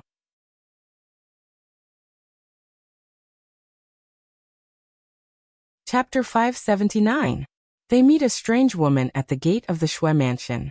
Seeing that the woman shows a token for Shui Rui, Yushu is not in a hurry to go in. The woman in the bamboo hat stands on the steps with her arms crossed. Yushu and Xian Lu move a few steps away from her and whisper to each other. "Lotus room. I think this fierce woman knows cousin Shui. Let's wait and see first." Xian Lu is also curious about the woman's background even without Yushu's words. At the table, people taste the wine first before eating the soup. They are talking about the appointment of Yushu as a female official. When Shui Rui saw that Yushu had not arrived even after a long time, he became a little worried. He was about to send someone to look for her on the road, when a servant who ran errands for the second gate came over and leaned close to him. "Young master, there is a woman outside the door who wants to see you. She gave you this." As he says, he hands something to Xiao Tianzi. It is not a card but a sharp stone. Shui Rui is surprised when he sees it. He gets up and finds an excuse to ask everyone to drink first. Then he leaves the table in a hurry. They wait outside the door for a long time, but no one comes out. Not only the woman in the bamboo hat paces back and forth impatiently, but Yushu and Xian Lu also doubt whether Shui Rui knows this person. "Why don't we go in first?" Xian Lu says. She is hungry because she hasn't eaten anything in the afternoon. Yushu is about to nod when she sees a handsome man coming out of the door. He is neatly dressed and has a handsome face. It is Shui Rui. The woman in the bamboo hat sees Shui Rui before Yushu does. She takes a step forward and looks at him quickly. Then she sneers. "It's not easy to see you. Shui Dalong, you slipped away without saying a word. You never thought that I would come to your door one day." As soon as Shui Rui sees her, he is worried. "Did you come to the capital alone? Does your brother know?" The woman glared at him. "Humph, I'm not telling you." Because they were standing in the light, the bamboo-hatted woman's position just happened to block Shui Rui's line of sight, so he didn't notice Yushu and Xian Lu standing not far away. In the eyes of Yushu and Xian Lu, the two of them had their own understanding of each other. "Hey Lotus House, listen to this. Could it be that cousin Shui has done something bad outside, and they have come to the capital to seek revenge?" Yushu did not say anything. She thought, 3 years ago, Shui Rui left the capital. Other than a few months in Yang, I don't know where he went for the rest of the time. I also don't know where he met this woman wearing bamboo hat. Let's not talk about it. I still have something to do tonight. Where are you staying now? Give me a place to go. I'll look for you tomorrow. Shui Rui asked the person who came because there were many spies around the Prime Minister's residence. He was worried that she would lose her temper and reveal something. Shui Rui was cautious, but the bamboo-hatted woman did not appreciate it. She sneered and said, "What's so important about you that you're in such a hurry to drive me away? Can't I even enter your house?" Shui Rui couldn't help but chuckle when he saw that she was about to lose her temper just because she didn't like his words, and he replied with a question. "Today is my birthday, and I've invited my relatives and friends to drink. Do you want to come?" "It's your birthday?" "Yes." "What kind of scoundrel friends are they? I don't care about them." The bamboo-hatted woman changed the topic. Just now she was blaming Shui Rui for driving her away, but now she was disgusted and refused to go in. Shui Rui took the opportunity to say, "Then where are you staying? We'll talk tomorrow when we meet." "No need. I'll come find you tomorrow morning. Don't make me wait, or you'll suffer." After saying this, the bamboo-hatted woman turned around and left. When she passed by Yushu and Xian Lu, she suddenly stopped and turned to look at him.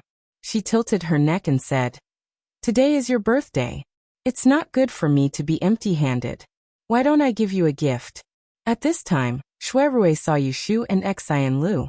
He was stunned for a moment, and didn't hear what the bamboo-hatted woman said. However, the next moment, she turned her hand into a claw and attacked Yushu. Shuirui didn't even have time to stop her. The bamboo-hatted woman had come back and retracted her right hand.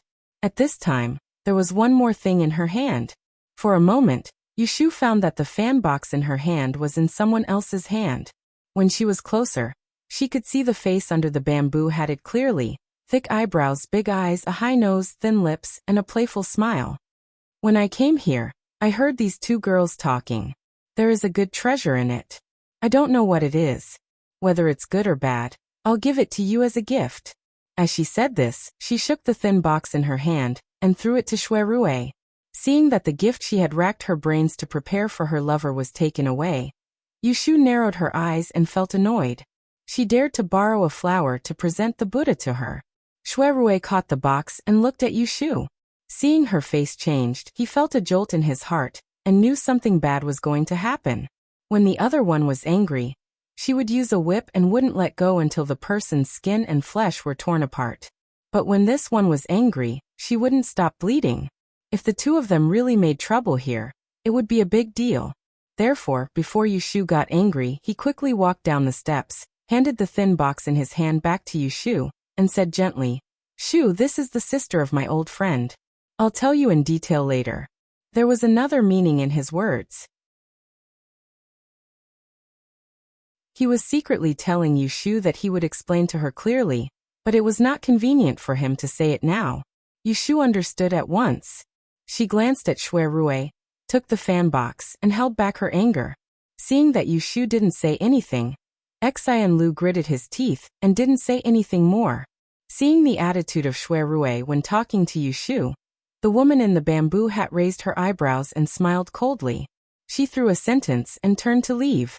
"Shuidalong, your ability to hook up with girls is not reduced." Yushu turned her head and looked at the back of the man who was going away. She smiled and thought, "If there is a chance, I'll teach you a lesson so that you know who is a girl." Seeing that the man had left, Shuirui secretly breathed a sigh of relief and turned to Yushu.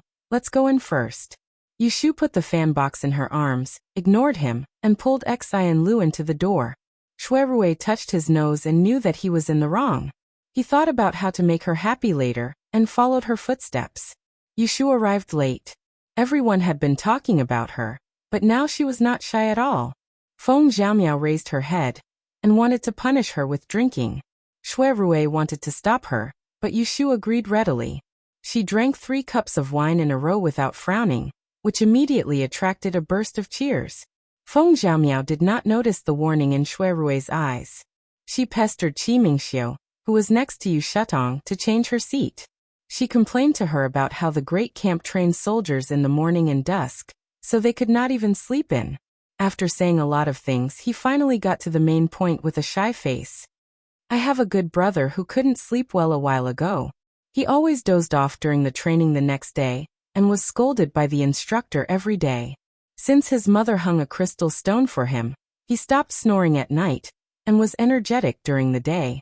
He could eat 5 bowls of rice in one meal. I heard that the crystal was unique to a treasure house on Qianyuan Street, so I went looking for it. However, after paying a deposit, I had to wait for a month before I could get the goods. After asking around more carefully, I found out that the crystal was actually your handiwork. Hee Lotus Room, look at this."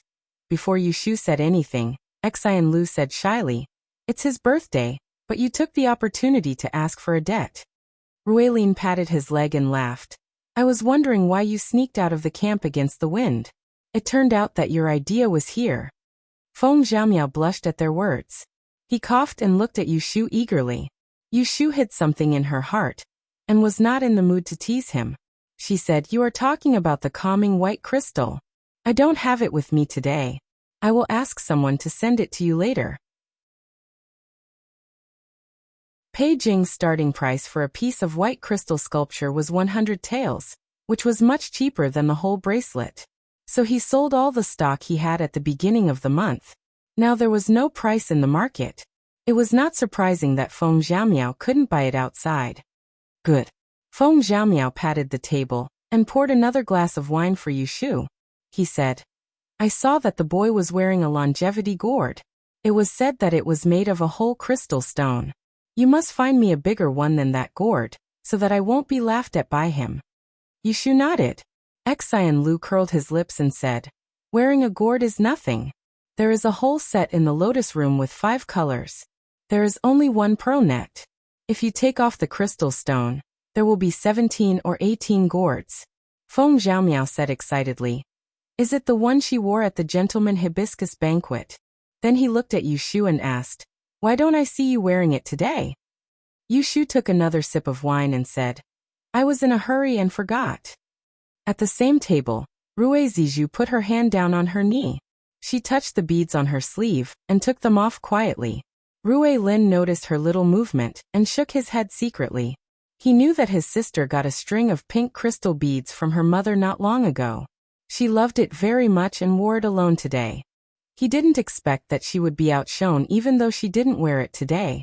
The people at the table discussed animatedly, and they clinked their cups. Shui Rue gazed at Yushu without batting an eyelid. He was able to sense that she was absent-minded, and he thought that the incident that occurred outside the door had caused her to be displeased. He planned to talk to her after the banquet was over, but she couldn't sit still after drinking 7 or 8 glasses of wine in a row. So he put down his chopsticks and stood up to suppress the voices of the crowd. Everyone, please forgive me. My third sister can't eat with us today because of her illness. I'm worried and want to see her now. Please don't be shy. Once he finished speaking, he turned his head and called out to Yushu. Shu, come with me to see Jin Xuan. Yushu was holding a glass for Feng Xiaomiao to pour. She looked up at Shui Rue and didn't pretend to be confused. She put down the glass. Okay, I'll go with my brother. They claimed to be brother and sister. Everyone knew that, so no one doubted them and let them go. There were only 2 people who chased after their departing figures, their gazes a little obscure. One was the young lady of the Rue family. The other one, let's not talk about him. Yushu followed Shui Rue as they walked around the winding corridor. The voices behind them gradually faded away. When there were only the 2 of them on the road ahead, and they could no longer hear anyone's words, Shui Rue only took half a step behind them and tilted his head to look at her. Why are you still angry? Yushu kicked away the pebbles under her feet and said, why are you angry? You don't even know who she is. This road led to Shui Jinshuan's courtyard. There were few servants coming and going. There were walls on both sides. Shui Rue was not afraid that someone would eavesdrop, so he whispered to her. The woman tonight is the sister of Lord of Dongjing, Jiang Mia. Then he chuckled. Now you know who she is. It's convenient for you to be angry. Hearing the identity of the person, Yushu was surprised. You mean Lord of Dongjing? She is his sister? Yes. The previous Lord of Dongjing passed away, and didn't leave many children. Only Jiang Mia and Jiang Huaying share the same mother. She was conferred the title of Commandery Princess, and practiced martial arts since childhood. The elders around her were all generals and warriors, so she has a hot temper, and is not easy to provoke. Yushu suddenly understood. No wonder she was so arrogant. It turned out that she had such a powerful background. Yushu had heard a little about what kind of person Lord of Dongjing was. There was a rebellious analogy. The world belonged to the Emperor of Dawn, but the land in the northeast belonged to Lord of Dongjing. This commandery princess named Jiang Mia, in terms of status, was not inferior to the princesses in the capital. Yushu's eyes darkened. She asked, when did you go to the northeast? How many secrets he had hidden was something she never knew and never thought about. Not noticing the change in her mood, Shui Rue sighed. It's a long story. I'll tell you about it another day. I still don't know why Jiang Mia came to the capital. I'll ask her tomorrow. He and Jiang Huaying had always maintained correspondence. Just last month, he had received a secret letter from Jiang Huaying, but the letter did not mention a single word about Jiang Mia entering the capital. Therefore, when he saw her today, he suspected that she had secretly run out. Tomorrow? Yushu touched her chin. Then I'll go with you. Why, is it inconvenient? Yushu stopped and squinted at him. It seemed that if he said it was inconvenient, she would turn around and leave.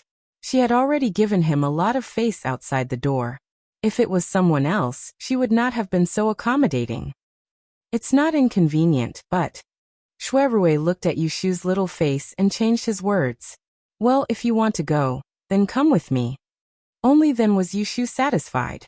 She lifted her foot and continued to walk forward, muttering in a low voice. Speaking of which, there's one thing I've been wondering about. When we first met in Yang last year, why did you hide your name? Shuerue pursed his lips and looked up at the moon in the sky. He answered, to investigate something. Yushu's curiosity was piqued. What is it?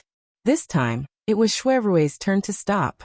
He turned to look at her bright eyes and said with a smile, a great fortune teller once told my fortune. He said that there was a woman who was very important to me there, so I went to find her. Tell me the truth. I'm not lying. Yushu sneered at him. Don't tell me you're going to tell me that I'm that woman. Shuerue smiled but did not say anything. Yushu rolled her eyes. She knew he was bullshitting. This was a lie to coax a girl. Did he really think she was a little girl who could be coaxed and lied to? By the way, where's my birthday present? Shuerue asked Yushu for it. What present? I don't remember. She felt a little wrong tonight, so she decided to vent her anger on him. Shu, you have to be reasonable. I'm not the one who made you angry. It was that female Yiksha. It's not the first day you met me. Yushu looked at him strangely. Do you think it's useful to reason with me? Shuerue looked at her scoundrel and didn't know whether to laugh or cry. He could clearly see where she kicked the thing, but it was not a good place. Otherwise he would have picked it up himself. His heart itched at the thought. He stared at the thing in her arms and nodded.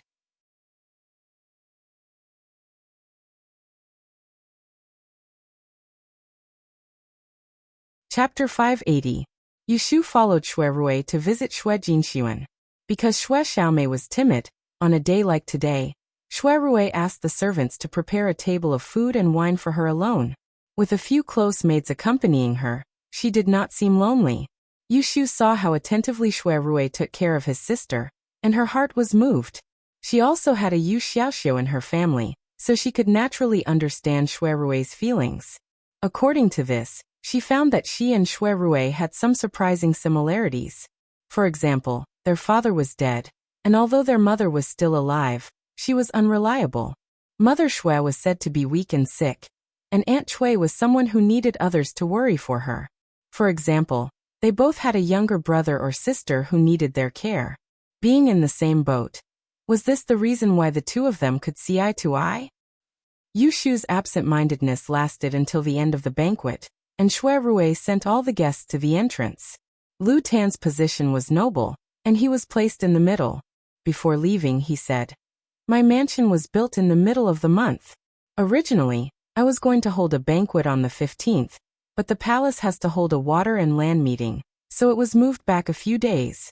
At that time, I hope you all can come and drink a cup of wedding wine. Today, the people who came to celebrate Shuerue's birthday were either nobles in the capital or young and promising rookies. They were not familiar with Lu Tan. At this moment, he made an invitation, which was better than abruptly sending an invitation to the door. Sure enough, after a night of drinking, everyone readily agreed. Shuerue also pretended that he did not see through Lu Tan's trick. He waited for the carriages to pick up the guests, and in the end he did not stop Yushu, but watched her and Xian Lu get on the carriage together. When the people were gone, he turned his head and asked someone to take Goyu, put on a black cloak, rode his beloved horse and ran into the night. Yushu first sent Xian Lu to the Xian mansion in the north of the city, and then returned to the south. She sat in the car, holding the fan box in her hands, looking displeased. I said I wouldn't give it to him, but he really didn't want it. This fan was specially made for Shuerue, but who would have thought that it would not be given to him today? If he had known this would happen, he wouldn't have argued with him. It was too boring. In her annoyance, she didn't notice when Lu Zhong's carriage had stopped. She didn't notice until the curtain was lifted from the outside, and a dark shadow bent down to approach. She turned around and was almost scared to death. This was an alley at the end of the night. It was so dark that one could not even see their own fingers. Only with the lantern hanging from the front of the car, Yushu could clearly see who was outside the window. Her heart skipped a beat. Yushu.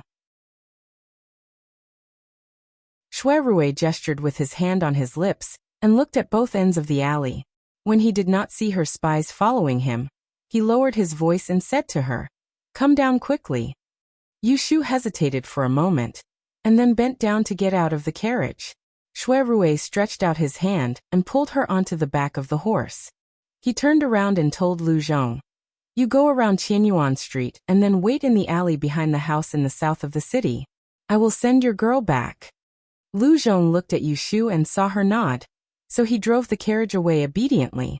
Shuirue untied his cloak and wrapped Yushu's body. He turned the horse around and quickly left from the other end of the alley. "In the middle of the night, are you going to take me to sell myself?" "Haha." Shuirue laughed with wind.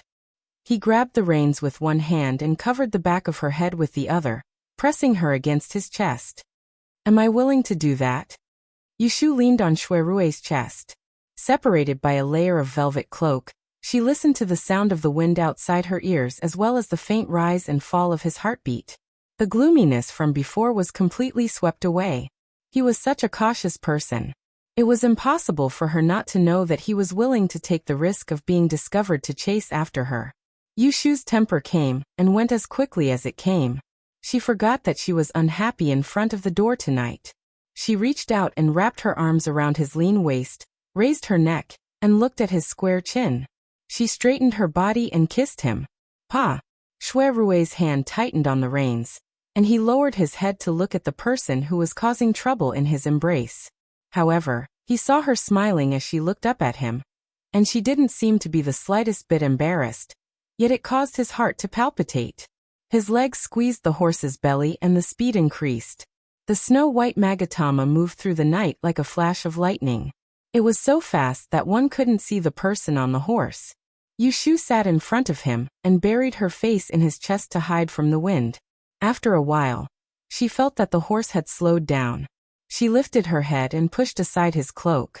She looked out and saw that they had actually arrived at the banks of the Chunlan River. It was different from the bustling scene of the Double Seventh Festival. At this time, there was no one on the Chunlan River. The moonlight was slanting and the wind was clear.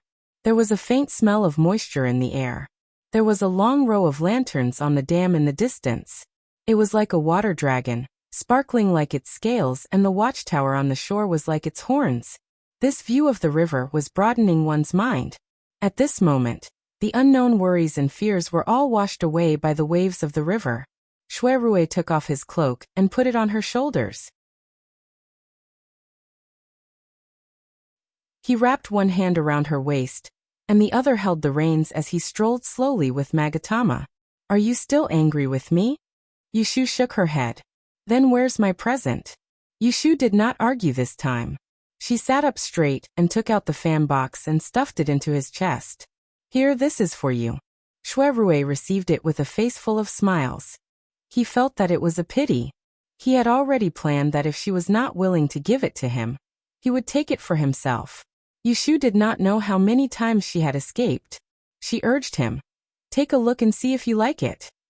Shuirue had received countless presents since he was young, but the excitement he felt now was far from what it was in the past. He had already made up his mind that no matter what Yushu gave him, he would treat it as a token of their love and treasure it well. But when he opened the box, he saw a black gold fan embedded in the center of the box and an amethyst fan pendant lying quietly in the corner. He was pleasantly surprised. "This is..." He let go of the arm around Yushu's waist and carefully took out the fan. He caressed the fan pendant that glowed with a purple light and slowly opened the fan. What entered his eyes was the green mountains of the distant mountains. The 16 fan ribs were straight and straight, emitting a scholarly aura. Shuirue had read many treasures and knew that this fan was a treasure with one look. Seeing the joy in his eyes, Yushu said with some pride, "This isn't an ordinary fan. It's made from a 100-year-old peach tree root. It's extremely effective in restraining yin and warding off evil. The silk surface is made from the silk of a cold silkworm. It's waterproof and moisture-proof, and can block sharp weapons. This amethyst pendant is also an item to ward off evil. I have kept it in the wind pond for the longest time. You have been in prison for a long time, and have been contaminated with evil. After a long time, your luck has been ruined, so many bad things have happened. In the future, if you have this fan, you will not be afraid of those evil things. Listening to her carefully counting and thinking, he could imagine how much energy she had used to make this fan. His heart softened. He closed the fan and hugged her, who was still chattering, into his embrace. He whispered in her ear, "Ashu, I like it very much." When he saw her digging her heart out for someone else, he only wanted to make her change her mind. He did not dare to hope that he would be able to obtain her sincerity. Yushu was hugged tightly by him, and thought that this gift was very much to his liking. She leaned on his chest and said with a smile, "The person who made this fan told me that I must give it a name so that it will not be in vain. Quickly think of an awe-inspiring name."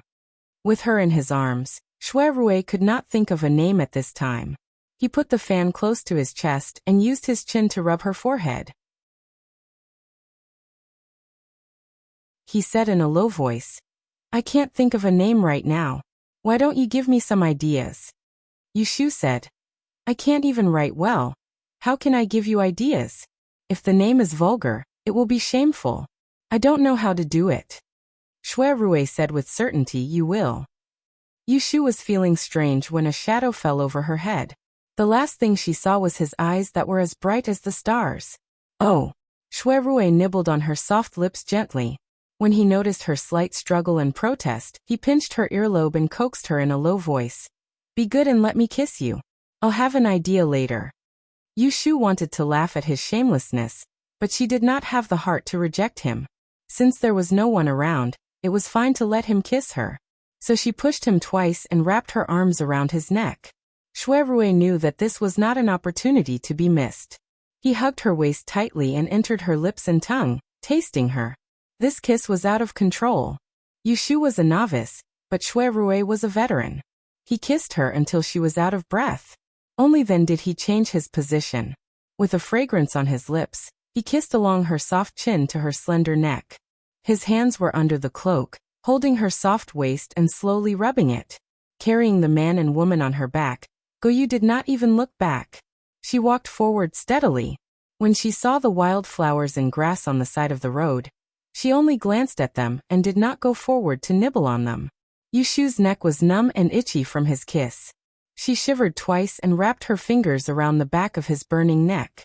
She tilted her head to avoid him and said with a hot face, Do you have an idea?" "No." Shuerue stuck close to her collar that had slid down and lightly bit her shoulder. He didn't dare to leave behind a mark, yet he was unable to endure the temptation of the faint layer of fragrance on her body. He clenched his palms and lifted her up gracefully, then carried her from the horse's back onto his lap. He made her sit up high, and his hands conveniently supported her buttocks. Yushu was at the age of growing up. The food she ate in Wangji restaurant was all pure food. She was not lazy and active. After half a year of recuperation, she looked slender, but the places that should have meat were not lacking. Not only were her two long legs straight, but her buttocks were round and perky. Shuerue raised his palm and knew what was good for him. He rubbed it again, his eyes almost glowing green. Yushu saw that he wanted a foot after taking an inch. She was angry and embarrassed, so she hit his back twice. Shuerue didn't feel any pain, and he laughed hoarsely before lowering his head and firmly kissing her left breast. He leaned his face to the side and listened to the sound of her wildly beating heart, in order to calm the heat in his body. He knew very well that if he took another step forward, it would be difficult for him to guarantee that he wouldn't swallow her whole. Although he stopped thinking, he had no intention of letting her go. Shuerue raised his head and met her angry eyes. He laughed and said, "I have an idea." "What?" Yushu stared at him fiercely. "You gave me this fan. It is called Mujiang." Yushu felt strange and said, "Why is the fan empty? There is no river or water. What river is there to admire?" Shuerue laughed heartily. "If there is no river, I will draw one. What I admire is not the river, but you."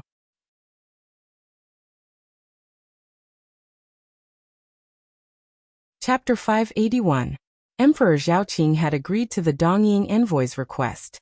Yu Shu had thought that there would be many officials present who would object.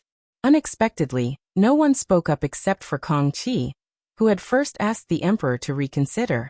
She was surprised, but after thinking about it carefully, she understood that this situation had occurred. It wasn't because the civil and military officials, including Emperor Zhaoqing, were brainless. It was because in this era where cold weapons were still in power, and shipping was not developed, an uninhabited island was less significant than two rare mutants. More importantly, the Onmyoji who knew how to bring the dead back to life was an irresistible temptation to the emperor, who had always yearned for immortality. Looking at Yamada Jiro's confident expression, Yu Shu couldn't sit still. After all, she was a modern person who had come back from 500 years in the future. She was well aware of the evil deeds these subservient Dongying people had committed in the land of Huaxia. How could she let them coax Diaoyu Island away under her eyes? No. She had to think of a way. It was impossible for her to directly stand up and persuade the emperor not to do such a stupid thing. She had only been a new official for a few days. As a fifth-rank female official, her words carried more weight. How could the emperor listen to her and take back his order? In that case, he could only start from the Japanese and stop them from succeeding. Yu Shu glanced expressionlessly at the door of the main hall. She quickly calculated in her heart. I'm sure that the yin-yang technique that could summon wind and rain was just a trick. That's easy to deal with. As for the Dongying youth who claim to be able to bring the dead back to life, I'll have to wait and see.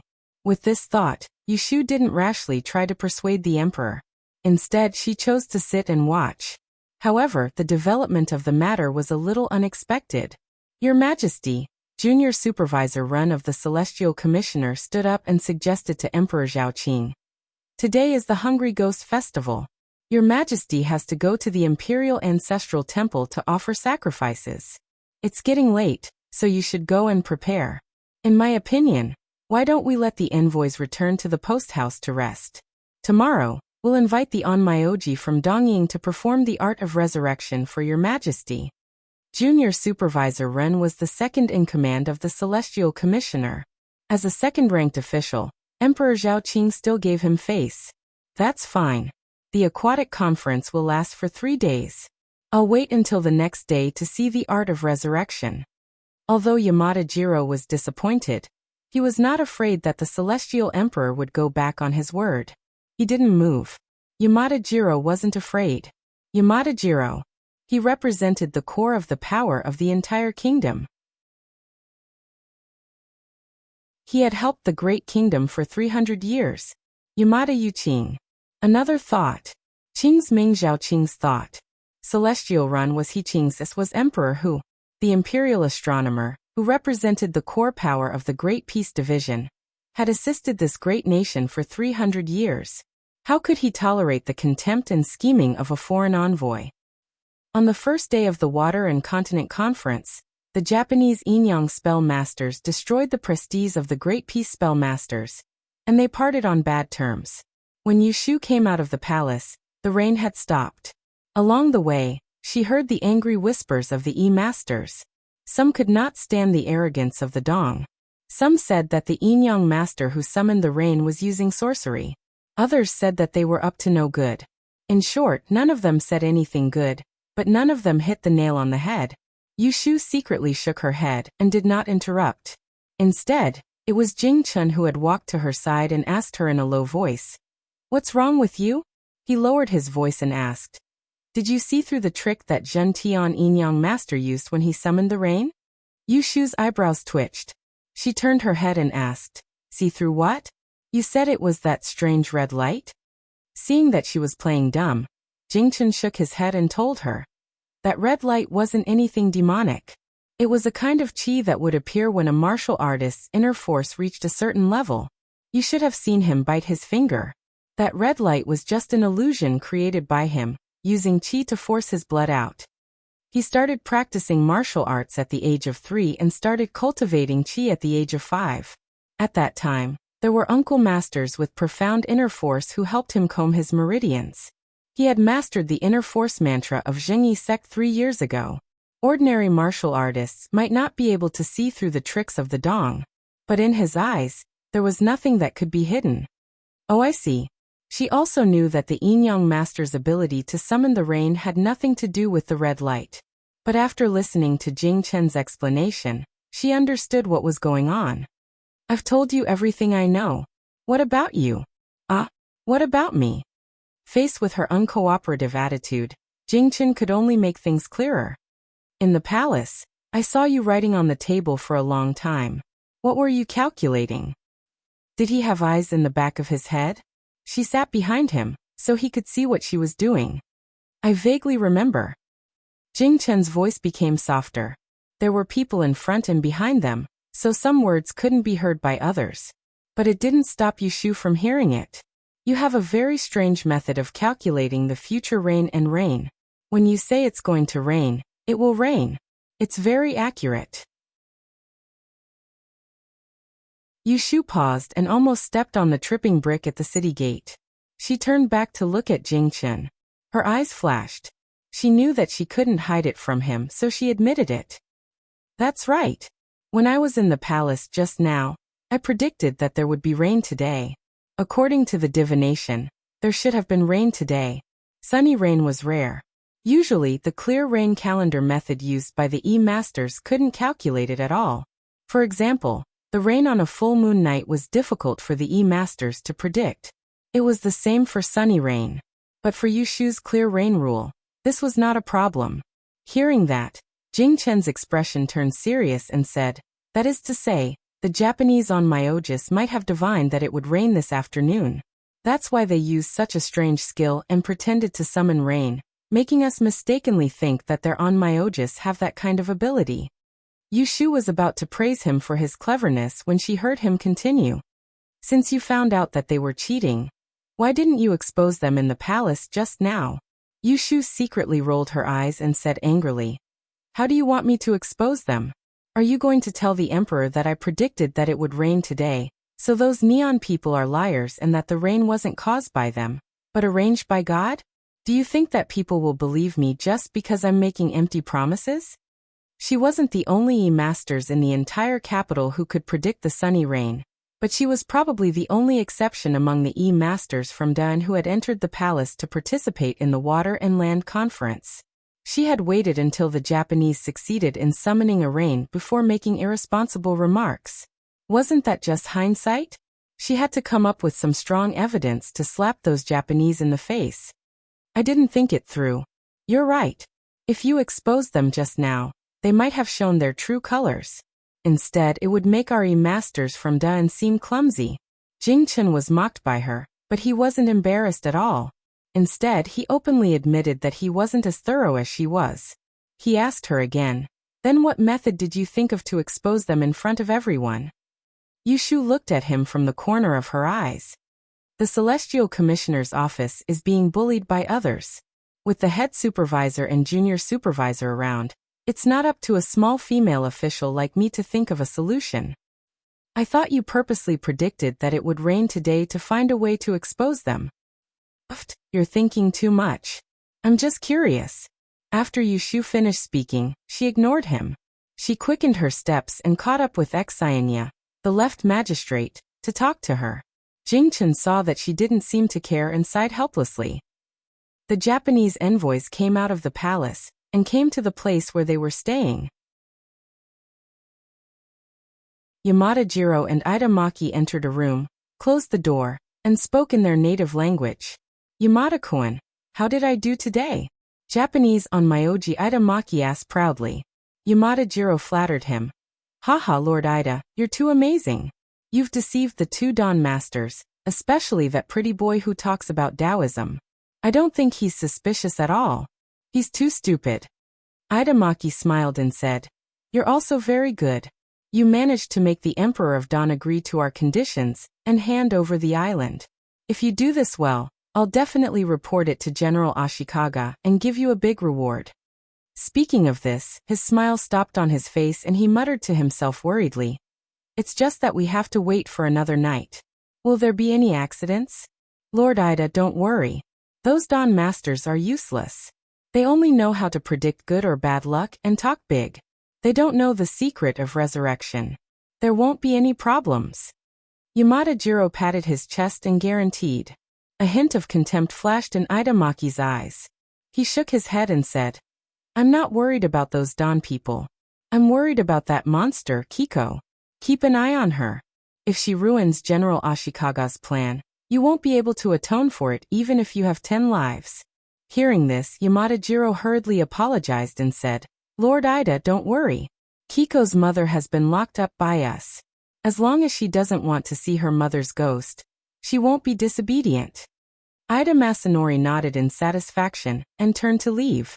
In a room on the upper floor of the courier house, a fair-skinned and delicate Japanese boy was squatting on the bed with his arms around his knees, staring blankly at the empty space in the air. His pupils were dim and unfocused under his fringe. Suddenly, a stream of tears flowed down his cheeks. Mom!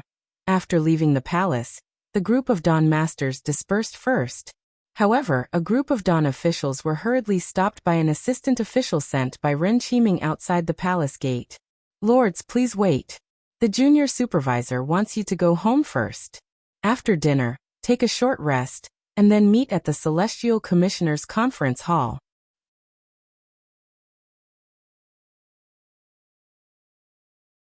Chapter 582. After a good night's sleep, Shuerue woke up early. The first thing he saw when he opened his eyes was the fan hanging at the head of the bed. Under the green mountains in the distance, there was a yellow river flowing quietly. The river was shallow and there was fine sand on the shore. A white shadow was faintly discernible, like a horse drinking under the moon. This was the scene he added to the bottom of the fan after he came back last night. It was the scene of the river that he and Yushu had seen last night. After a night, Ink City had dried. Shuerue sat up from his bed and removed his fan. He admired and played with it for a while, unwilling to part with it. Only then did he ask Bauda, who was outside the door, to fetch water for him to wash up. After he changed his clothes, Shuerue held the fan in his hand and gestured in front of the mirror. He looked at the man with a dignified appearance who was holding the dark gold fan in the mirror.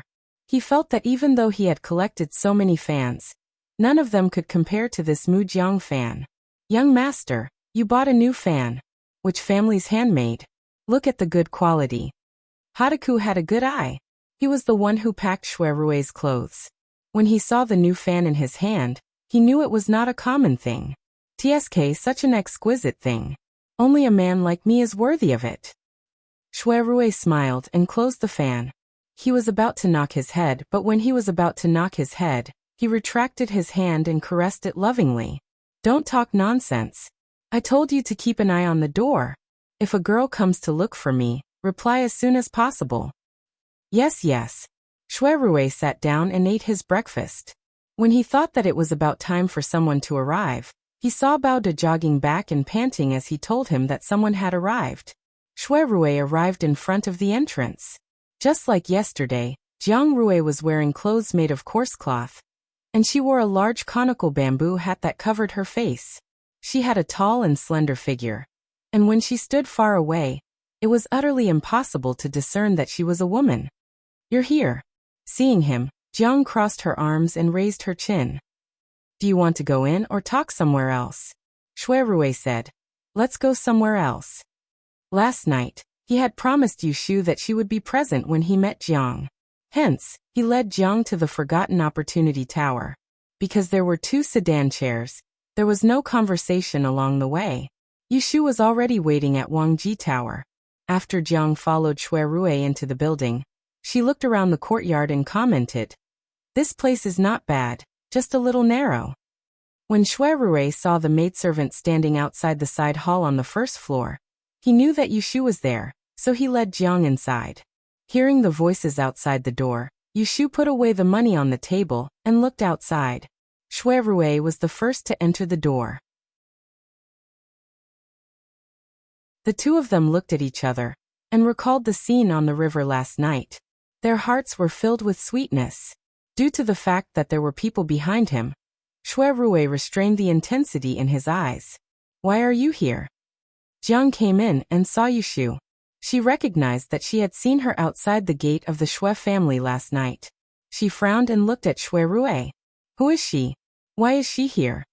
Shui Rui introduced her to them. She was my sworn sister. She is not an outsider.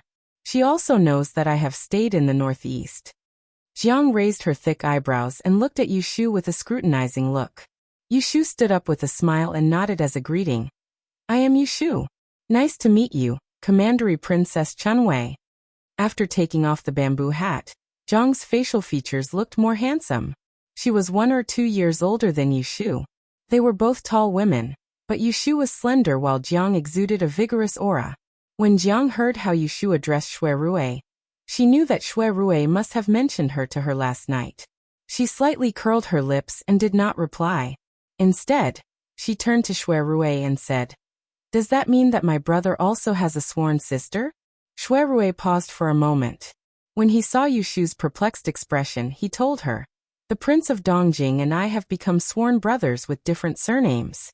He is the older brother, and I am the younger brother. Sworn brothers were extremely righteous.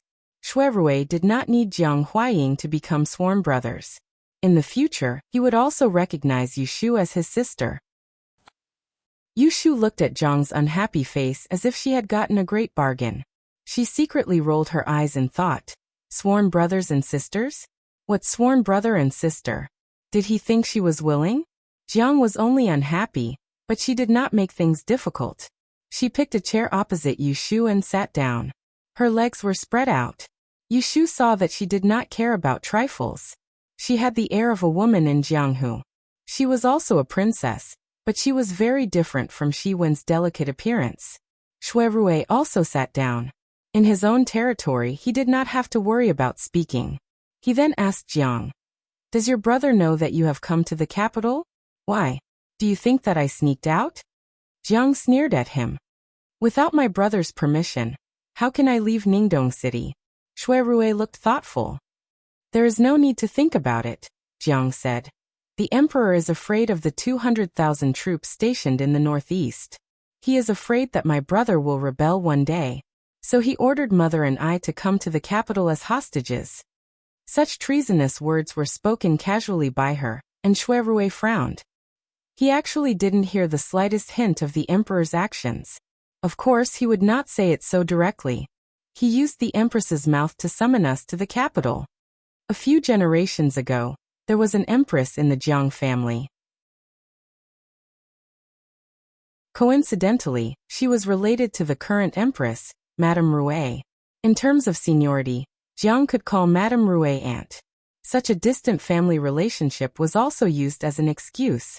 The emperor's meaning was clear. Jiang and his mother, Madame Wei, either obediently entered the capital, or they did not come. Then it would mean that he, Jiang Huaying, had disloyal intentions. In this case, before Jiang and her mother entered the capital, this matter should not be made public. Otherwise, if someone had evil intentions, they could set up an ambush on the way. If anything happened to Prince of Dongjing's mother and sister, it would be a disaster. You just arrived in the capital yesterday. Where is old madam? Mother is still on the way. She will arrive in a few days. I got rid of the escort team last night and came first. Imperial brother has a secret letter and asked me to hand it to you personally.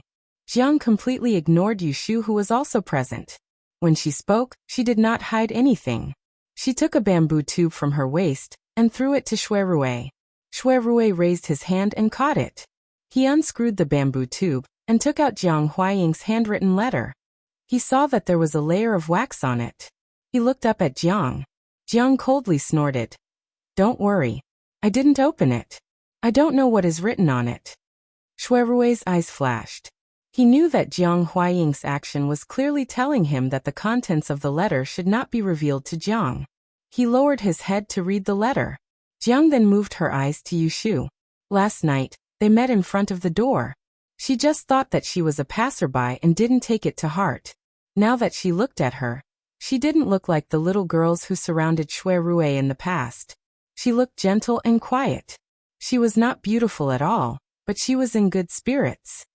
Are you called Yushu? Yushu was also looking at Jiang. Seeing that she suddenly spoke, she nodded and said, Yes. How old are you this year? 16. Jiang smiled at her, and her expression softened. She was no longer as cold as she had been to her before. I am a little older than you. You are quite pleasing to the eye. You can call me sister. You're tuning in to the Li Mei's Sword of Destiny YouTube channel. We're so grateful for your support, and don't forget to subscribe to join us on this incredible journey through captivating stories. Your generosity through donations truly makes a world of difference, as it's the primary source of revenue that allows me to expand and enhance this channel for you. Thank you from the bottom of my heart for being a part of this adventure.